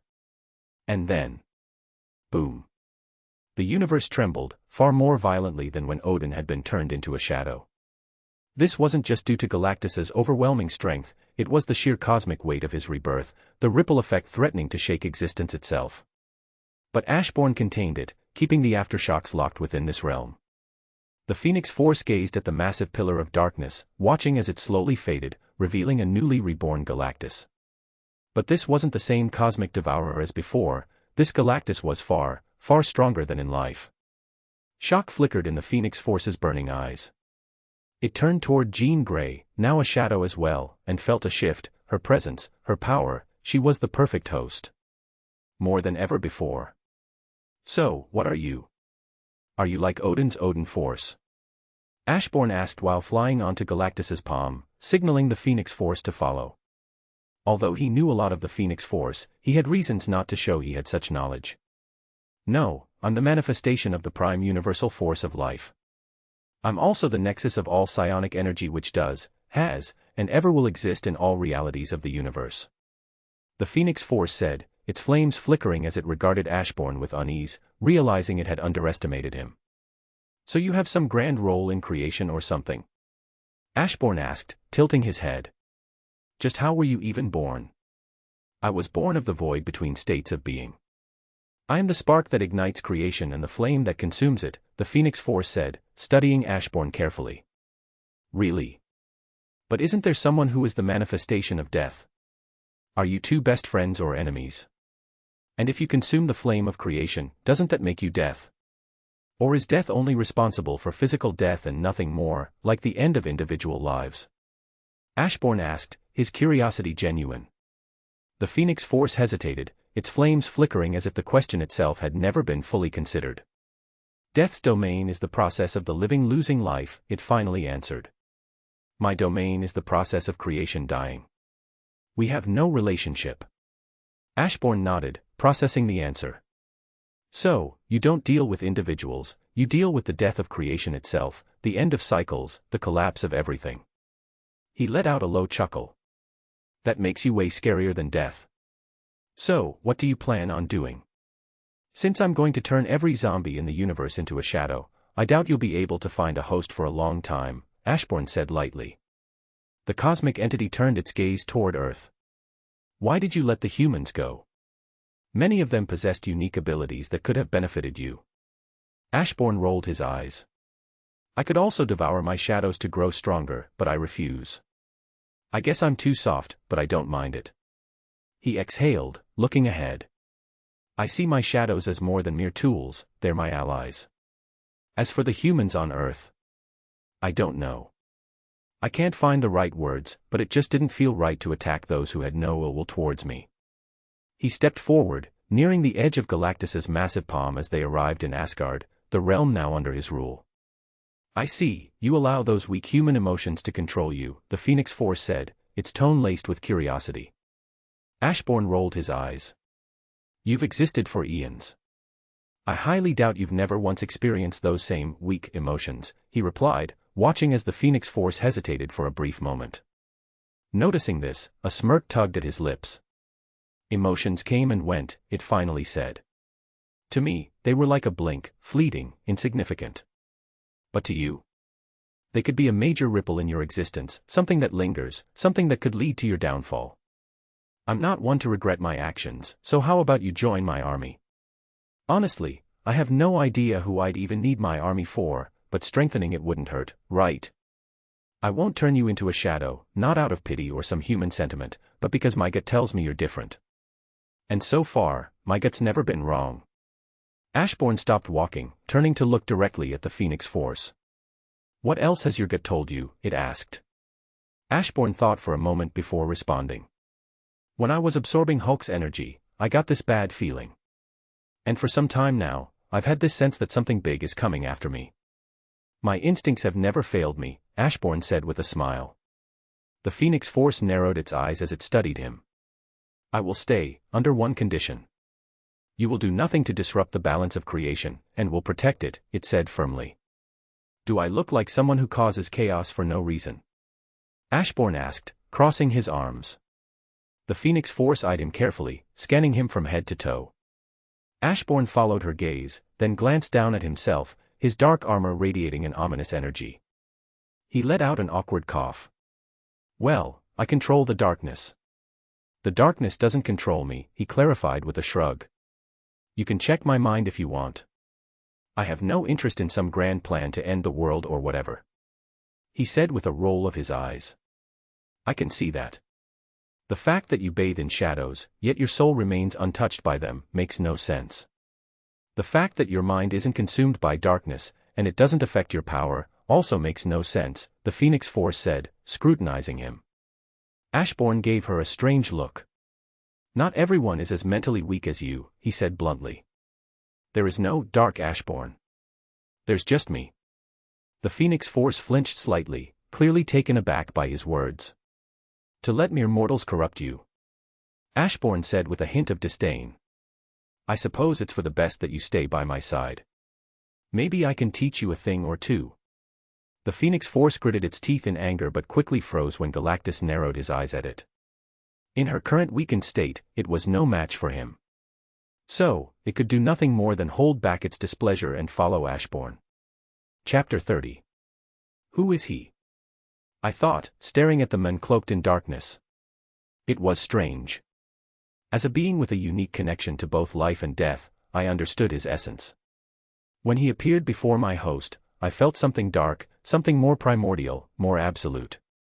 His authority and potential didn't just touch upon death, they resonated with something far greater, something beyond death itself. It reached into oblivion. What was oblivion? The void. The end of all things. Nothingness incarnate.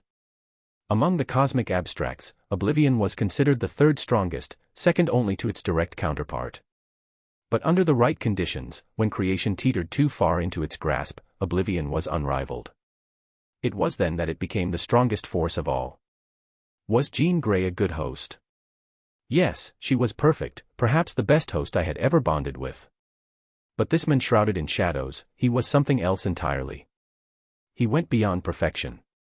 The destruction we could unleash together, the power we could wield, it was beyond anything else I could hope for. But I didn't even have time to dwell on the thought. A shadow, its head unnaturally large, appeared within Jean's mental world and launched a relentless assault against me. A battle of mental wills erupted, and to my surprise, I found myself overwhelmed. It wasn't just the raw power behind its attacks but the presence I felt within the shadow itself. A familiar presence. Charles. The same mortal who had once suppressed me deep within Jean's mind.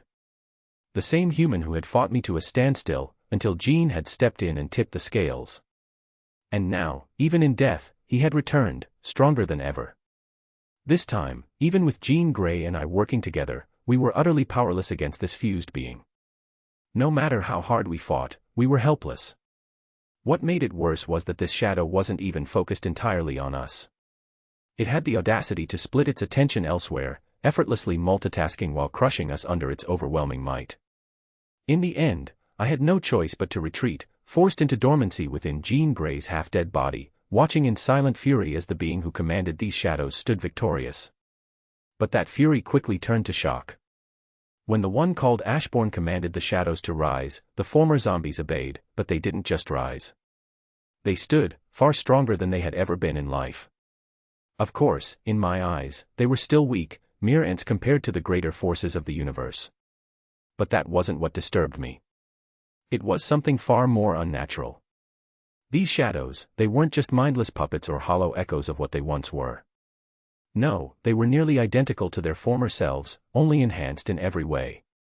Their durability, their strength, their minds, it was as if they had been reborn, reforged into something superior. And that was terrifying. He didn't stop there. No, he moved on to Thor, the god I once saw as my son. Although, to a being of my stature, such attachments meant little. I held no motherly affection for Thor, yet I still watched over him in my own way. But what truly shook me was what happened next. I watched as he claimed the Mother Storm for himself, something I had never imagined possible. The very storm that Odin had sealed away, the raw, untamed force of destruction, it became his. As if that wasn't enough, the hammer itself fused with him, along with the runes that granted Thor his power. Like the void itself, he devoured everything, growing ever stronger. And for the first time in my existence, I felt something unfamiliar. A creeping, gnawing unease. And yet, it still didn't stop there. Gladiator, Thor, Firelord, and most shockingly, Thanos, each one rose from death as his shadow. Thanos. A being who stood just below the likes of Odin and the other gods of his tier. And on that tier, Odin stood at the peak. Thanos was no mere powerhouse, he was a force to be reckoned with, a warlord who had challenged cosmic entities and lived to tell the tale. For him to return, not just as a shadow, but far stronger than when he was alive, was terrifying. This new Thanos wouldn't struggle against Galactus. No, he would stand against him as an equal, perhaps even emerge victorious. But again, it didn't stop there. Ashbourne set his sights on Asgard, and to my horror, I realized the truth. Even the weakest of his shadows was thousands of times stronger than the average Asgardian. It was a massacre, a slaughter so absolute that even the proudest warriors fell with ease. Even the rabbits were tearing through the fallen Asgardians as if they were nothing. It was a bloodbath. But it didn't stop there. Franklin Richards clashed with Odin, and I thought this battle might draw the attention of someone who would intervene before the multiverse suffered any lasting damage.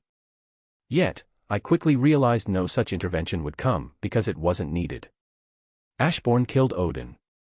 Not only that, but he stole the Odin force, growing even stronger. If only it had ended there.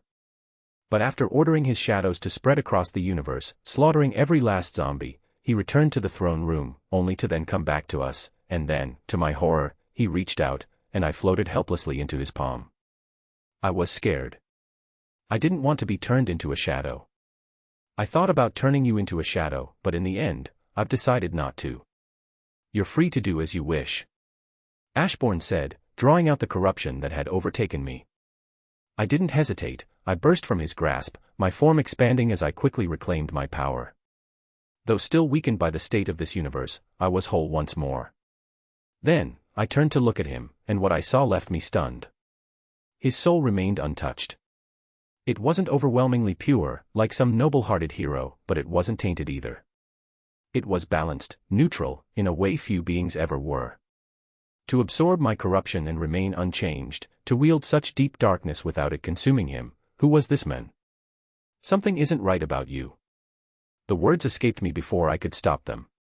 This man, he defied reason. But more than that, I felt an inexplicable pull toward him.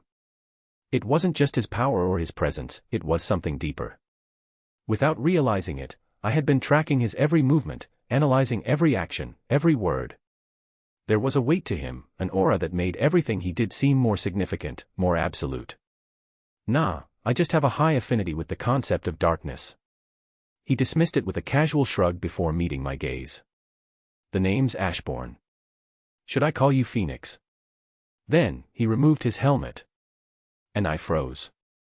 Through all that darkness, beneath the overwhelming power that cloaked him, lay a face so striking that, for the first time in my existence, I felt as though my non-existent heart had skipped a beat. He was beautiful. For a moment, I was completely stunned, unable to look away. It was as if the very concept of beauty had been redefined before my eyes. And before I even realized it, words began slipping from my lips, questions, probing, searching, trying to understand the men beneath the darkness. For the first time in a long, long time, my non-existent heart beat for someone. Chapter 31. Status screen. Name, Ashbourne Blackheart. Race, Human/Monarch. Age, 13 days and 24 hours old. Level, 100. Titles, Undead Slayer, Impossible Killer, Touch the Void, Weak Point Attacker, Triumphant over Adversity. Stats. HP, Infinite/Infinite. MP, Infinite/Infinite. HP Regen, Infinite/Infinite. MP Regen, Infinite/Infinite. Attributes. Power, Infinite/Infinite, 100 times weaker off Earth. Speed, Infinite/Infinite, 100 times weaker off Earth. Durability, Infinite/Infinite, 100 times weaker off Earth. Intelligence, Infinite/Infinite, 100 times weaker off Earth.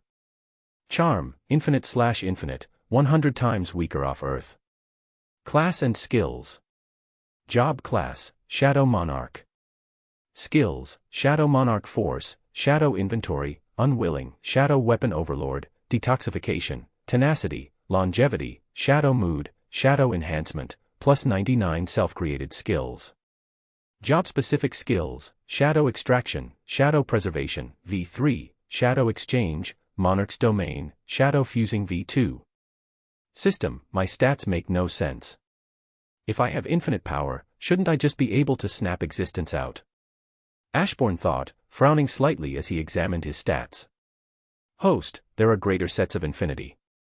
It's difficult to explain in simple terms, so the system did not specify which level of infinity you possess. However, to provide a comparison, you are physically weaker than Thor, who was able to push and overpower the World Engine, a machine embedded into Yggdrasil that harnessed the full might of the World Tree. Ashbourne sighed, fully grasping the significance of Yggdrasil. He still remembered watching Loki, where the trickster god reformed Yggdrasil to hold together every timeline. But in the comics, Yggdrasil went even deeper than that. It wasn't just a tree, it was the very foundation connecting every timeline, reality, dimension, universe, and multiverse. Yggdrasil could be considered the veins of eternity's body. And eternity? It was the sentient embodiment of the universe itself. However, each individual eternity was merely a fragment, a single cell within the greater multiversal eternity. That was the true eternity, the one that encompassed the multiverse. How much power would it take to destroy a dimension? Infinite power, right. But what about 2 dimensions? 3. 4.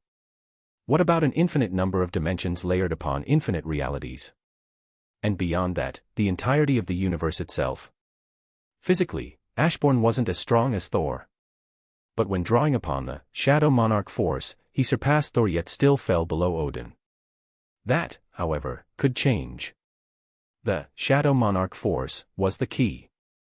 If he could push his mastery of it further, and refine it beyond its current limits, then one day, he could rise to a level surpassing even the top strongest beings in this world. In just 2 days, Ashbourne's shadows flooded the entire universe. From the depths of hell to every hidden dimension, every last zombie was claimed, rising again as part of his ever-growing legion. Zeus, Thor, and Storm were fused into a single entity, Thunder.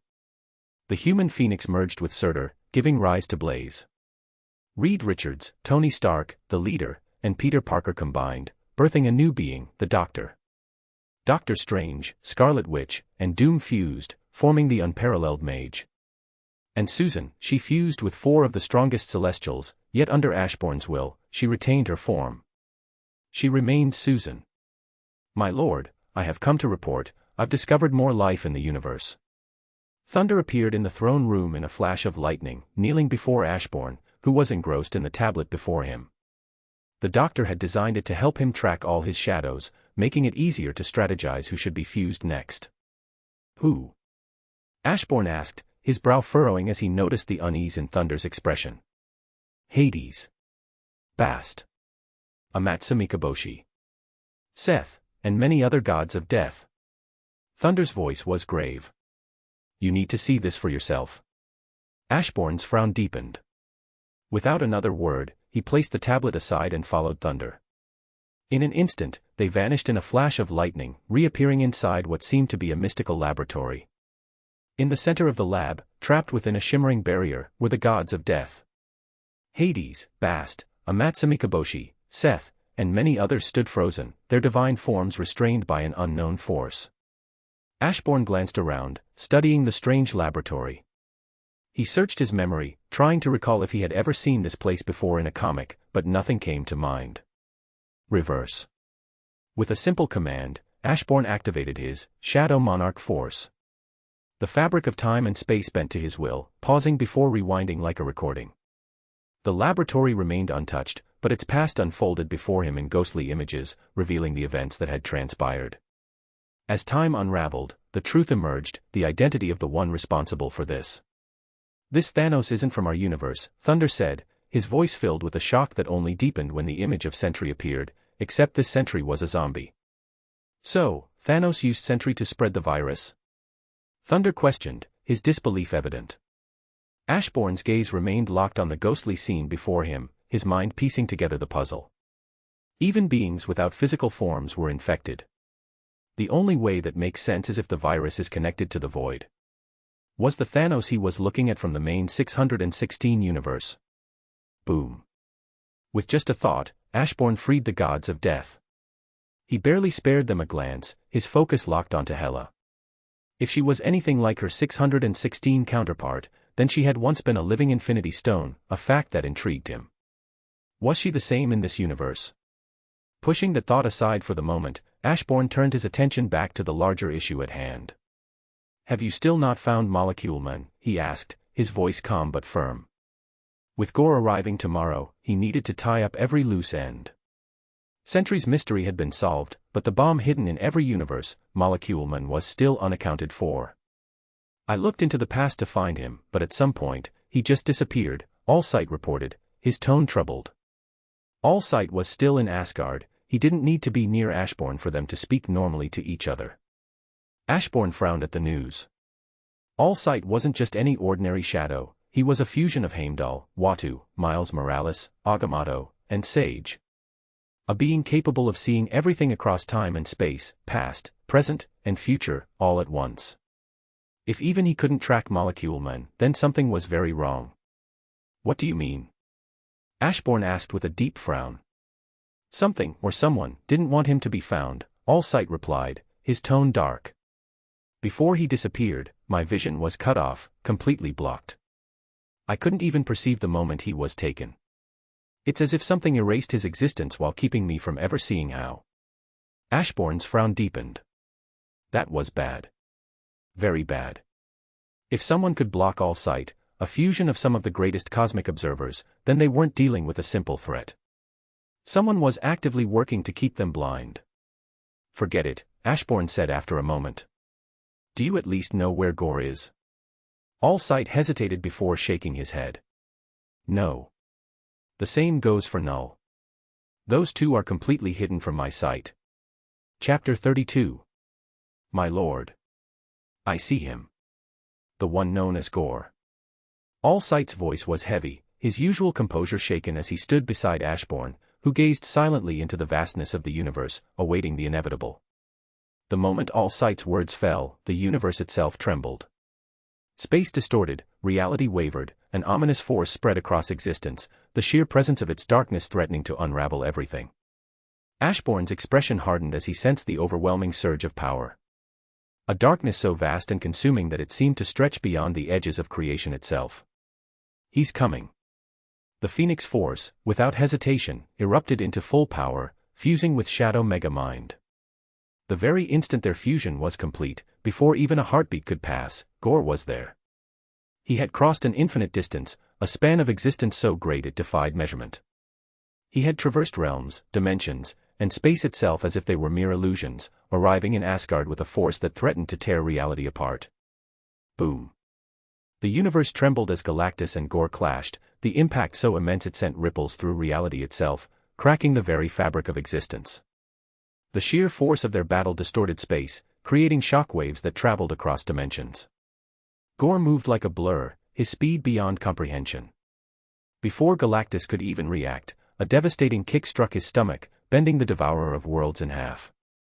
The impact was catastrophic. Galactus was launched across the universe, his massive form finding itself at the edge of the universe. So fast.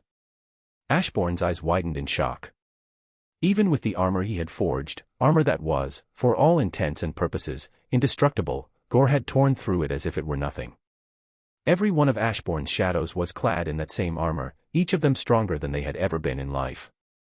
And yet, against Gore, even Galactus had been overwhelmed in an instant. He's healing too slowly, Ashbourne noted, sensing Galactus's sluggish regeneration. But there was no time to dwell on that. Without hesitation, he commanded his shadows to engage, sending his army surging toward Gore. The God Butcher responded with a monstrous shriek, his cry summoning twisted creatures from the abyss. Shadows of horrors beyond comprehension crawled from the void, clashing violently against Ashbourne's forces.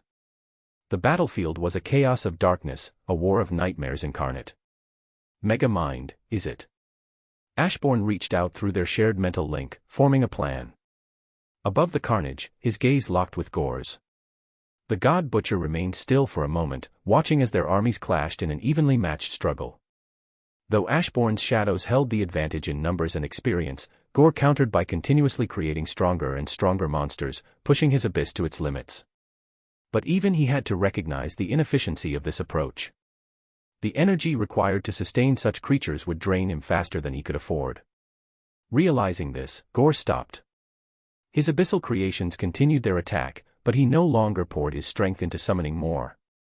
Instead, he turned his focus on Warper. He could feel his power. Boom. Gore barely managed to cross his arms in time, blocking Ashbourne's scythe as it came dangerously close to slicing him apart. Ashbourne had teleported, closing the distance in an instant, and at the same time, he had fused with his shadow, amplifying his strength, speed, and overall capabilities to terrifying heights. Weak. Gore roared, his voice carrying a primal fury. Without hesitation, he lashed out, his palms striking toward Ashbourne at blinding speed, aiming to end him in a single, decisive blow. Full counter.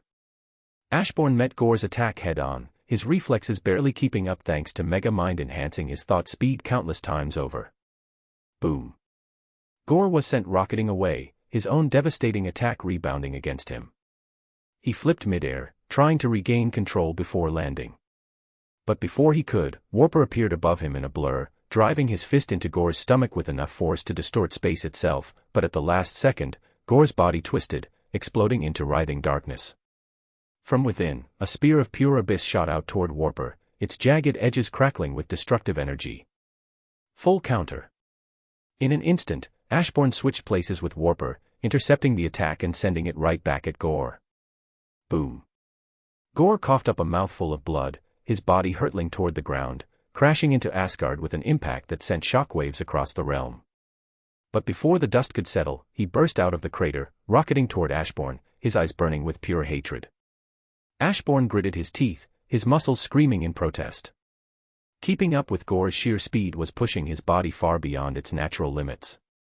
Every reaction, every movement demanded more than what should have been possible. But Ashbourne wasn't about to back down. Using limitation suppression, he forced his body to ignore its natural restraints, pushing himself past the threshold of impossibility. Go. Ashbourne's voice rang out as Gore's full attention locked onto him. In a flash of lightning, thunder moved in, his hammer crackling with power as he swung with all his might. Boom. Gore reacted instantly, turning just in time to block the incoming hammer. But just as he raised his defenses, Warper appeared behind him, his knee aimed straight for Gore's spine. Yet, at the very last second, just before impact, Gore vanished. In an instant, he switched places with Thunder. Thunder, now caught in Warper's devastating strike, was sent rocketing away at speeds so absurd that reality itself shattered in his wake, distorting space and time as he disappeared into the void. Gore wasted no time. The moment Thunder was out of sight, he lunged at Warper. But Warper reacted just as swiftly, warping reality to replay past events, shifting the battlefield itself to his advantage. Even though Gore seemed immune to his powers, Warper had no need to affect him directly. He twisted everything around him. The very fabric of existence bent to his will, reshaping the fight as the battle escalated beyond mortal comprehension. So, he acted. While Gore was momentarily caught off guard, Galactus appeared, along with Thunder, as they were never hit or sent flying.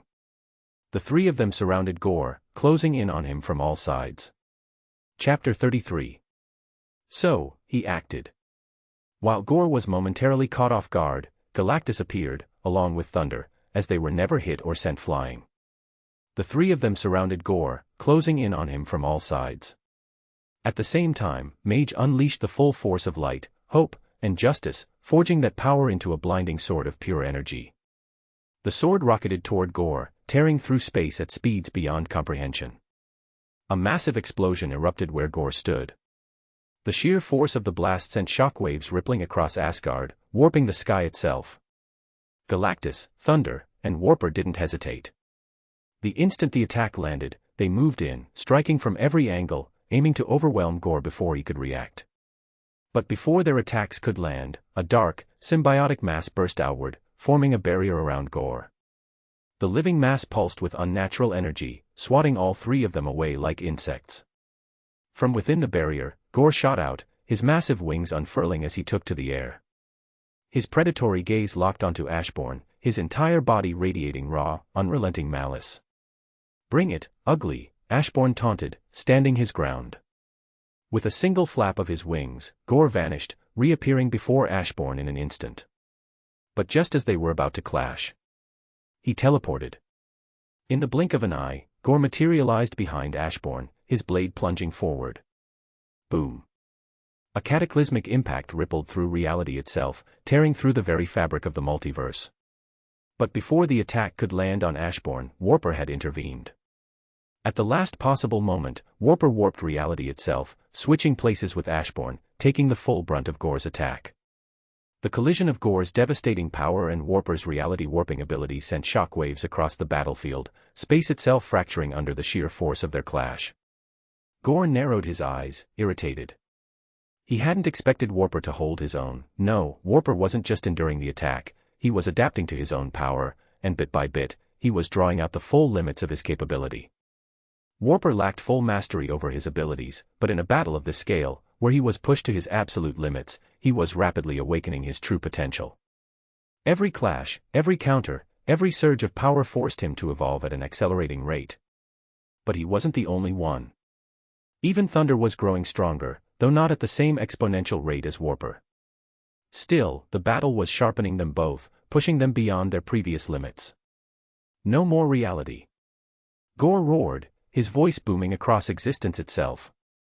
His eyes locked onto Warper, filled with pure hatred for the one constantly twisting and rewriting reality around him. Warper merely smirked, but his expression quickly hardened. Cracks. They spread across the battlefield, fractures in space itself. The universe trembled, the very fabric of reality straining under the relentless clash of titanic forces. And then, like glass, the universe shattered. Warper found himself without a reality to warp, rendered no different from a normal human. His pupils shrank as he realized he was completely helpless. Boom. A barrier formed around Warper at the last second, shielding him from Gore's attack. Gore's eyes locked onto Susan, who struggled to maintain the barrier under the immense pressure of his strike.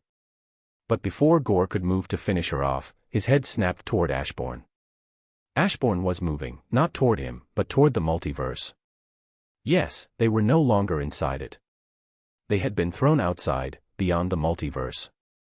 It was called outside because it was outside the multiverse. Marvel wasn't too good at naming stuff. Even while ignoring the different dimensions that make up each reality, there are many layers to the multiverse. Starting within a single universe, going beyond it would lead to the superflow, the space between universes. Going further would bring one into the neutral zone, the farthest boundary of the multiverse, where matter and antimatter coexist. While locations like the neutral zone exist outside all universes, they are still contained within the multiverse. But outside, that was different. It was a realm completely beyond the multiverse and beyond eternity's influence. Eternity, the embodiment of the multiverse itself, had no reach there. If one went even farther beyond outside, they would reach the far shore, the domain of the primordial void, also known as oblivion. Gore moved, appearing behind Ashbourne with a sword forged from pure darkness, aiming to end him in a single strike. But before he could land the blow, a ray of holy light blasted him away, sending him rocketing across the void. Mage moved swiftly, weaving spells effortlessly without the need for incantations, his magic illuminating the emptiness of the outside. Warper, even outside reality, you're not powerless. You can create a new reality. Ashbourne's voice echoed through their mental link. Warper froze for a moment, stunned by the realization. But then, something clicked. A spark ignited within him, and reality itself began to bloom from his very being. The force expanded outward, stretching and twisting until it reshaped the outside, flooding the void with existence once more. You heard that right, all of the outside was covered in this new reality birthed from Warper. I'll help you push your power to its fullest. First, rewrite reality, turn one Warper into two, Ashbourne commanded, his voice sharp and decisive. Warper barely had time to process before his power surged. At first, he created a single clone, then two, but with Ashbourne guiding him, he didn't stop there. In mere moments, millions of Warpers filled the void, each an extension of himself, all sharing the same mind. Warper, if you can imagine it, you can make it real. If one of you isn't strong enough, then create millions, combine your powers, and force reality itself to bow to your will. The sea of Warpers moved as one, their presence flooding the newly formed reality. Gore's eyes widened as he felt his own reality falling under the sea of Warpers' will. But he had no time to hesitate. Tapping into the vast reservoir of genetic power forcefully implanted within him, his body erupted with a surge of energy unlike anything before. The multiverse was infinite, and somewhere within it, a venom symbiote had bonded with nearly every conceivable being: Thor, Hulk, Hope, Iron Man, Franklin Richards, and countless others. Now, every one of their genetic imprints awakened inside Gore, rewriting his very essence. His form twisted further, shedding its half-monster state and transforming into something far worse, a true nightmare, wielding the power of countless titans. Then, to Ashbourne's dismay, Gore's body rippled, and the darkness around him multiplied. Clones. A shadow stretched endlessly across the void, filled with an infinite army of Gores, each carrying the strength of the original. Their collective presence twisted the very fabric of reality, drowning the battlefield in their sheer numbers. Fuck you, why can't this be like the comic? Ashbourne cursed, not liking this hard mood, impossible battle. Chapter 34. As countless Gores summoned an endless army of shadow creatures, they surged forward at terrifying speed. Their sheer numbers threatened to overwhelm everything in sight. Yet, instead of reacting with urgency, Ashbourne exhaled slowly, his posture relaxing as if he had already won. Megamind, Ashbourne called out, his voice calm. In an instant, Megamind tapped into the collective power of all Ashbourne's shadows and made his move. But he didn't target Gore, no, his sights were set on the summoned creatures. Every single monster was connected to Gore's mind, an extension of his will. And that connection? It was a fatal flaw Ashbourne had been waiting to exploit. From the moment Gore had summoned his first creature, Ashbourne had begun formulating this plan. Megamind had confirmed it was possible, but Ashbourne had played the long game. He had allowed his shadows to feign struggle, to make it seem like they were evenly matched, all to lure Gore into summoning more and more creatures. As the battle raged on, Ashbourne had orchestrated a strategy to gradually overwhelm Gore, forcing him to summon more and more shadow creatures just to keep up. However, the unexpected element of cloning had thrown a wrench into the plan. If the damage was divided among the clones, would it be enough to truly incapacitate him? The seemingly endless army of Gores let out cries of agony as Megamind's attack struck, their collective consciousness writhing under the assault. Yet, despite the overwhelming mental damage, they refused to fall. Their minds were battered, but not broken. They could still fight, and worse, they were already beginning to heal. Monarch's domain. Ashbourne unfused with his shadow, allowing it to merge with the reality Warper had created, forming a world of complete darkness. The battlefield transformed, nothing but an endless abyss under his absolute control.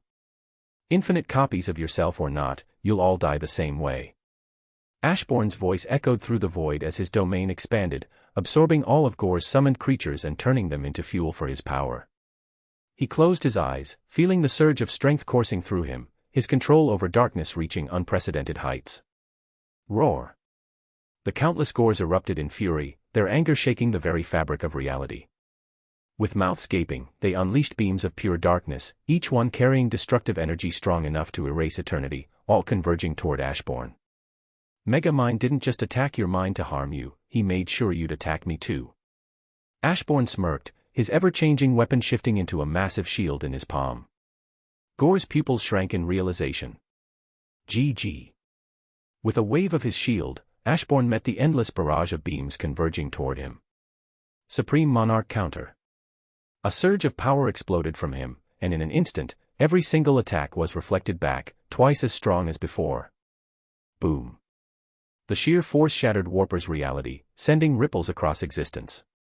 The impact didn't stop there, it reached far beyond, slamming into eternity itself, drawing a pained cry from the embodiment of the multiverse.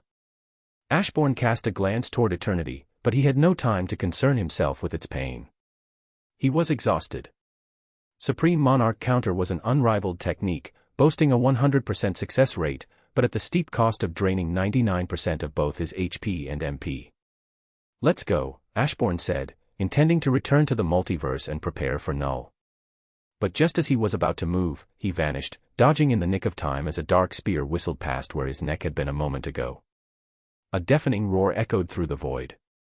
Gor had returned, stronger than ever. His once multiplied selves had fused into one, pushing his power to unimaginable heights.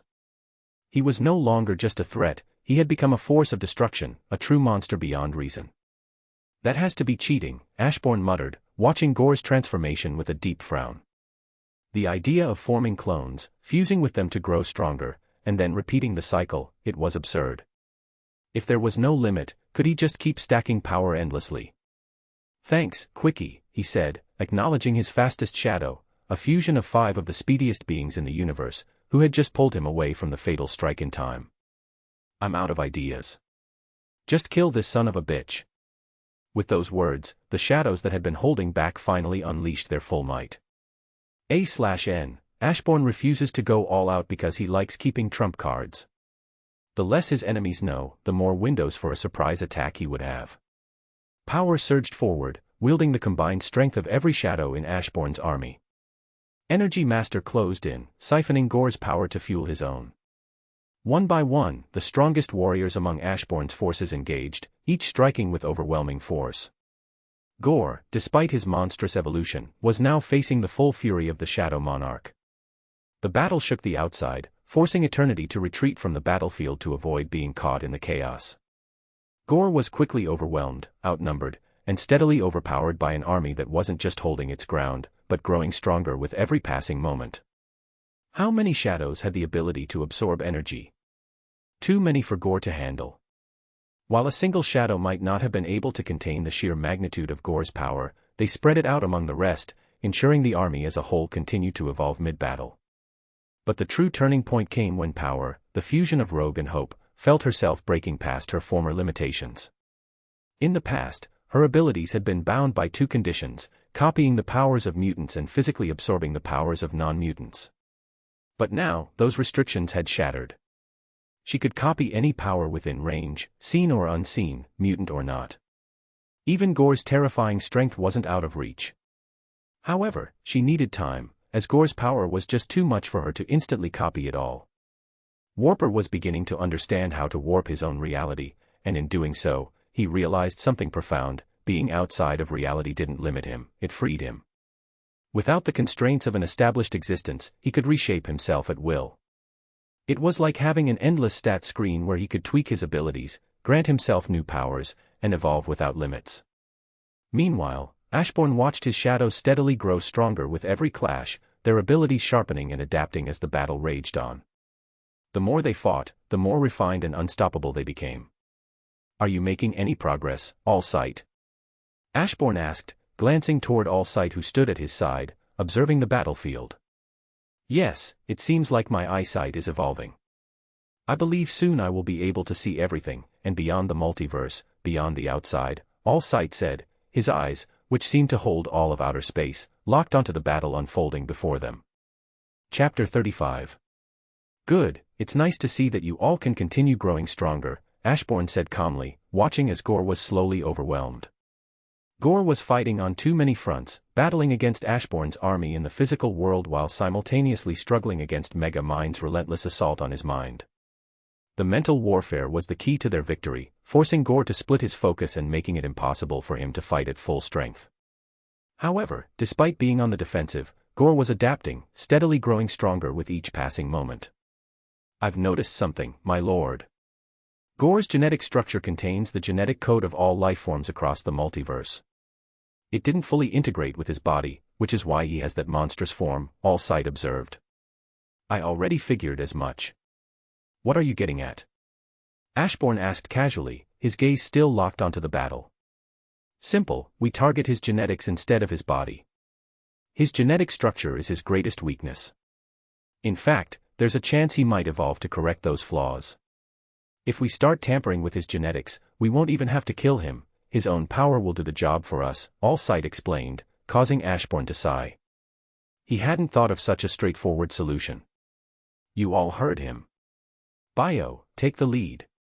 Ashbourne commanded, and in an instant, the most advanced biological manipulator in his shadow army shot forward. Bio was a fusion of beings like Elixir, Tarn, Armando Munoz, and the most capable celestials in biology. If anyone could break Gore down at his very core, it was him. If you're wondering how Armando became a zombie, the answer is simple, he wasn't turned, he turned himself. Armando was powerful, capable of adapting to nearly anything that could harm him. But his power had limits. For example, when he faced the world-breaker Hulk, he didn't adapt to fight the Hulk. Instead, his ability teleported him away, recognizing that Hulk's sheer strength was beyond its capacity to counter. The zombie virus, being something far beyond his natural adaptability, triggered an unusual response. Rather than resisting the infection, his power adapted by transforming him into a zombie, essentially making him a zombie capable of controlling to avoid being consumed by the outside virus. As for how Ashbourne killed him, well, he didn't. Odin did. While Armando was teleporting across the universe, desperately avoiding Ashbourne, All Sight took notice. Odin wasted no time, striking him down in a single blow. Regardless, Bio was one of Ashbourne's most formidable shadows.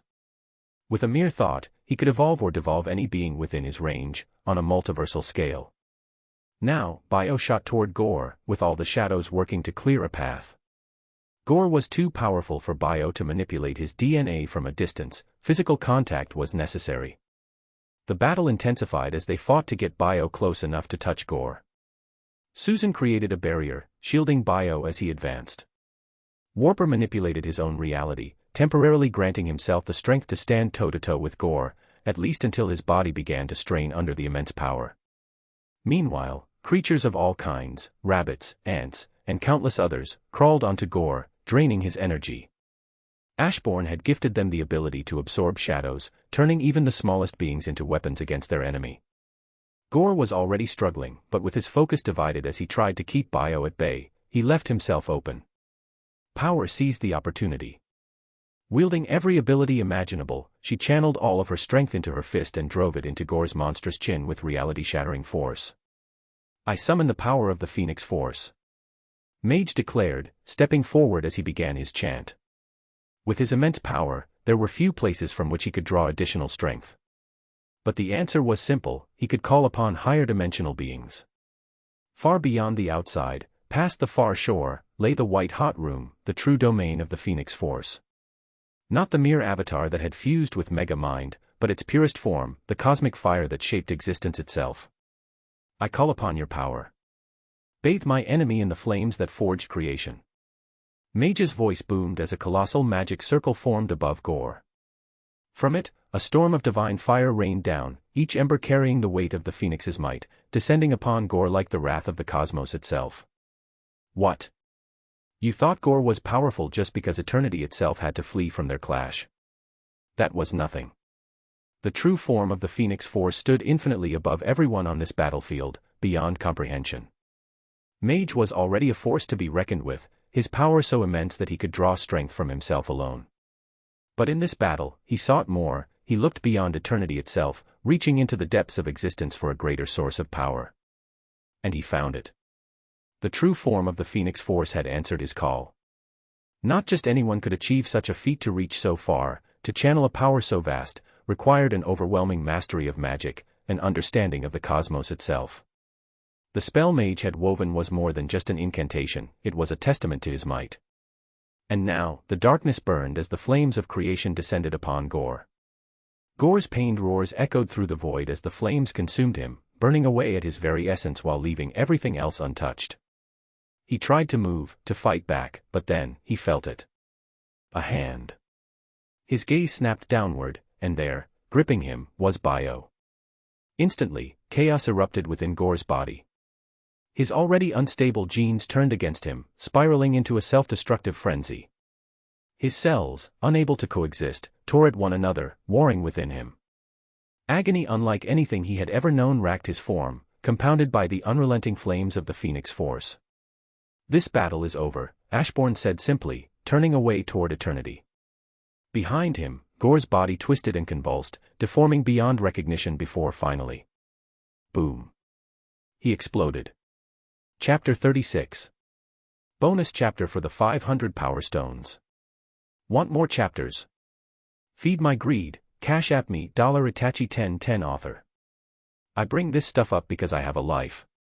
I can't do 2 chapters per day, every day. Motivate me enough and I can even drop like 5 chapters. I'm not saying I will drop the novel, just don't expect a daily update. This battle is over, Ashbourne said simply, turning away toward eternity. Behind him, Gore's body twisted and convulsed, deforming beyond recognition before finally. Boom. He exploded. Yet, even as his remains scattered across the battlefield, something unnatural happened. The shattered fragments of Gore did not fade. Instead, they began to shift, writhing through space, drawn together by an unseen force.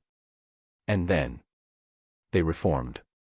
Ashbourne turned, watching as the remnants of Gore reshaped into something entirely new. Slowly, a white-haired man emerged, clad in armor as dark as the void itself, absorbing all light around it. A crimson, dragon-like emblem rested on his chest, an ominous contrast against the pitch-black metal. "So, you wish to challenge my authority?" The man's voice was deep, resonating with an undeniable weight. Ashbourne's eyes narrowed in shock for a brief moment, but as realization dawned, his expression shifted into something more composed. "You used Gore's body as a vessel to manifest outside the primordial void, meaning you're not just Null from within eternity, but the true Null." Ashbourne exhaled in irritation.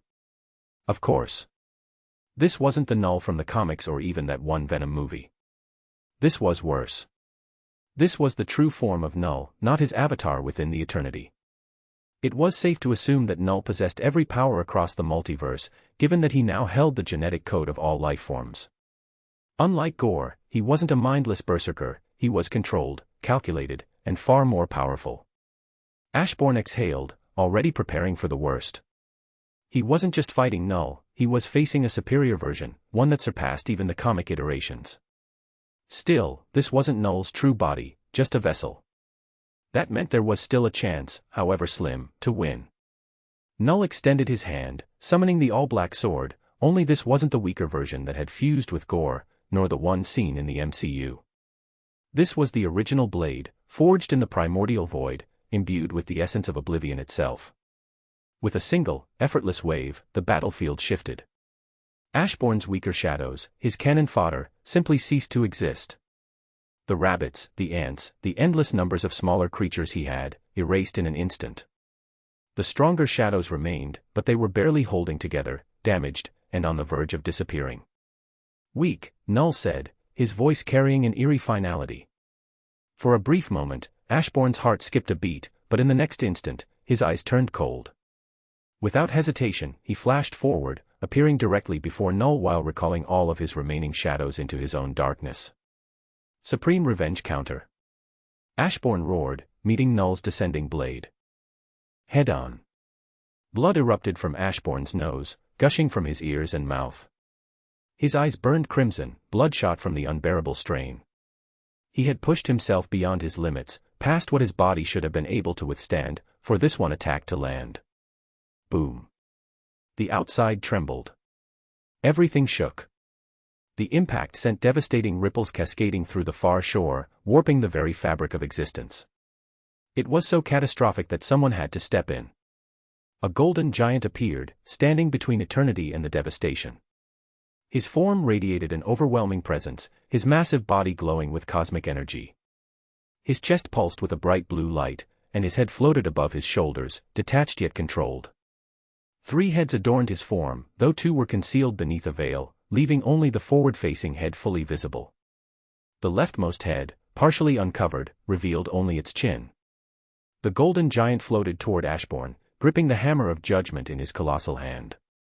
Ashbourne, suspended in the void, barely able to move, watched as his shadows instinctively summoned themselves to shield him.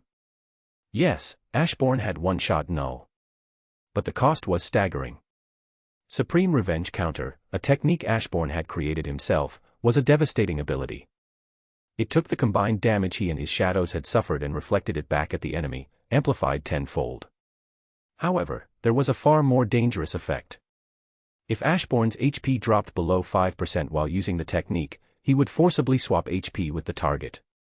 In doing so, he would steal 95% of the enemy's HP, leaving them with only 5% remaining. But this technique wasn't just raw force, it was omnidirectional damage. It attacked physically, spiritually, mentally, and even conceptually, a total assault on every aspect of existence itself. Drawbacks: the technique could only activate if Ashbourne physically touched the target. If the enemy's HP vastly outmatched Ashbourne's, then absorbing 95% of it could overwhelm and potentially kill him instead. The enemy, though weakened to 5% HP, was still free to act. And if they were strong enough, that remaining 5% might still be too much to handle. Null hadn't just damaged Ashbourne, he had killed his shadows. Unlike normal defeats where his soldiers could be resummoned, the shadows that Null erased were gone forever. Ashbourne had already been at 1% HP before activating the technique, he had ensured his HP remained at 1%. This meant that Null's HP also dropped to 1% before he suffered the full force of the accumulated damage from billions of shadows. So yes, Null was one-shot. But Ashbourne was left completely drained, unable to move, his body frozen from the unimaginable strain. And now, he could do nothing but watch as the living tribunal stood before him. Ashbourne's frown deepened as he locked eyes with the cosmic judge. The golden giant hovered above him, his face filled with unwavering fury, his massive form casting an inescapable judgment over the battlefield. "I have allowed you to act unchecked for far too long," the tribunal declared, his booming voice shaking the very fabric of existence. The hammer of judgment rose high into the sky, crackling with unfathomable power, one that did not merely punish but could erase beings from existence entirely. And then, it fell, aimed directly at Ashbourne.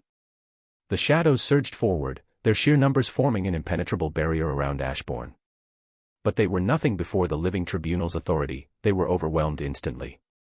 The hammer of judgment struck Ashbourne dead on, sending him rocketing through the void. Yet, there was no damage. Chapter 37. The hammer of judgment struck Ashbourne dead on, sending him rocketing through the void. Yet, there was no damage. A stunned silence followed. What? The living tribunal's voice trembled with disbelief, his eyes narrowing as he looked down at the hammer in his grasp. And then, it hit him.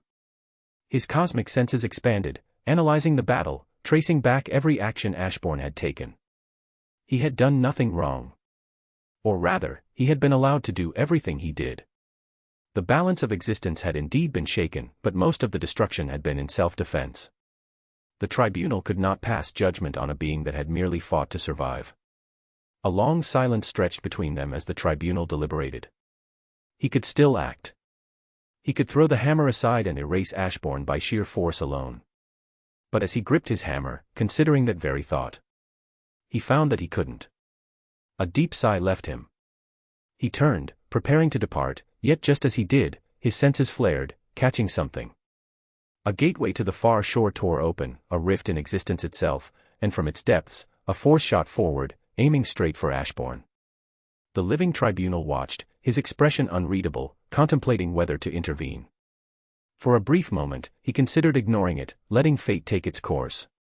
But in the end, he made his choice. Boom.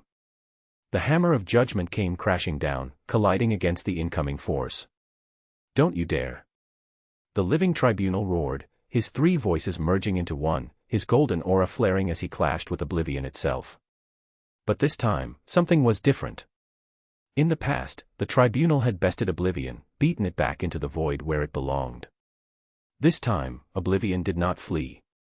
The full might of the void surged forth, pressing against the tribunal with an intensity unlike anything before.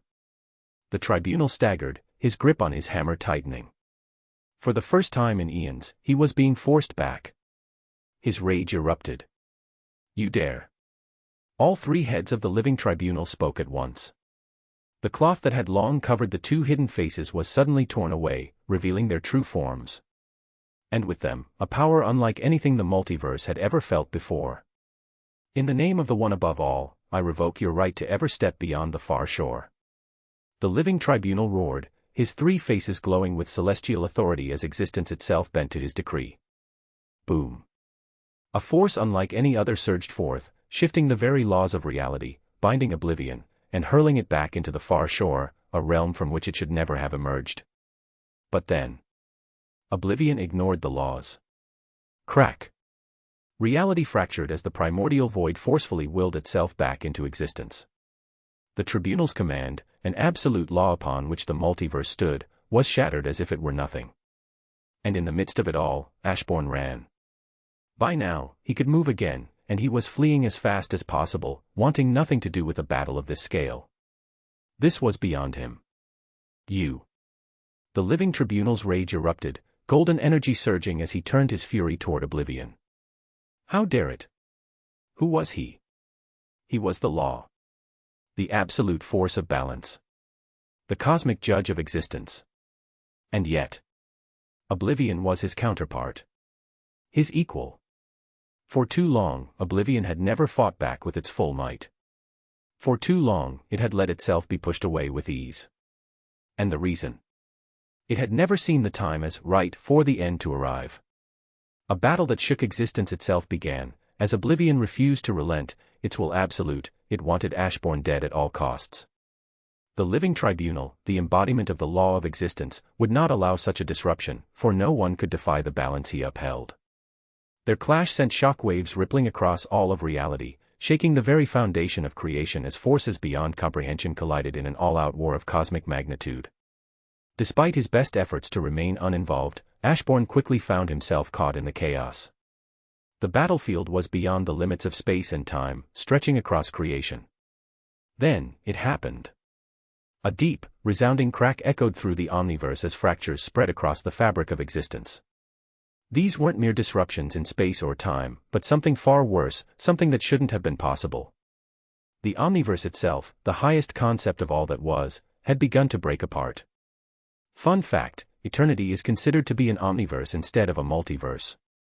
So, in the comic when Odin tore the fabric of the multiverse, that wasn't a multiversal-level feat.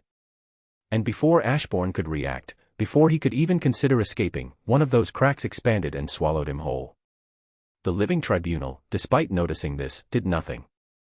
His duty was to the balance, not to individuals, and he would not waste his power protecting someone. His golden gaze remained fixed upon the abyss, unmoved, indifferent to Ashbourne's fate. But then, a sudden burst of golden flames erupted into the void, flooding the darkness with divine radiance. The true form of the Phoenix Force had arrived. Unlike its many lesser manifestations, this was the Phoenix in its purest, most absolute state, and it moved with purpose, reaching out with an unparalleled surge of power, seeking to pull Ashbourne back from the unknown. Yet, despite its immeasurable might, it was too late. For some unknown reason, the crack in reality vanished. Not just the one that had taken Ashbourne, but all of them. Across every plane of existence, every dimension, every reality, the fractures that had threatened to unravel creation were erased in an instant, as if they had never existed to begin with. Oblivion, the living tribunal, and the Phoenix Force all froze in place, their titanic struggle forgotten as an unsettling realization settled over them. Their eyes turned, not toward the multiverse, not toward the outside, not even toward the far shore where the primordial void loomed, but beyond. Far beyond. The House of Ideas. A/N. I hated how the fact the living tribunal was defeated so easily by the three beyonder. TLT would have three forms mainly because of his name, which is the heart of creation. Another thing that is linked to this name is the White Hot Room, also known as the heart of creation, which exists beyond everything. The two would be linked, as well as the living tribunal and the true form of the Phoenix Force. Chapter 38. In the sky, a crack in reality split open, distorting the very fabric of existence. From within the rupture, a badly damaged human figure plummeted toward the city below at breakneck speed. The figure crashed into a park with an earth-shaking impact, obliterating the area upon contact and sending nearby civilians hurtling through the air. Before they could hit the ground, a blur of red and blue streaked across the scene. Moving faster than the eye could track, the figure caught each person mid-air, safely placing them far from danger before coming to a stop. His red cape billowed behind him as he hovered in the air, a striking young man with a presence that radiated strength and authority. His eyes glowed faintly, piercing through the thick dust cloud that had risen from the crash. Beyond the haze, his gaze locked onto the unconscious human lying at the center of the crater, motionless and battered. Shocked, he vanished in an instant, seemingly teleporting beside the unconscious young man, who was lying completely bare in the aftermath of the crash. Wasting no time, he scooped him up and disappeared again, not toward a hospital, but to a teleporter stationed nearby. A flash of light engulfed them, and the next moment, they reappeared in the vastness of space, inside a massive watchtower floating above Earth. Dozens, no, hundreds, of heroes gathered in the hallways, their eyes locked on the unconscious figure in his arms. Whispers filled the air, curiosity and concern evident on their faces, but he didn't stop to explain. He moved swiftly, heading straight for the medical bay, where the most advanced technology from across the universe awaited, tools capable of saving even those on the brink of death. It's weird, he just fell from a crack in space, Cyborg said, projecting a hologram of the incident from his palm. The footage displayed a young man plummeting from the tear in reality before crashing into the park below. That wasn't just a crack in space, it was a tear in reality, a deep voice stated. A man dressed in black stepped out of the shadows, his presence startling the gathered heroes. Despite the sheer number of them, none had sensed his arrival. "What do you mean?" asked a blonde-haired man clad in a green skin-tight uniform, his brow furrowing in confusion as he turned toward the newcomer. His genetics, the very building blocks of his existence, are completely different from anything in our universe or even the rest of the known multiverse, the man in black said, his gaze fixed on the unconscious figure. The stranger's face was badly disfigured, bearing the marks of whatever had torn through him during his journey. Judging by the damage, it seemed as if he had passed through a cosmic storm. "His power is immense," he continued. "I'd say even Superman would struggle against him at his peak. So be cautious with him here." With that, he plucked a loose strand of hair and a fragment of skin from the unconscious man before turning on his heel and disappearing into the shadows, leaving the gathered heroes to process his words. "It wouldn't be wise to ignore Batman's words," a woman dressed in what looked to be striper clothing said seriously. A golden lasso hung at her side, its presence alone demanding respect. The gathered heroes exchanged glances before nodding in agreement. Without hesitation, the disfigured young man was carefully moved to a more secure and reinforced room, ensuring that, should he awaken with hostile intent, they would be prepared. "Weird, I can't see," Ashbourne muttered, his voice echoing through the endless void. He should be able to see in absolute darkness, yet all he saw was darkness. He took a cautious step forward, then another, feeling nothing beneath him yet somehow moving forward. Darkness stretched in every direction, thick and absolute, offering no sense of direction or space. He wasn't sure how long he wandered, minutes, hours, or even days. Time felt meaningless here. Just as frustration began to gnaw at him, a faint glow appeared in the distance. A flicker of hope surged through him, and without hesitation, he sprinted toward it. The closer he got, the more the darkness thinned, giving way to soft, golden light. Then, suddenly, his foot met something solid.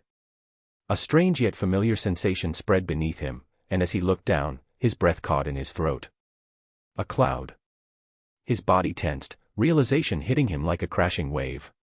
He had stood here before. A chuckle echoed through the sky, warm yet laced with amusement.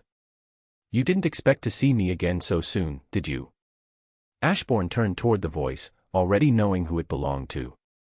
With a heavy sigh, his shoulders slumped. Well, what could I do against the likes of Oblivion?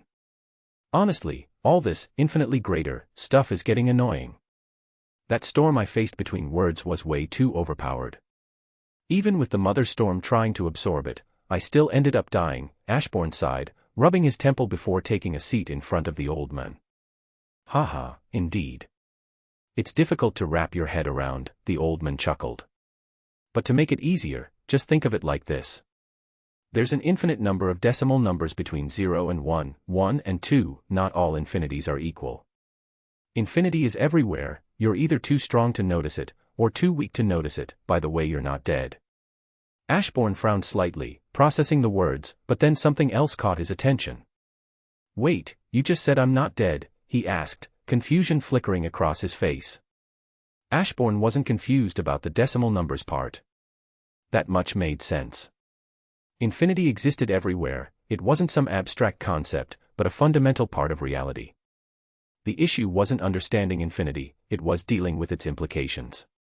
When one had enough power to destroy a universe, it was easy to assume that being 500 million times stronger would allow them to destroy an entire multiverse. But no, that was just enough to destroy 500 million universes, not the infinite layers beyond them.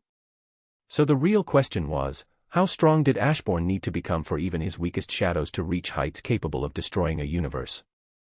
How could you multiply 10 and reach infinity? The answer was simple, you couldn't.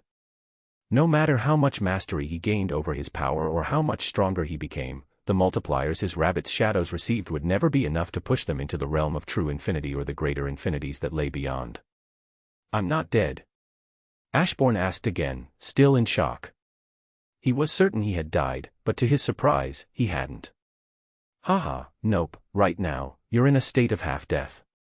When you can touch death, truly grasp its complexity, you'll be able to wake up, and as a bonus, you'll gain a massive boost in power. I even helped out by bringing you somewhere where death is far stronger, the old man said with a knowing smile. What do you mean? Ashbourne asked, frowning in confusion. But the old man simply smiled, refusing to answer. Can I at least know why you wanted me to be a shadow monarch? Seeing all the power at my disposal. I can't help but think there's more to your decision than just chance, Ashbourne said, watching the old man closely. If he wasn't going to answer the previous question, maybe this one would get something out of him. The old man paused for a long moment, his expression unreadable. Then, with a small sigh, he finally spoke. When the time comes, you'll understand. Sorry, kid, I'm not trying to act all mysterious or anything. It's just that you have free will, and my words might influence your choices. I don't want that. Ashbourne raised an eyebrow at that response but, after a brief moment of consideration, simply shrugged. Fair enough. It should be easy for you to grasp death. After all, you've already died once. So, good luck, the old man said with a smile. Before Ashbourne could respond, he found himself once again surrounded by darkness, only this time, there was nothing beneath him, nothing to stand on. He simply floated in the void, weightless, directionless. With no other choice, he closed his eyes, letting his mind drift back to his past life, the moment before he blew himself up, the feeling of destruction overtaking him. Then, his thoughts wandered to his clash with the cosmic storm, the overwhelming force that had nearly erased him from existence. He floated in that emptiness, memories shifting like waves. Soon, his mind turned to the world of zombies, the creatures he had been surrounded by for so long.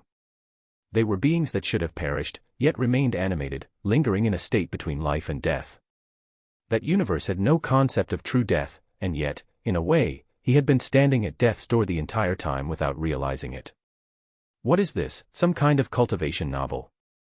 Ashbourne chuckled, a smirk forming on his lips as he fully embraced the moment when death first took hold of him in his past life.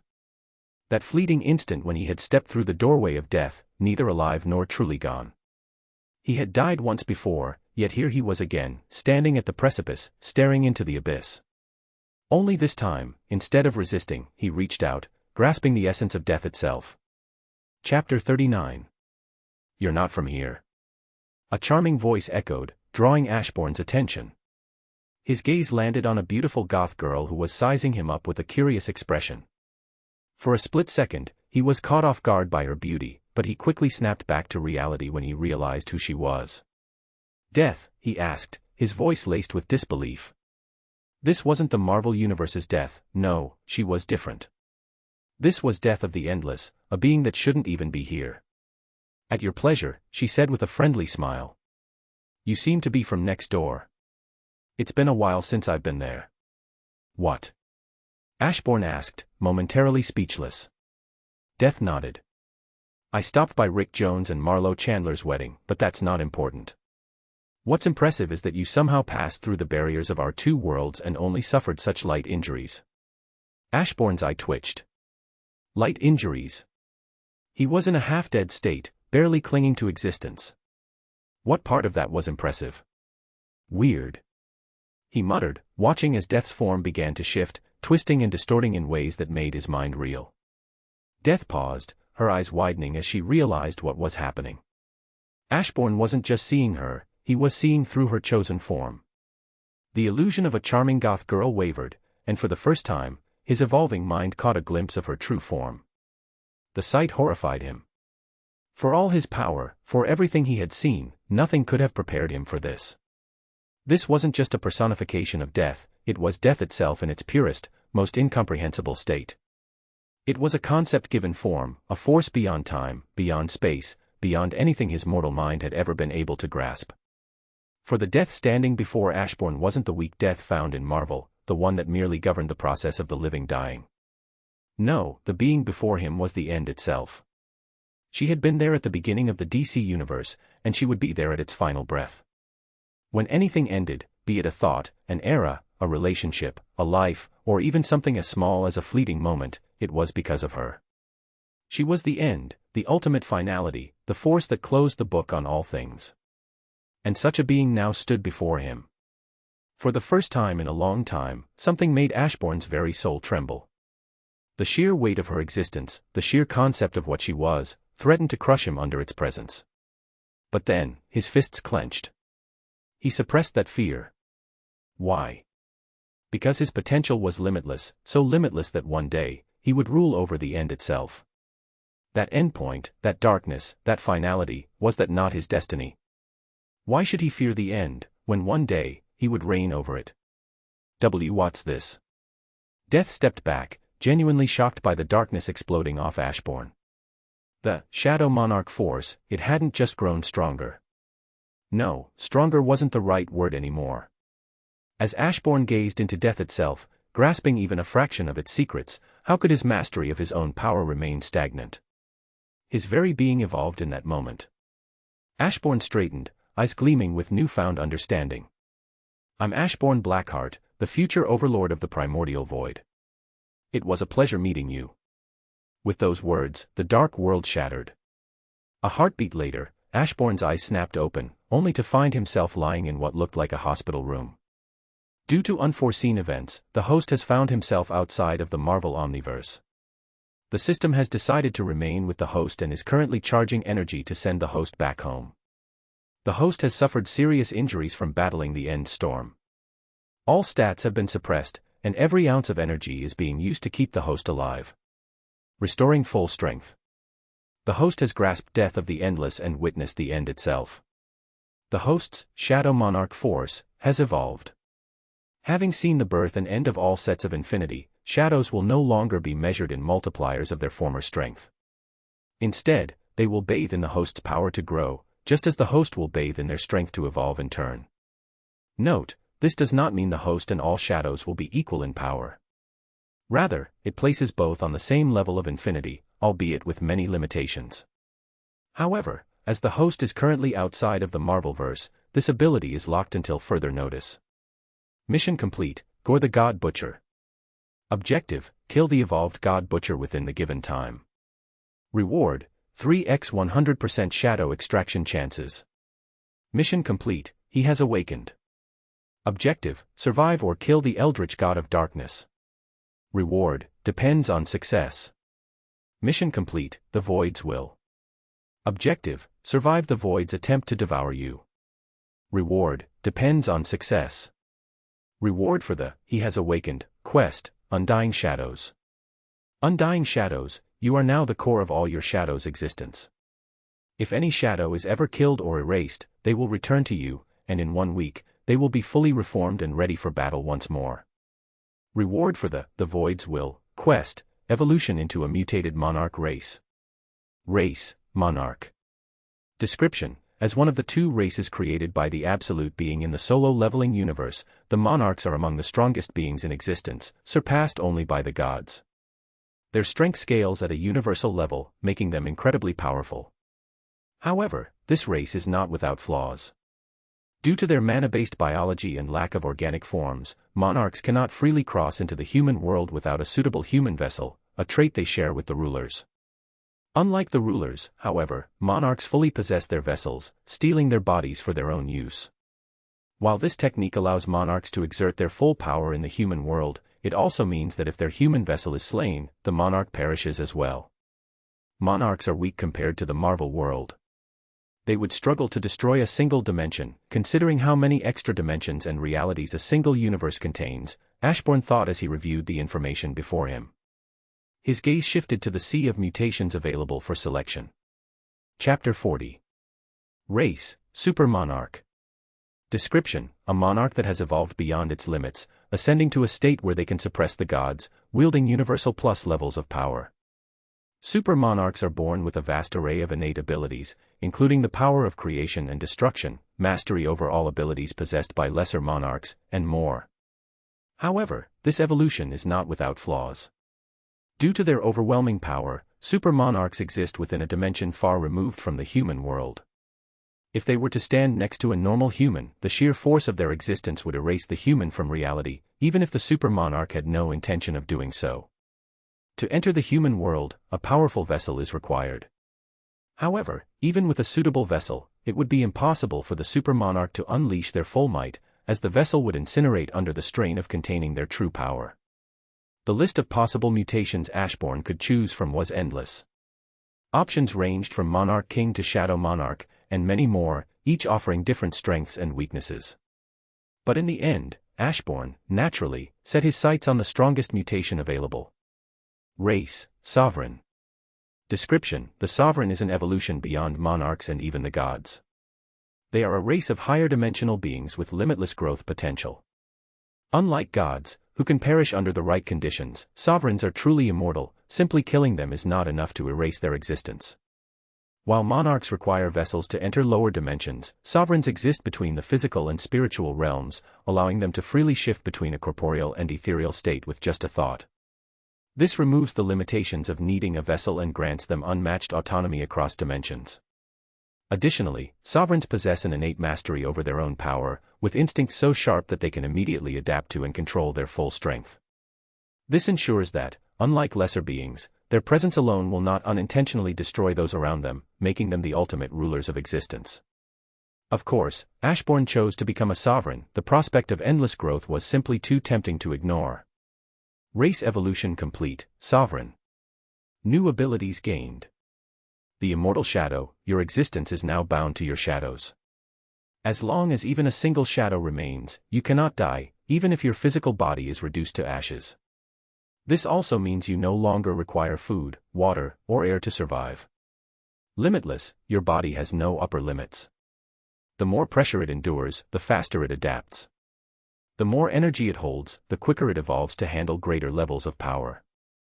Creation and destruction: a sovereign's power is absolute. With one hand, you can create nearly anything; with the other, you can destroy it just as easily. Shadow Link: a sovereign is eternally connected to their army. What belongs to your shadows belongs to you, and what belongs to you belongs to them. Because of this, every ability your army possesses is also yours, waiting for you to tap into its full potential. Shadow Instincts: a sovereign does not struggle to master their own power. The shadows bend to your will, awaiting your command.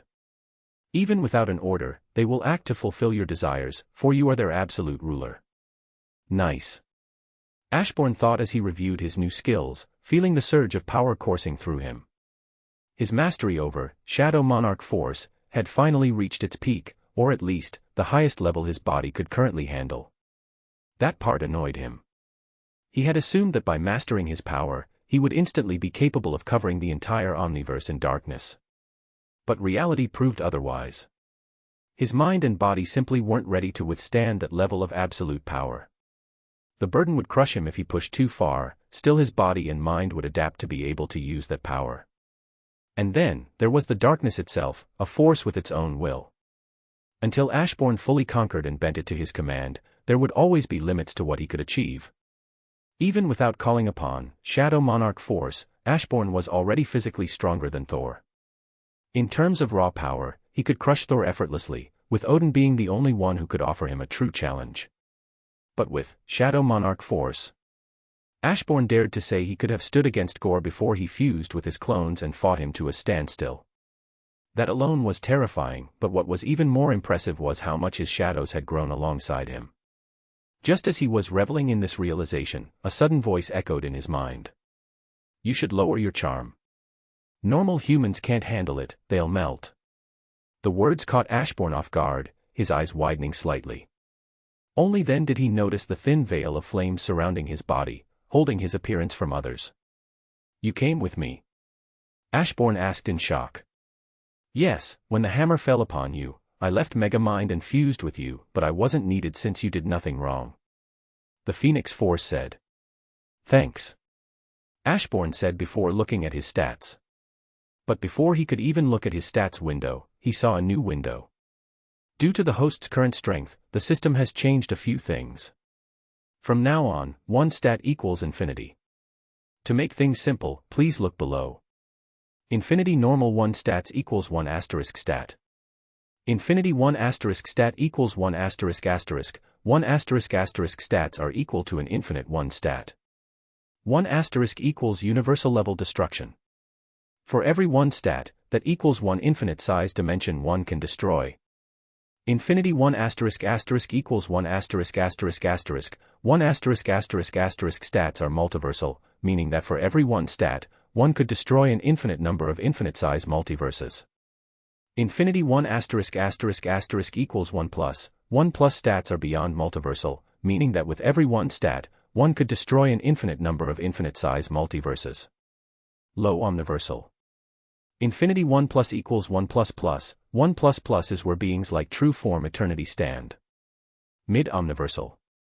Infinity 1 plus plus equals 1 plus plus plus, 1 plus plus plus is where beings like the Living Tribunal, the True Phoenix Force, and True Oblivion stand. Status screen. Name, Ashbourne Blackheart. Race, Sovereign. Age, 15 days and 2 hours old. Level, 100. Titles, Undead Slayer, Impossible Killer, Touch the Void, Weak Point Attacker, Triumphant Over Adversity, Overlord of Universe 2149. Attributes. Power, 1,000,000 plus, you're currently recovering, current stat, 500 million. Speed, 1,000,000 plus, you're currently recovering, current stat, 500 million. Durability, 500,000 plus, you're currently recovering, current stat, 500 million. Intelligence, 900,000 plus, you're currently recovering, current stat, 500 million. Charm, 100,000, you're currently recovering, current stat, 500 million. Class and skills. Job class, Shadow Monarch. Skills, Shadow Monarch Force, Shadow Inventory, Unwilling, Shadow Weapon Overlord, Detoxification, Tenacity, Longevity, Shadow Mood, Shadow Enhancement, plus 99 self-created skills. Job-specific skills, Shadow Extraction, Shadow Preservation, V3, Shadow Exchange, Monarch's Domain, Shadow Fusing V2, Undying Shadows, the Immortal Shadow. I'm low omniversal. I wonder what's the strongest being I could turn into a shadow. Ashbourne mused over his newfound strength while suppressing his charm, ensuring that normal humans wouldn't have their minds melt just from looking at him. Before he could even sit up, a commotion erupted outside his room. What's happening? The voices of multiple people reached his ears as the door burst open, and a group of DC heroes entered, expressions uneasy and tense. Through the thin veil of fire surrounding him, Ashbourne easily saw Cyborg, standing at the forefront, along with several others who had gathered. The flames covering Ashbourne's body vanished as he stood up from the bed, stretching his limbs. His newfound power coursed through him, making it feel as if he were inhabiting an entirely new body. The sensation was exhilarating, but what excited him the most was the fact that he had finally unlocked comic awareness, a passive ability that allowed him to just know things as long as his mind could handle the influx of knowledge. It was as if the entire sequence of events from the moment he arrived in this world had always been there, simply waiting for him to notice. Every detail, every action, and every thought that had surrounded him was now clear in his mind. With a casual roll of his shoulders, he looked at the heroes and spoke. Chapter 41. Thanks for saving me.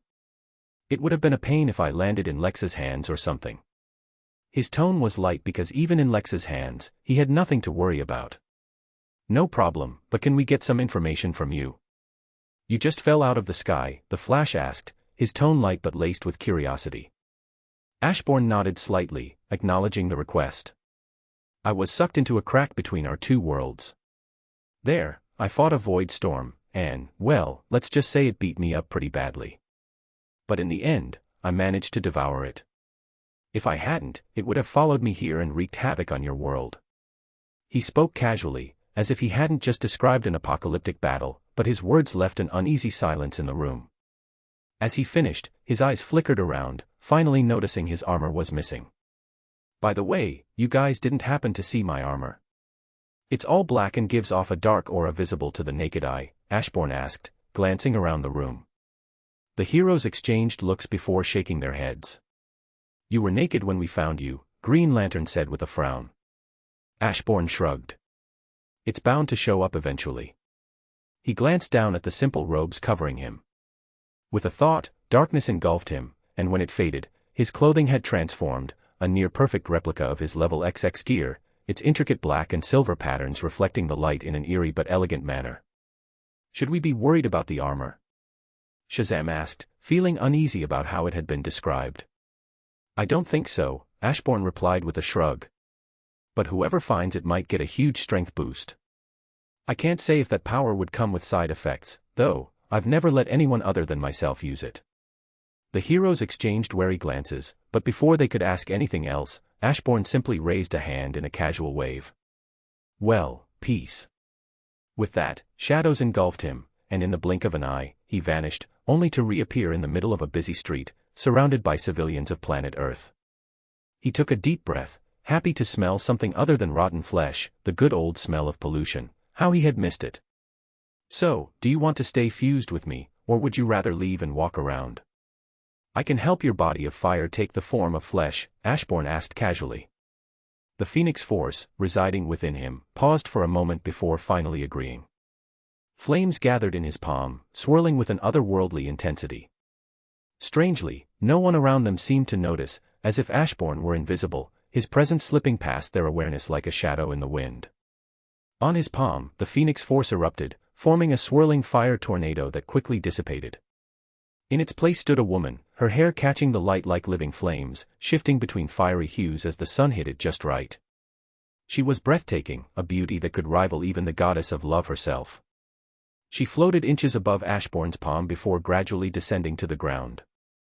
The moment her feet touched the surface, her expression twisted in discomfort, her hands instinctively flying to her throat. Struggling to breathe, she gasped as panic flickered in her eyes. As the Phoenix Force, she had never needed air before, a concept so basic that even a newborn instinctively mastered it was now an unfamiliar, overwhelming hurdle. Ashbourne simply placed his palm on her head, transferring the necessary knowledge for her to perform the most basic tasks required to live. He had assumed she would have instinctively known how to breathe. After all, most of her hosts had been mortal and required air. But then again, she was the Phoenix Force, an entity beyond such trivial concerns. Why would she ever bother to retain such insignificant knowledge? Looks like it's hard for a god to play a mortal. That's embarrassing, Ashbourne said, covering his mouth to suppress his laughter. The Phoenix Force shot him a glare, clearly annoyed.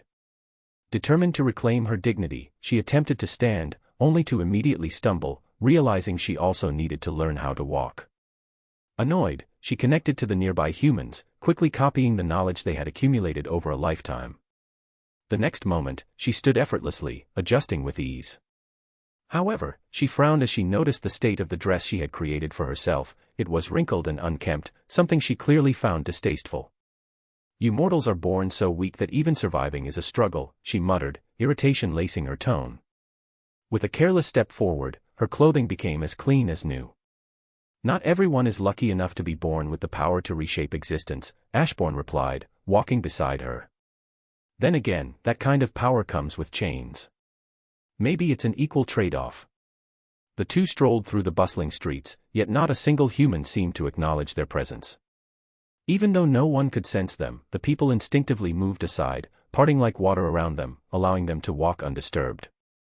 "How long until we return home? I sensed that system of yours when I fused with you. I didn't realize who was behind you until then." The Phoenix Force spoke lightly. "Who?" Ashbourne asked, frowning in confusion. "The one above all," she said with a sigh. The answer was so simple. Of course, the tribunal couldn't judge you, because you were acting under the will of the creator of all things. Ashbourne stood there, stunned. "So, that old man I met, was him?" he asked, still trying to process the revelation. She nodded. "He takes many forms. A random homeless man on the street could just as easily be him," she said with a deep sigh. "So, now that you've grasped the death of this world, how long until we can return to our own?" "The system said it's charging, and once it's ready, we can go back," Ashbourne replied, stretching his arms. "Until then, I want to relax, and find my gear first. I'd be lying if I said I wasn't curious to see what would happen if someone else equipped it. Then we should find a nice place to call home for the time being. We should also get IDs and everything else. We might as well go all out playing mortal," she said, to which Ashbourne paused for a moment. "But you need a name. Ren. Hannah. Ember. That's the best my naming skills can offer," he said lightly. "I will be known as Ember Fireheart," she decided. "I think it fits me well. Ember can mean spark, and I'm essentially the heart of our world. So, I'm the spark of creation and its heart." Ashbourne raised a brow, wondering if he should start putting that much thought into naming things. "Shadow Life-Giver. I control shadows and give them life," Ashbourne said, looking at her for approval. "Ashbourne will do," she replied with disdain, unimpressed by his naming skills. She had seen enough of his attempts to know better than to let him try again. Ignoring him, she turned her attention to the world around them, her curiosity piqued.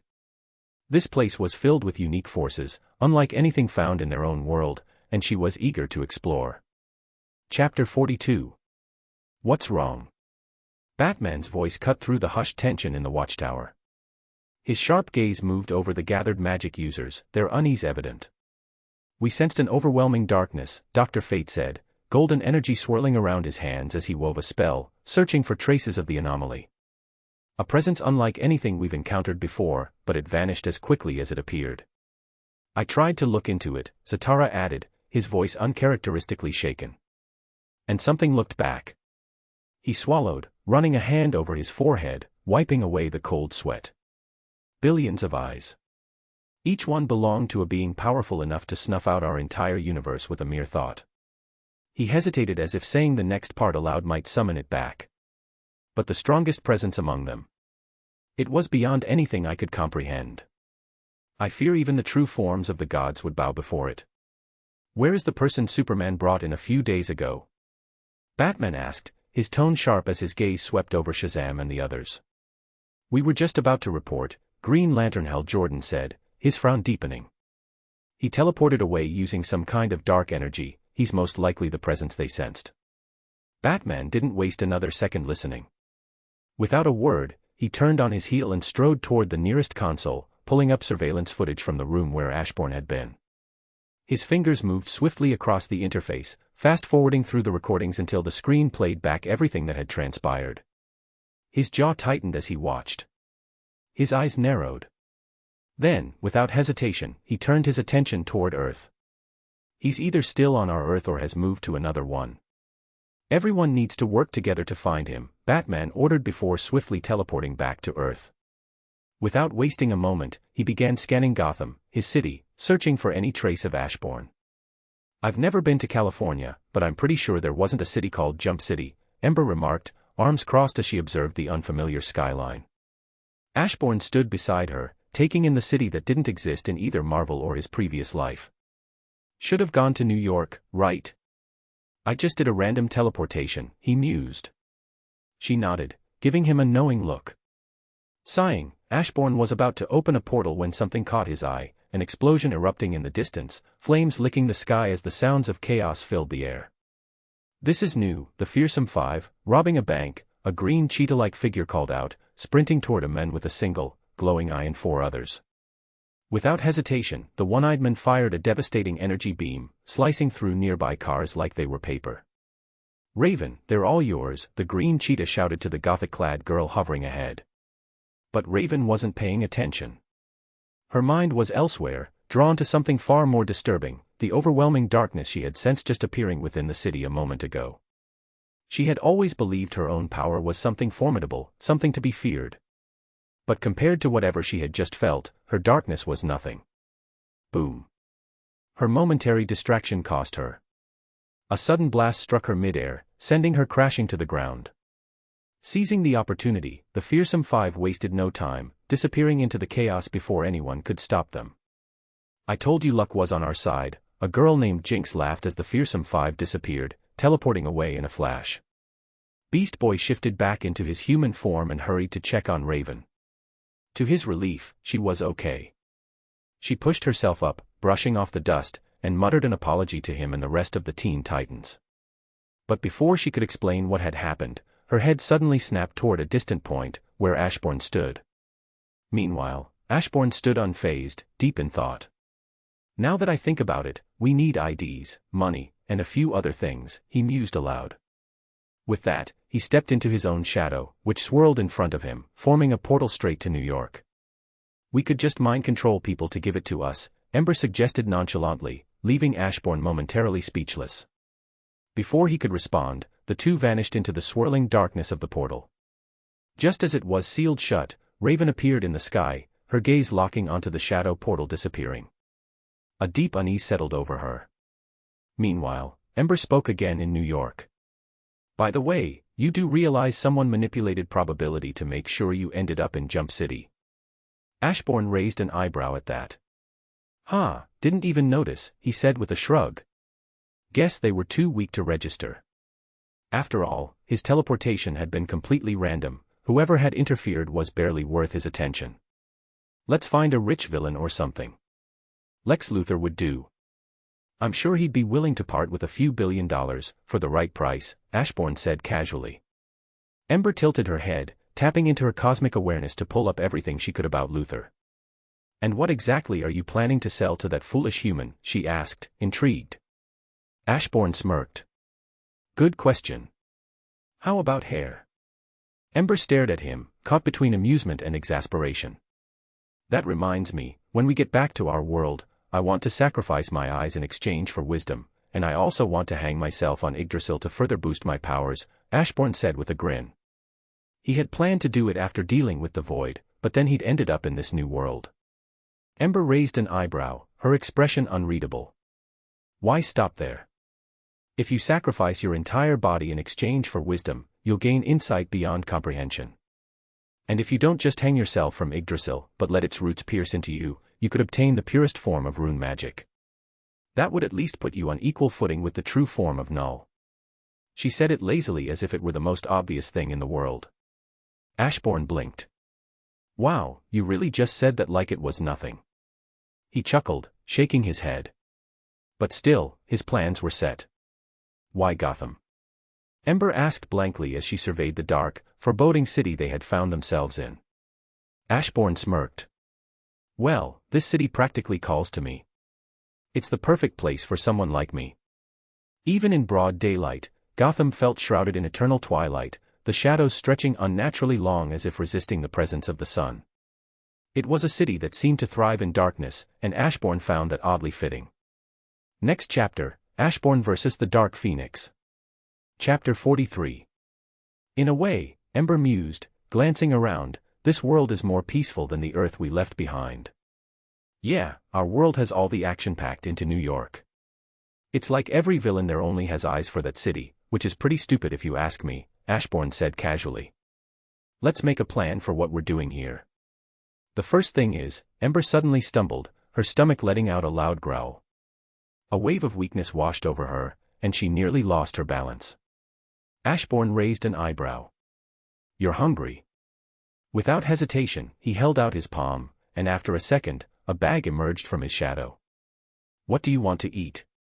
Ashbourne asked, watching as Ember eyed the bag with curiosity. She paused for a moment before answering, I always wanted to try those burgers. Ashbourne nodded, pouring his energy into the bag before pulling out a freshly made burger, still warm as if it had just been cooked. Ember took it, inspecting it for a second before taking a bite. She had seen Ashbourne eat these before, and now that she had the chance, she couldn't help but wonder, what was so special about them? Ember closed her eyes, letting her newly acquired sense of taste fully process the flavors. Her taste buds broke down each ingredient, analyzing the textures and combinations that made up the burger. But the moment she understood what she was eating, she spat it out, her expression twisting in pure disgust and outrage. You dare feed me bugs, she snapped, her fiery eyes burning with indignation. Ashbourne blinked, momentarily confused, before realizing what she meant. Pretty much every food humans eat has some form of bugs in them, he said with a casual shrug. It's best not to think about it. Ember's face darkened in horror as she immediately used her comic awareness to fact-check his claim. The more she saw, the more appalled she became. Plus, you're like part chicken, right? Don't you eat worms or something? Ashbourne teased, a smirk playing on his lips. The remains of the burger in Ember's hands instantly crumbled to dust. Flames erupted around her body, her golden eyes blazing with fury as she glared at him. Call me a chicken one more time. I am the Phoenix Force, she snapped, her voice filled with righteous indignation. Oh. Is this the dark phoenix I'm facing? Ashbourne mused, tilting his head mockingly. How did you get corrupted by a few insects? With that, Ember's flames surged violently, the air around them warping from the heat. I knew it, Ashbourne said, completely unfazed by her rage. Instead of being concerned, he observed her closely, noting the subtle shifts in her energy. As he suspected, she had grown stronger. She had tapped into the forces of this new omniverse, using them to enhance her power. The realization only fueled Ember's fury. It wasn't just that Ashbourne had provoked her, it was why. He had deliberately enraged her just to test her strength, treating her like an experiment rather than an equal. And on top of that, she was still starving.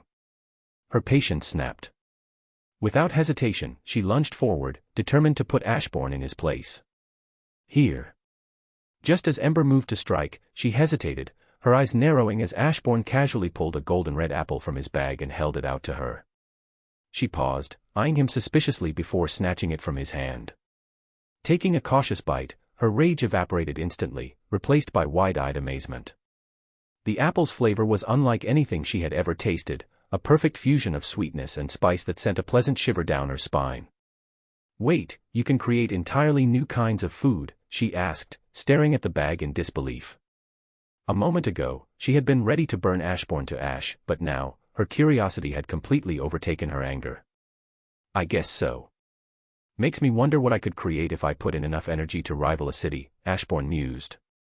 Testing the thought, he poured an immense amount of power into the bag, the equivalent of a city's energy, while picturing chocolate. A moment later, he reached in and pulled out a chocolate bar. Snapping it in half, he handed a piece to Ember, who took it with hesitant intrigue. Ember took a bite of the chocolate, and the moment it touched her tongue, she froze. Her pupils shrank, and in an instant, her entire life flashed before her eyes. She stood motionless for so long that Ashbourne, mid-motion about to take his own bite, lowered the chocolate and raised an eyebrow. Are you, all right? He asked, watching her carefully. Her eyes flickered slightly as she returned to reality, locking onto Ashbourne. For a brief moment, she just stared at him in silence, processing what had just happened. Then, with sudden and terrifying intensity, she whispered a single word. Chocolate. Before Ashbourne could react, she roared, chocolate, and with a single punch, sent him rocketing across the city. Without hesitation, she snatched the untouched piece from his hands and devoured it like a starving nomad discovering an oasis. Each bite was consumed with reckless abandon, her previous composure completely shattered. More. Chocolate. Chocolate. Chocolate. Chocolate. Ember's voice boomed as flames erupted from her body, shaking the entire multiverse. Her once fiery red hair darkened, her aura twisting and warping under the sheer force of her hunger. This was no longer just the Phoenix Force, this was the Dark Phoenix unleashed. All this, over stupid chocolate. Ashbourne muttered weakly, coughing up a mouthful of blood.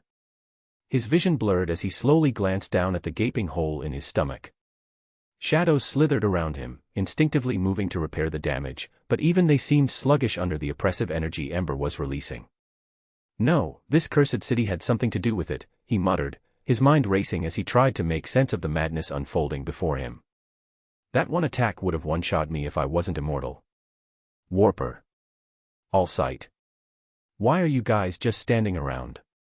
Ashbourne called out, his gaze darting to his shadows. By now, they shouldn't have needed his command to act, so why weren't they moving?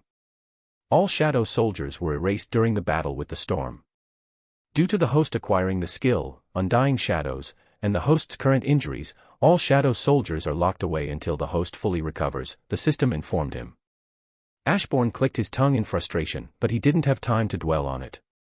In the blink of an eye, he leaped back, just in time to dodge Ember's grasping hand as it closed around empty air where his neck had been a heartbeat ago. No gear, I'm in a weakened state, and I have no shadow soldiers. His lips curled into a smirk. Well, let's dance. Without hesitation, he shot into the sky, moving at a speed that tore through the air like a sonic boom. As he ascended, he tightened his grip on the bag in his hand, his last bargaining chip. Ember's burning gaze followed the bag, her obsession overriding all reason. With a furious roar, she rocketed after him, flames exploding from her body as she tore through the atmosphere in pursuit. Arise. Ashbourne's voice echoed through the entire city, resonating with a power that shook the very foundation of Gotham. In that instant, his mortal guise vanished, replaced by a divine form so overwhelming that it could charm even the coldest of hearts. Across every graveyard, from the bodies of humans to the smallest insects, even the creatures lurking beneath the waters, they all stirred, rising from death itself. The entire city was now under his shadow. Just as Ember's outstretched hand nearly reached him, Ashbourne switched places with one of his newly summoned shadows. Ember's fiery fist crashed into something, but it wasn't Ashbourne. A shadow. More specifically, the shadow of an ant. Ember's eyes widened in disbelief as the tiny creature, an insignificant insect in life, effortlessly caught her punch. The force of her attack should have shattered mountains, yet the ant remained unmoving, gripping her hand with absolute authority. Just because I might be weak right now, Ashbourne's voice drifted through the air, soft and composed, yet carrying an undeniable weight. Ember turned her gaze to a nearby rooftop. There he stood, hands casually tucked into his pockets, his expression unreadable. Doesn't mean my shadows are. Chapter 44, Bonus Chapter. As soon as the shadows rose, they surged with power. Even in his weakened state, Ashbourne's mastery over the Shadow Monarch force ensured that his shadows would stand far above his current strength. Though these newly summoned shadows had yet to bask in his darkness and fully evolve, the sheer depth of his control alone propelled them to unfathomable heights, light years beyond Ashbourne's present condition. But the Phoenix Force. It was the nexus of all psionic energy, a power that transcended mere strength and bordered on the divine. In the DC universe, another force held sway over reality, the emotional electromagnetic spectrum. What was that, you ask? The emotional spectrum was an omnipresent energy field, fueled by the raw emotions of all sentient beings across existence, one of the 7 fundamental forces of this universe. It was the very foundation of power for the Lantern Corps, each color representing a distinct force of will, fear, rage, love, and beyond. So, the real question was, what would happen if the Phoenix Force, the cosmic fire of rebirth and destruction, absorbed not just the emotional spectrum of this universe, but of the entire omniverse? The thought alone was terrifying, but she was doing just that, aiming to be the nexus of the emotional spectrum. Ember's mortal form began to deteriorate, her flesh melting away to reveal a body of pure, raging fire. But before she could fully shed her human shell, Ashbourne acted. With a flick of his wrist, he tossed a chocolate bar into the sky. Like an addict drawn to their vice, the Phoenix Force halted its self-destruction, instinctively healing its mortal body as it rocketed forward, snatching the chocolate from the air. But she never got the chance to taste it. In an instant, Ashbourne appeared behind her, his grip tightening around her throat. Before she could react, he hurled her down, sending her crashing into the earth with a force that shook the city. Even as she hit the ground, Ashbourne didn't hesitate. He reached out, his power surging as he absorbed the corruption that had overwhelmed her. Ember's flames exploded outward, instinctively fighting back against Ashbourne's grasp. The heat was immense, scorching everything in its path, but Ashbourne didn't flinch.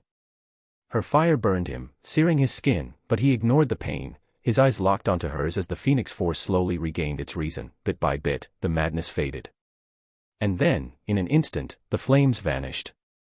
Ashbourne let out a deep sigh, stepping back as his wounds were consumed by darkness, healing as if they had never existed. With a flick of his fingers, shadows wrapped around Ember, ensuring her modesty before disappearing, leaving her fully clothed once more. Sorry, Ember muttered, unsure of what to do after what had just happened. Ashbourne let out a tired sigh, stretching his neck as he considered what to do with her. This city is pretty cursed, so maybe we should stay here for a while, he said, rubbing his chin thoughtfully. Might help you toughen up that weak mind of yours. That was pretty embarrassing.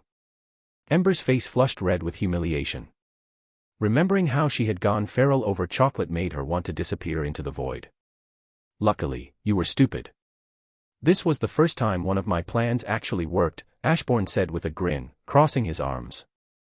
I brought back every lifeless body in the city and had a single ant block your attack, just to give you the illusion that all of my shadows were insanely overpowered. In reality, they were only planetary level at best. He smirked, clearly pleased with himself. With sheer numbers and that one ant's strength, you assumed you had to go all out. But mid-transformation, you completely threw logic out the window and lunged at a chocolate bar instead, while your body nearly burned itself away from the backlash. That's the first time a plan of yours actually worked. Good for you, Ember said with a downcast look. She knew Ashbourne was terrible at making plans. His intelligence stats seemed more focused on strengthening his mind and learning capabilities rather than strategic thinking. And now, that fact stung even more, another blow to her pride. Don't be so down, Ashbourne said with a light smile, lowering his overwhelming charm once more. This city is the perfect place for you to train. No one is perfect, and your only flaw is that you've allowed yourself to feel human emotions without knowing how to control them. He extended a hand toward her, and after a moment's hesitation, Ember took it. So, let's start training. Ashbourne said, stretching slightly before his gaze shifted upward. But first, we should deal with our guests. Ember followed his gaze, her expression hardening as she took in the sight above them. The sky was filled with figures, dozens of them, their silhouettes stark against the daylight. The Justice League had arrived. Their presence carried weight, an unspoken challenge that hung heavy in the air. I wonder if they recorded all of that. Ashbourne mused, a smirk playing at his lips. Ember shot him a death glare but didn't bother wasting her energy on a response. Instead, she turned her attention to the figures above, feeling out their power. Most of them weren't a concern, but one stood out, the embodiment of hope, Superman. His strength wasn't static, it fluctuated depending on what he faced, adapting to the challenges before him. In a way, he was the keystone of this omniverse, a central figure in its story. And Ember could sense it. Marvel had its share of beings who could manipulate the plot, but this was different. This was the universe itself favoring its champion. What? Before Ember could finish her sentence, Ashbourne swiftly covered her mouth, already sensing she was about to say something rude. Her response was immediate, she bit down on his hand. Ah, damn it. Ashbourne hissed, shaking his hand as a sharp sting shot through it. Instinct nearly had him swinging a punch at her, but Ember dodged effortlessly, floating just out of reach with a smug look. Last I checked, chickens didn't have teeth, Ashbourne muttered, flexing his fingers. Flames erupted around Ember in response, her glare searing hotter than her fire. But Ashbourne simply turned away, dismissing her anger entirely, something that, of course, only infuriated her more. So, what does the Justice League want with us? Ashbourne asked with a light smile, casually sizing up the heroes hovering above them. Hal Jordan narrowed his eyes, his green aura flaring slightly as he flew closer. Who is she, and how was she able to interfere with the emotional spectrum? He demanded, his voice carrying an edge of wariness. What did you do? I don't want omniversal-level beings knocking on my door, Ashbourne said with a frown, his arms crossing as he eyed Ember. She sneered, flipping her hair back with a haughty smirk. "I'll just burn them to ash," she said arrogantly, as if the idea of facing such beings was nothing more than a minor inconvenience. With every moment, she was growing stronger. Soon, she would become the true nexus of all psionic energy in this omniverse. "Says the chicken who just got corrupted over chocolate," Ashbourne said with clear disdain. "That was it." Ember snapped. Chapter 45. "Says the chicken who just got corrupted over chocolate," Ashbourne said with clear disdain. "That was it." Ember snapped. She vanished in a flash of fire, her fist rocketing toward Ashbourne's face. But just before impact, his shadow surged from the ground, forming a barrier between them. The force of her attack was swallowed whole, vanishing into the infinite darkness as if it had never existed. Ember's eyes widened in shock. She tried to yank her hand back, but the shadow moved, wrapping around her like living tendrils. The darkness coiled around her limbs, pulling her in. Instinct screamed at her to fight, but after a second, she stopped. Resisting. She had realized something. So, instead of struggling, she allowed herself to sink into Ashbourne's shadow, disappearing without a trace. The Justice League, however, wasn't about to stand by and let something so ominous unfold before their eyes. Without hesitation, the Justice League surged forward to intervene, determined to save Ember from whatever darkness had just consumed her. But before they could reach her, a golden light flashed, and Dr. Fate appeared in their path, raising a hand to halt them. "He's absorbing the corruption he missed," Fate stated calmly, his voice carrying an authority that made even the most headstrong heroes pause. "If you interfere now, you'll disrupt the process. More importantly, you're also weakening her connection to the emotional spectrum. If she experiences too many uncontrolled emotions, she could easily fall back into that dark, destructive state." Ashbourne gave a slight nod of acknowledgement, though his attention remained on the process at hand. "Pretty much," Ashbourne said with a shrug. Emotions are still new to her, so it's best to start off with training wheels. His gaze swept over the gathered heroes before he tilted his head slightly. "So, what do you guys want?"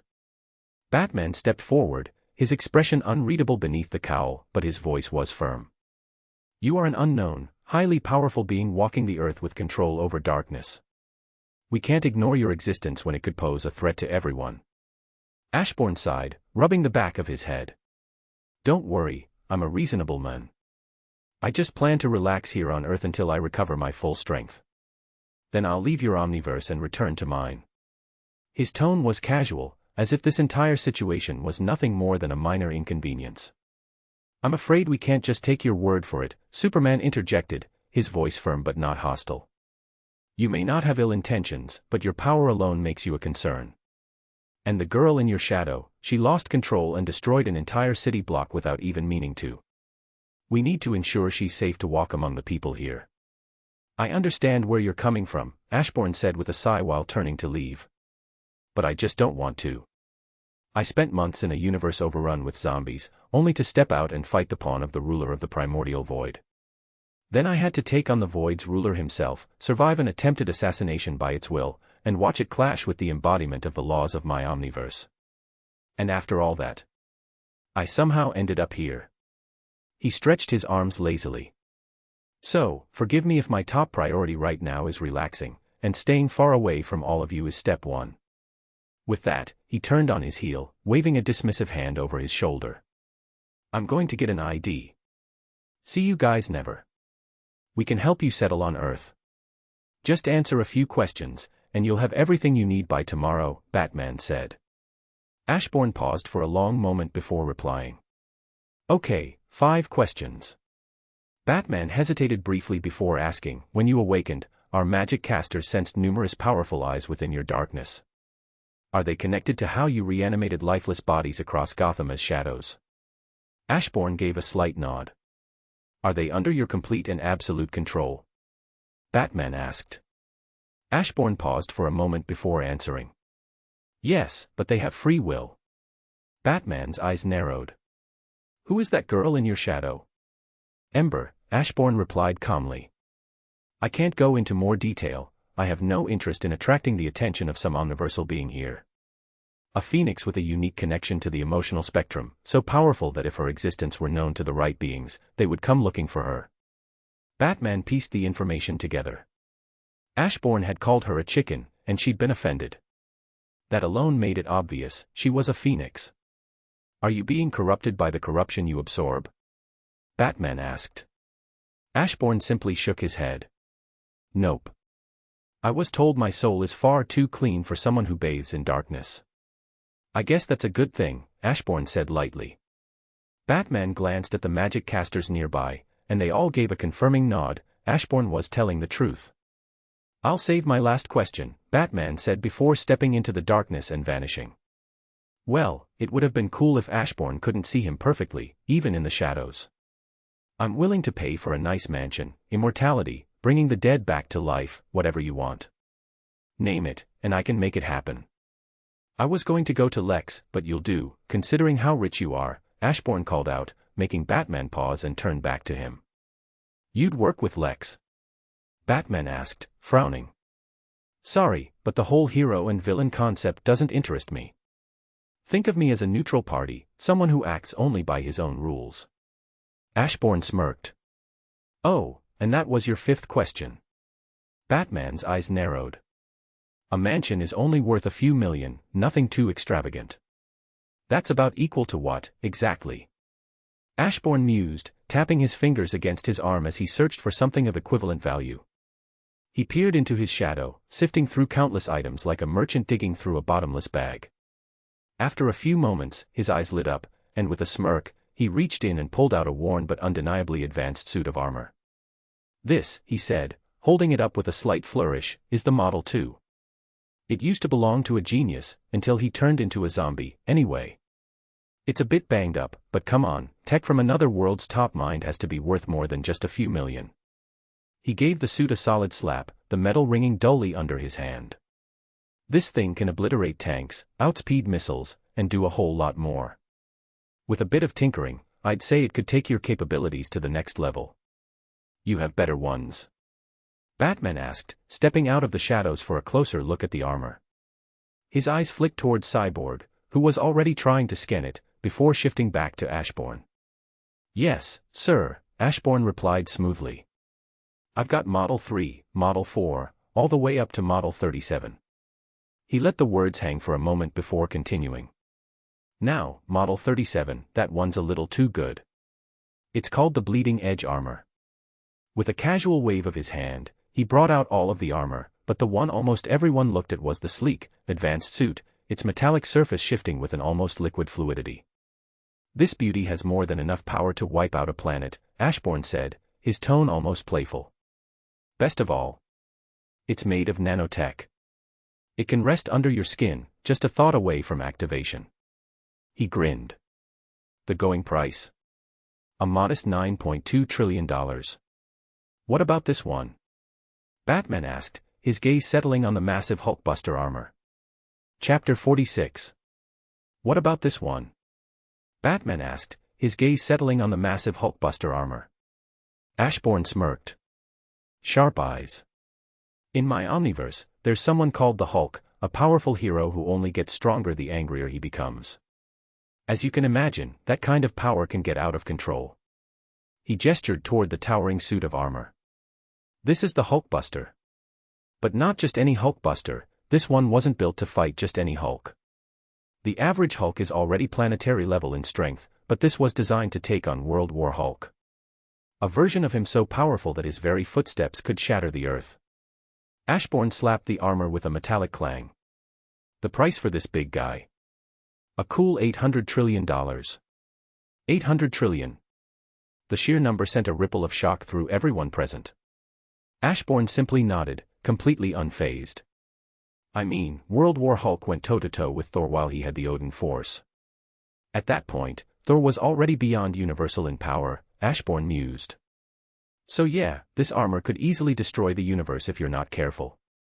He paused, tilting his head in thought. But how would a punch destroy the universe? Oh right, Hulk did crack reality with a punch that one time. He chuckled, recalling the absurdity of that comic moment. The thought lingered in his mind. If a normal Hulk could do that, could he? Meanwhile, through the telepathic link Martian Manhunter had established, Cyborg's voice reached Batman's mind. Batman, there's a force field around the armors. Every time I try to scan them, my system just keeps pulling up my search history. He's toying with me. Batman's eyes flicked toward Cyborg for a brief moment before shifting back to the Model 2 armor, his expression unreadable as he processed the information. Where's Model 1? Batman asked. Ashbourne smirked. Sharp eyes. You see, the men who built this armor put together Model 1 in a cave, using scrap. He let the words hang for a moment before continuing. And yet, despite that, it's not too far behind Model 2. The guy was a genius. Makes me wonder if he'd be able to live up to his skills while using the armor he threw away, since, you can't afford the better ones. Batman's eye twitched slightly. Oh, but if you're not interested in the armor, Ashbourne added, holding up a small metallic piece, I also have vibranium. Go ahead, shoot at it. Cyborg, still irritated by Ashbourne's earlier trick, narrowed his eyes. Without hesitation, his arm shifted into an energy cannon, and he fired a blast at the metal in Ashbourne's palm. Everyone watched in shock as the vibranium effortlessly absorbed the kinetic energy of the attack, the blast vanishing as if it had never existed. The piece of metal remained untouched, completely unfazed. This here is vibranium, Ashbourne said with a smirk, holding up the metallic piece. It can absorb, store, and release massive amounts of kinetic energy. Back in my world, it was only the fourth strongest metal. My armor, on the other hand, is forged from a mix of every ore my omniverse had to offer. He coughed. Anyway, I'm selling this for 10 million per gram. Flash blinked. Isn't that a bit too expensive? Is it? Ashbourne tilted his head. Isn't red diamond worth somewhere between $1 to $12 million per gram? I thought I was being nice, especially considering this can cut through even Superman. That last statement made everyone's eyebrows rise. Their gazes instinctively flicked toward Superman, then drifted toward the stripper, Wonder Woman, whose tiara had also been known to slice through Kryptonian flesh. You're saying this vibranium is as strong as Amazonium? Wonder Woman asked, intrigued. Ashbourne shook his head. Amazonium is only as powerful as it is because of magic. Vibranium, on the other hand, is this strong without magic. He paused for effect before continuing, and more importantly, vibranium can be combined with other ores to create what was once considered the strongest metal in existence, though now, it's only the third strongest. To emphasize his point, Ashbourne casually pulled out Captain America's shield, the iconic red, white, and blue reflecting under the light. This shield can withstand just about anything, Ashbourne said, turning it over in his hands. To destroy it, you'd need to be Skyfather level or higher, in other words, above multiversal. His eyes flicked around. Since this omniverse works differently from mine, I'll put it simply, nothing in this multiverse can destroy the shield. Maybe if it comes from the fourth dimension or higher it might. To demonstrate, he casually tossed the shield toward a wall. Everyone watched as it ricocheted off multiple surfaces with precise, physics-defying accuracy before flying straight back into Ashbourne's hand. This here is the third most durable metal in my omniverse, he continued, spinning the shield between his fingers. So, $40 quintillion, or something of equal value. Any takers? He scanned the room, waiting to see if anyone dared to make an offer. How powerful is his armor? Batman wondered. If Ashbourne's armor was ranked number 1 in his omniverse, and he believed that nothing in this multiverse could destroy the shield which was ranked 3rd in his omniverse, then just what was his armor capable of? I'll take 10 grams of vibranium and this armor, Batman said, his voice steady. I'll have the money delivered to you by tomorrow. Without hesitation, Ashbourne retrieved 10 grams of vibranium and handed over the Model 2 armor, allowing Batman to walk away with his purchase. Wonder Woman watched him leave before turning back to Ashbourne, raising an eyebrow. You're not afraid he won't pay you back? If he doesn't pay me back, I'll just kill him and take my stuff back, Ashbourne said with a light smile, as if it were the most natural thing in the world. The group tensed. Eyes narrowed at him, not in fear, but in sharp scrutiny. The casual way he spoke about taking a life didn't sit well with most of them. In your omniverse, do the heroes kill? Flash asked, his tone cautious. Ashbourne tilted his head in thought for a moment before answering. Many follow a no-kill rule, but when they have to, they will. In fact, a lot of them wouldn't hesitate to eliminate villains deemed too dangerous for humanity. He glanced toward Batman. So yeah, the Joker. He would have been dead a long time ago, mental illness or not. His gaze swept across the room, reading their reactions. Some heroes even end up killing innocents, not because they want to, but because their powers are uncontrollable. He shrugged. In a way, my omniverse is stronger than yours.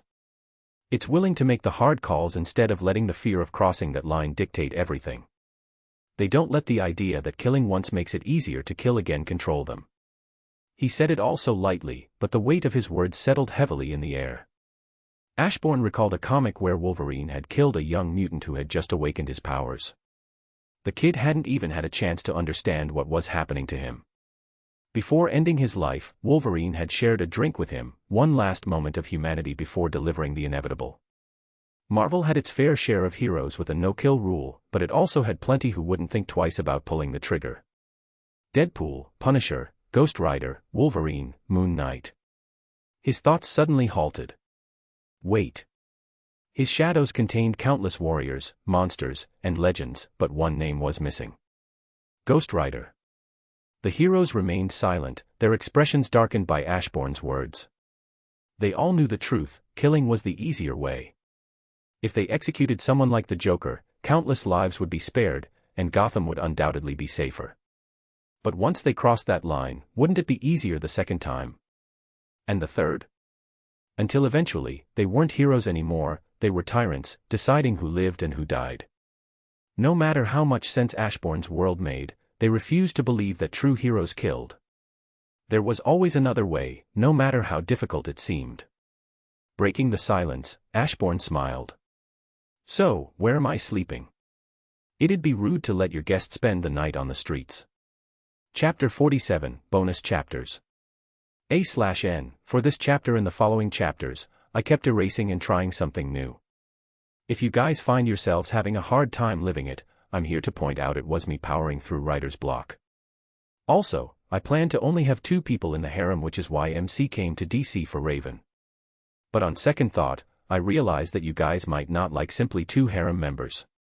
I honestly don't care who joins, MC isn't much of a hero, so even NTR is on a table. Then again, the Human Torch and a few other heroes do go around doing such things, so it would be nothing new. To those who don't know, there was this one comic that had the Human Torch sleeping with Doom's girl. Susan Storm is well known for cheating on Reed Richard, and Jean Grey is also a cheater, but the most messed up to me would be Gwen Stacy cheating on Spider-Man with the Green Goblin and having his twins, and the list goes on. Then again, Spider-Man is always having girl problem. Like how MJ got Stoke in a different dimension. I don't even want to explain that one. Poor Spider. So, what was the whole chocolate thing about? Back at the Watchtower, Green Lantern, Superman, Wonder Woman, Flash, and Martian Manhunter observed Ashbourne as he tapped away at a computer, sifting through the vast expanse of the World Wide Web in search of anything useful. With Ashbourne staying the night at the Watchtower, the Justice League's heavy hitters had decided to remain as well, just in case. I have this bag that can create food based on whatever I picture, as long as I pour enough energy into it, Ashbourne said lazily, his fingers tapping away at the keyboard. I made a chocolate bar and infused it with the energy equivalent to an entire city. So, it ended up as some godly tier chocolate that overloaded her pleasure senses or whatever, and she went crazy. His search continued. He scoured the internet for important things, One Piece, Naruto, Dragon Ball, only to be met with disappointment. They didn't exist here. Flash suddenly appeared at his side. What are you looking for? Anime. Ashbourne sighed, rubbing his chin. But this omniverse doesn't have it. He paused, his mind working through a realization. Though, if what I think I know about infinity is true, that means somewhere out there in the multiverse, the anime I want does exist. Are we just gonna ignore the fact that he has a bag that can create godly food? Green Lantern asked, baffled that no one seemed particularly concerned about this. The green guy has a point, Ashbourne said, turning away from the computer.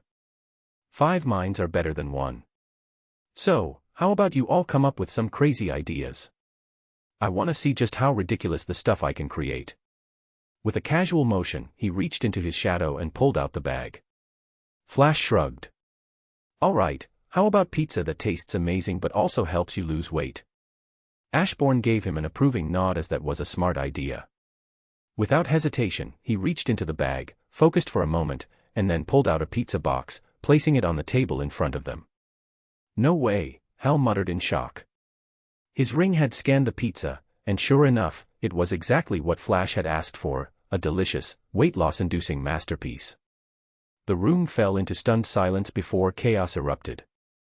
One by one, wild food ideas were tossed around, ranging from the bizarre to the outright ridiculous. Even concepts beyond food, like potions that granted temporary buffs, were suggested, just to see if the bag had any limits. As the excitement settled for a moment, Ashbourne leaned back and asked casually, "How long have you guys even been part of the Justice League?" "Oh, we came together about a year ago when Darkseid attacked," Flash answered. "After that, we started bringing in new members until we got to where we are today." Ashbourne nodded in understanding, filing away that piece of information. "So, you guys haven't faced beings like Doomsday?" Ashbourne asked. The group exchanged glances, their expressions unreadable. The name didn't seem to ring a bell for any of them. That caught Ashbourne off guard. "Did Darkseid himself attack?" he asked, narrowing his eyes. They shook their heads. "No, just his army," Superman answered. "We managed to push them back before he could arrive." Superman suddenly frowned. "Wait, I thought you didn't know about this world." His gaze locked onto Ashbourne, suspicion creeping into his voice.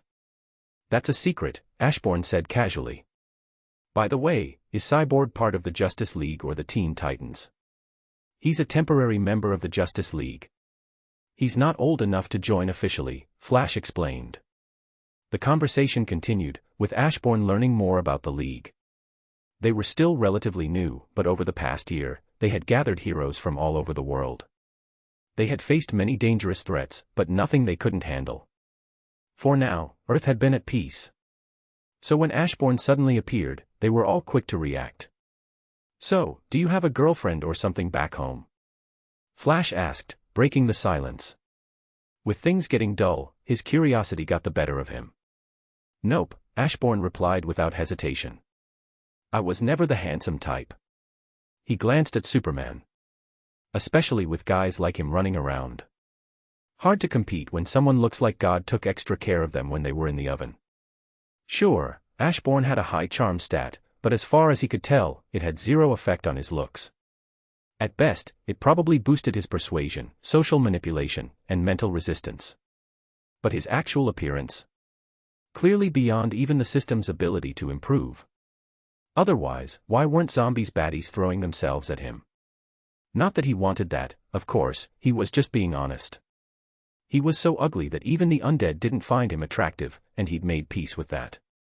He liked to think he looked like Sung Jinwoo, but deep down, he knew that might just be wishful thinking. And that was fine. He wasn't here to win beauty contests, he was just grateful for everything he. Flash, Superman, and the rest of the group stared at Ashbourne with blank expressions. They had never seen someone so absurdly handsome talk about not being handsome before. Ashbourne wasn't just good-looking, he was easily one of the most attractive people they had ever seen. And yet, here he was, claiming otherwise, even comparing himself to Superman. How was Superman supposed to feel about that? What? Ashbourne frowned, displeased by their looks. They were staring at him as if he were some hideous creature. If they wanted to test him, he'd fight them. Just because he'd made peace with his looks didn't mean he was about to take this disrespect lying down. "And nothing," Flash stammered, struggling to find a response. He glanced around at the others, hoping for backup, but they all seemed just as awkward. "I think you're handsome," Wonder Woman said casually. Ashbourne, who had just lifted a slice of pizza to his mouth, froze mid-bite. How exactly was he supposed to react when his childhood crush called him handsome? Sure, she was probably just saying it to cheer him up, but still. Before he could say anything, the room suddenly grew hot. Ashbourne's gaze slowly shifted toward his shadow. A hand emerged, fingers curling over the edge like a predator creeping into the light. Ember pulled herself free, her glowing eyes locking onto Wonder Woman almost instantly. Ember and Wonder Woman locked eyes, the tension in the room thick enough to cut with a blade. Meanwhile, Ashbourne stared at Ember, utterly speechless. Did she really hate him that much? Enough to react this strongly to someone giving him a half-assed compliment out of pity. For a moment, he genuinely didn't know how to respond. He had always thought he and Ember were close, like those friends who were constantly bickering but, deep down, were inseparable. But now, he wasn't so sure. Did Ember not see their relationship the same way? Were they actually friends, or what? She was just being nice. It's not like she even meant the compliment, Ashbourne said with a frown. Ember froze, her gaze snapping back to him. She opened her mouth to say something, but the displeasure in Ashbourne's eyes made her pause. He had completely misunderstood the situation. I wasn't trying to be nice. I state facts, Wonder Woman declared. Without warning, she drew her sword and pointed it straight at Ashbourne. Ashbourne blinked, stunned. Up until now, Wonder Woman had been mostly quiet, watching things unfold rather than getting involved. Now she had a blade to his face, for what? To force him into believing her. What kind of hero was this? And more importantly, how was crime even still a thing if she was out here handling things like this? Chapter 48. Thank you, Ashbourne said, though he wasn't entirely sure how to react. Apparently, the quiet ones weren't to be trusted, they had secret personalities just waiting to explode. I ask you out on a date, Wonder Woman declared. Ember's fists clenched, her glare intensifying. Ashbourne barely registered it, his mind was still catching up. A date. With Wonder Woman. Why on earth would he say no to that? Wonder Woman. Superman's voice was firm as he shot her a look. Wonder Woman hesitated, then blinked as if snapping back to reality. With a quiet sigh, she sheathed her sword and sat down, her gaze lowering to the floor. Ashbourne frowned, glancing around, trying to make sense of what had just happened. 1 second, she was holding him at sword point, the next, she was asking him out, and now she looked embarrassed. Before he could dwell on it, Ember grabbed his hand. We should leave, she said, her tone sharp. Ashbourne didn't resist. He wasn't about to sit around and let this turn into some weird spectacle at his expense. And as you could see, he had incredible self-control, choosing to leave when the battle wasn't worth it. We can find another place to stay, Ember said with a smirk, throwing a pointed look at Wonder Woman. Wonder Woman's fists clenched, but before she could react, Ember teleported away, taking Ashbourne with her, destination unknown. Of course, the League immediately moved to track them. Meanwhile, Superman's gaze lingered on Wonder Woman. Why had he called out to her earlier? Because he had to remind her, Ashbourne wasn't fully trusted. It wasn't smart to get involved with someone who could very well become their enemy tomorrow. Wonder Woman understood that, but still. Ashbourne was just too handsome. If Superman were gay, he'd get it. But thanks to Ashbourne's charm being naturally suppressed, its strongest effect was on those already attracted to his gender. Hell, be around him long enough, and you might start questioning things yourself. From the moment Wonder Woman laid eyes on Ashbourne, she was shocked. His beauty was something even the goddess of beauty would envy. But at first, it was just that, she admired his looks, nothing more. That changed the moment he started talking. When Ashbourne spoke, everyone listened. His presence was impossible to ignore. Still, for the longest time, she had assumed he and Ember were a thing. That was, until Ashbourne casually mentioned that he had never been in a relationship, because he genuinely believed he was too ugly. And at that moment, she just couldn't help herself. Men and women weren't so different. How would a man react if she heard that a woman she liked had never been in a relationship because she thought she was ugly? He'd immediately try to shower her with compliments, reassuring her that she was beautiful. Wonder Woman had done the exact same thing. What she hadn't expected was Ember's reaction. But she didn't care. So what if she had a love rival? She was willing to fight for Ashbourne, give it everything she had. That was, until she remembered that Ashbourne might one day become their enemy. Still, it was impressive how quickly she managed to snap herself back to reality. So, where do you plan for us to stay? Ashbourne asked with a blank expression as he followed Ember. He couldn't help but notice that their destination looked familiar. Was that the White House? The gates swung open on their own, and the guards bowed slightly in greeting.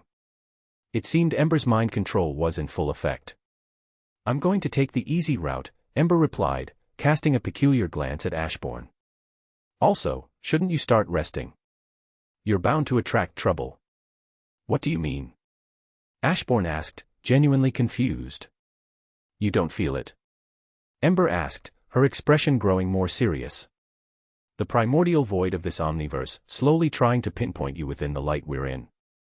Ashbourne paused, then focused. The moment he did, his face paled. He felt it, an all-seeing eye scouring creation, searching for him. He quickly pulled his senses back, heart pounding.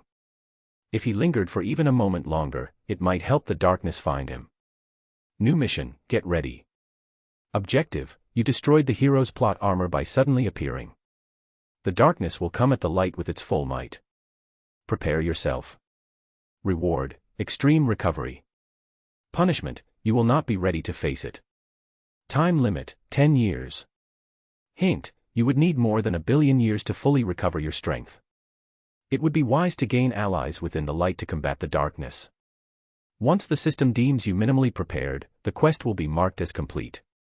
Hint 2, the Justice League across the multiverse, and even higher dimensional beings, could be invaluable allies, shadow or not. Hint 3, you can ignore the mission, as in 1 year you can return to Marvel. New mission, I'm now your leader. Objective, convince the world's leaders, without using mind control, to make you the leader of the Justice League.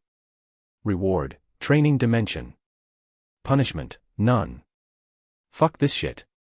Ashbourne groaned internally. Can't I heal in peace? I thought this was supposed to be a vacation or something. Fuck. His eyes lingered on the previous quest reward, extreme recovery. It looked too good to pass up. But did he really want to bother with this world? Well, the system is pointing me toward a way to survive. I guess it's time to charm my way into the world leaders' hearts. Sighing, he glanced at Ember. Remove the mind control on the president. She raised an eyebrow but did as he asked. What's going on? The dark-skinned man asked, standing up in alarm. His instincts kicked in immediately, something was off. He turned, reaching to call for security, but before he could, the door swung open. He froze as Ashbourne and Ember stepped inside. We mean you no harm, Ashbourne said calmly. In fact, I'm here to show you a vision of the future. A future he had just glimpsed, one that didn't have to happen. Now, he intended to share that wisdom with the President of the United States. A vision of what? He asked, his voice wary. Before he could process an answer, the world around him shifted. He was no longer in his office.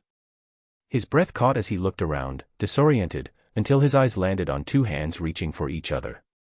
His heart paused. On instinct knew this scene. One hand radiated darkness. The other is light. The eternal struggle.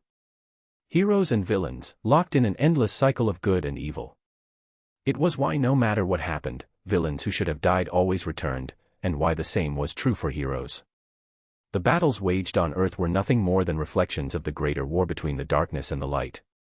But then, his heart skipped a few beats. The darkness was winning. Slowly, it swallowed the hand of light, creeping over it like an unstoppable tide. For a fleeting moment, he saw an illusion of the multiverse, of Superman, Wonder Woman, and every hero falling before their enemies. Some perished, others met fates far worse. And in the end, the light was gone. Snuffed out. Never to be seen again. The president collapsed into his seat, his body rigid with horror. He had just witnessed the end of creation itself. His gaze snapped to Ashbourne, who stood calmly beside him. Before he could even form a question, Ashbourne spoke. As you saw, the battles here on Earth are merely reflections of the greater war taking place beyond. Ashbourne's voice was calm, steady. If enough of these reflections show that we are winning, then it means the light is pushing back the darkness. The president's eyes went blank for a moment as the realization sank in. Then, slowly, he stood. Ashbourne met his gaze. I want to lead the Justice League, because with my skill set, creation wins. The president hesitated, doubt flickering in his expression. How can I trust anything you just showed me? Because what you're feeling right now is real, Ashbourne said, his voice steady. We all originated from that light, you know that instinctively. I didn't have to tell you. Everything you saw, everything you felt, came from something deep inside you. Your core is shaking in fear because it knows the truth. The president had no response. Because it was true. At least, that's what he felt. Ashbourne took a step closer. I could warp reality. I could force my way into leading the Justice League. But that would go against my goal, to save existence, not dominate it. He extended his hand. Put your faith in me. The president hesitated for only a second before gripping Ashbourne's hand, shaking it firmly. Of course, Ashbourne's charm had already taken effect. Even in its suppressed state, mortals found it nearly impossible to resist his words. Hell, given enough time, he probably wouldn't have needed the vision at all. Chapter 49. A/N. Yes, the MC has cosmic awareness, but it doesn't mean he would know of every small thing like what a person is feeling, or what is on the internet. Think of cosmic awareness as the Google of the gods. Just that some gods can search for anything and get the answer to anything they want, while others can only search for stuff and get the answer to huge things that can't be hidden. What's with the sudden, out-of-the-blue call? Flash asked as he arrived at the Hall of Justice, the last to show up. For the fastest man alive, it was almost embarrassing that even Batman had beaten him there. The world's presidents have come together to push someone as the leader of the Justice League, Hal explained, his frown deepening. We can't fight it. If we do, they'll threaten to strip us of our right to be heroes. They had been busy searching for Ashbourne, but now they had to deal with this nonsense. What? Flash's eyes widened in shock. The news was way too sudden and out of nowhere. His gaze immediately shifted to Martian Manhunter, suspecting mind control. But John shook his head. He had already checked, and found nothing. We're not seriously going to accept this, right? Flash asked, looking around at the others. The Justice League currently operated under a council of 7 leaders: Batman, Flash, Superman, Wonder Woman, Hal, Aquaman, and Martian Manhunter. Each of them held equal standing in decisions regarding the League. And now, someone was trying to change that. Wonder Woman was a leader because she served as the bridge between Themyscira and the rest of the world. Aquaman, as the king of Atlantis, was the connection between the surface and the ocean's vast civilizations. Batman, Flash, Superman, and Martian Manhunter were keystones of the Justice League. Their presence and leadership formed the foundation of everything the League stood for. Hal, as a Green Lantern, was their link to the greater universe, balancing duties far beyond Earth's borders. And now, someone wanted to walk in, push them all aside, and take control. Just who had the world's leaders deemed worthy of wielding that much power? The 7 leaders of the Justice League stepped into the Hall of Justice, making their way to a secure meeting room. Inside, a wall of screens lit up, displaying the faces of world leaders from across the globe, all waiting for them. To their shock, even figures who had once rejected the League's involvement, like Queen Bee, who had outright banned them from her territory, were present. And she wasn't alone. African corrupt leaders, as well as some of the most powerful figures from the world's corrupt leaders, were also tuned in. This wasn't just a political meeting. This was something far bigger. To say everyone was shocked would be an understatement. Even Batman, the master of control, let his surprise slip for a brief moment before his expression hardened once more. Since everyone is here, I believe we should get to business. And just like that, the meeting began. The 7 leaders quickly found themselves completely suppressed, unable to push back with any countermeasures. Sure, they could refuse. But the choice was clear: either accept the decision, or the Justice League would be taken by force. They could walk away. They could leave the Justice League. But if they did, all superhero activity would come to an end. That included them using their powers as well. Who do you want to be the new leader? Batman, who had remained silent until now, finally spoke. His name is Ashbourne, Queen Bee said, her tone light as if the decision had already been set in stone. He spent the entire night traveling the world, speaking to all of us, and he convinced every one of us. I'm sure he'll show you exactly why we accepted, so we won't waste time explaining it. Her mind, however, seemed elsewhere, drifting toward thoughts of someone. The Justice League stood frozen. Too shocked for words. They exchanged glances, each searching for some kind of explanation, but none of them had one. And just like that, the meeting ended. They left the room, their faces marked with something they hadn't felt in a long time. A deep, unsettling uncertainty. Someone's in the watchtower, it's Ashbourne, Cyborg's voice came through their earpieces. Without hesitation, they moved. In seconds, they reached the teleporter in the Hall of Justice, and in a flash of light, they appeared in the watchtower. There, they found Ashbourne casually walking around, scanning the place as if it already belonged to him. "What are you planning?" Batman, without a hint of hesitation, strode straight toward Ashbourne. Ashbourne stopped, meeting his gaze, but said nothing. Instead, he raised a hand. And in an instant, they were thrown into the vision of a possible future. When it ended, and reality settled back around them, Ashbourne finally spoke. "My arrival in this omniverse disrupted the balance between darkness and light," Ashbourne said. He let the words sink in before continuing. "The best way to explain it, think of it like this: imagine the author of a story suddenly got distracted while writing. The story kept going, alive, but without the main characters having their usual plot armor." Batman's eyes narrowed. "I accept that this is my fault," Ashbourne admitted. "So, I intend to fix it. I'll lend a hand, to help you all grow stronger, so that one day, you can face the darkness." He glanced around at them. "And to do that, I figured becoming the leader of the Justice League would be the best approach." He paused, then tilted his head slightly. "Any questions?" "How do you plan to lead the Justice League?" Superman asked, his frown deepening. "You seven can continue running things as you have been," Ashbourne said casually. "I'll step in when I see fit." He folded his arms. "But you need to understand something, there's no plot armor anymore. That means, sooner or later, you're going to have to make the hard call, taking a life." His gaze swept over them. "The darkness is already moving to swallow the light. And what better way to do that than by pushing you cowards into it?" He raised an eyebrow. They fell silent. They hadn't considered that. "You're all weaker than the average soldier down on Earth," Ashbourne said, his tone almost bored. "I wonder how many lives will be lost because you refuse to take one." He let the words hang in the air before shrugging. "But we'll cross that bridge when we get there. Just expect things to get worse, villains will be sharper, and stronger. Expect your loved ones to be killed. Expect your so-called heroic ideals to be tested." His gaze swept over them. "The rest of the multiverse is going through the same thing, but worse. Because I'm not there." He tapped his temple. "But I am here, and I'm sure they can hold out until we get to them."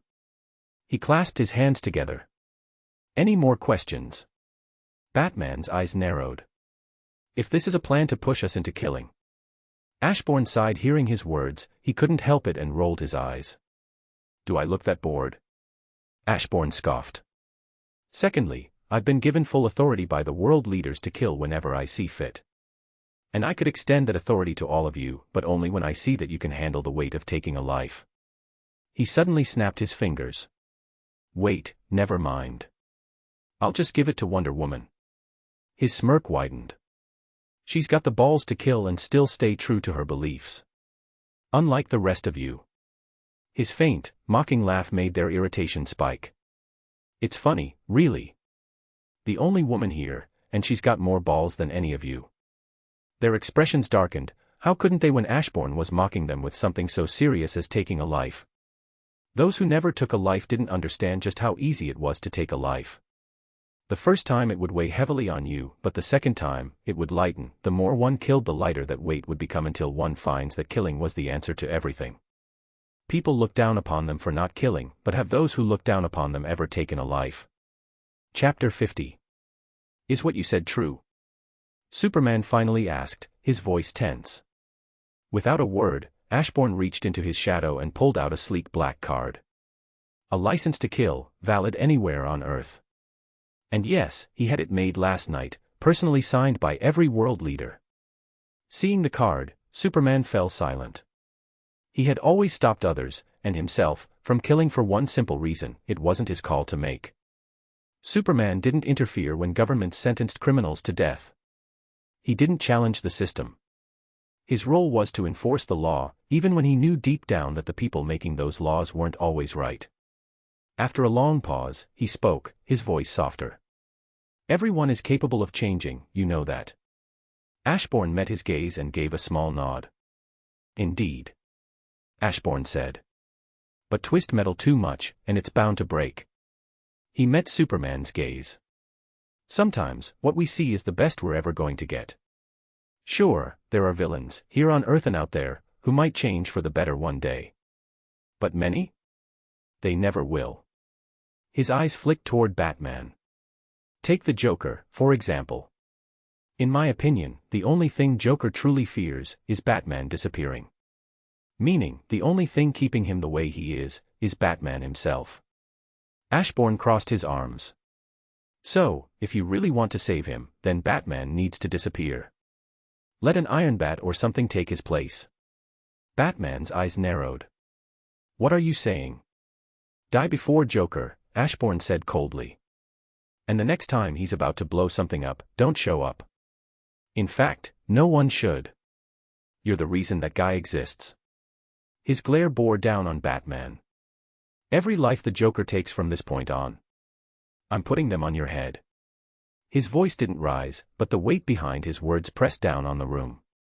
You could have stopped that mad clown a long time ago. Even crippling him would have made him harmless.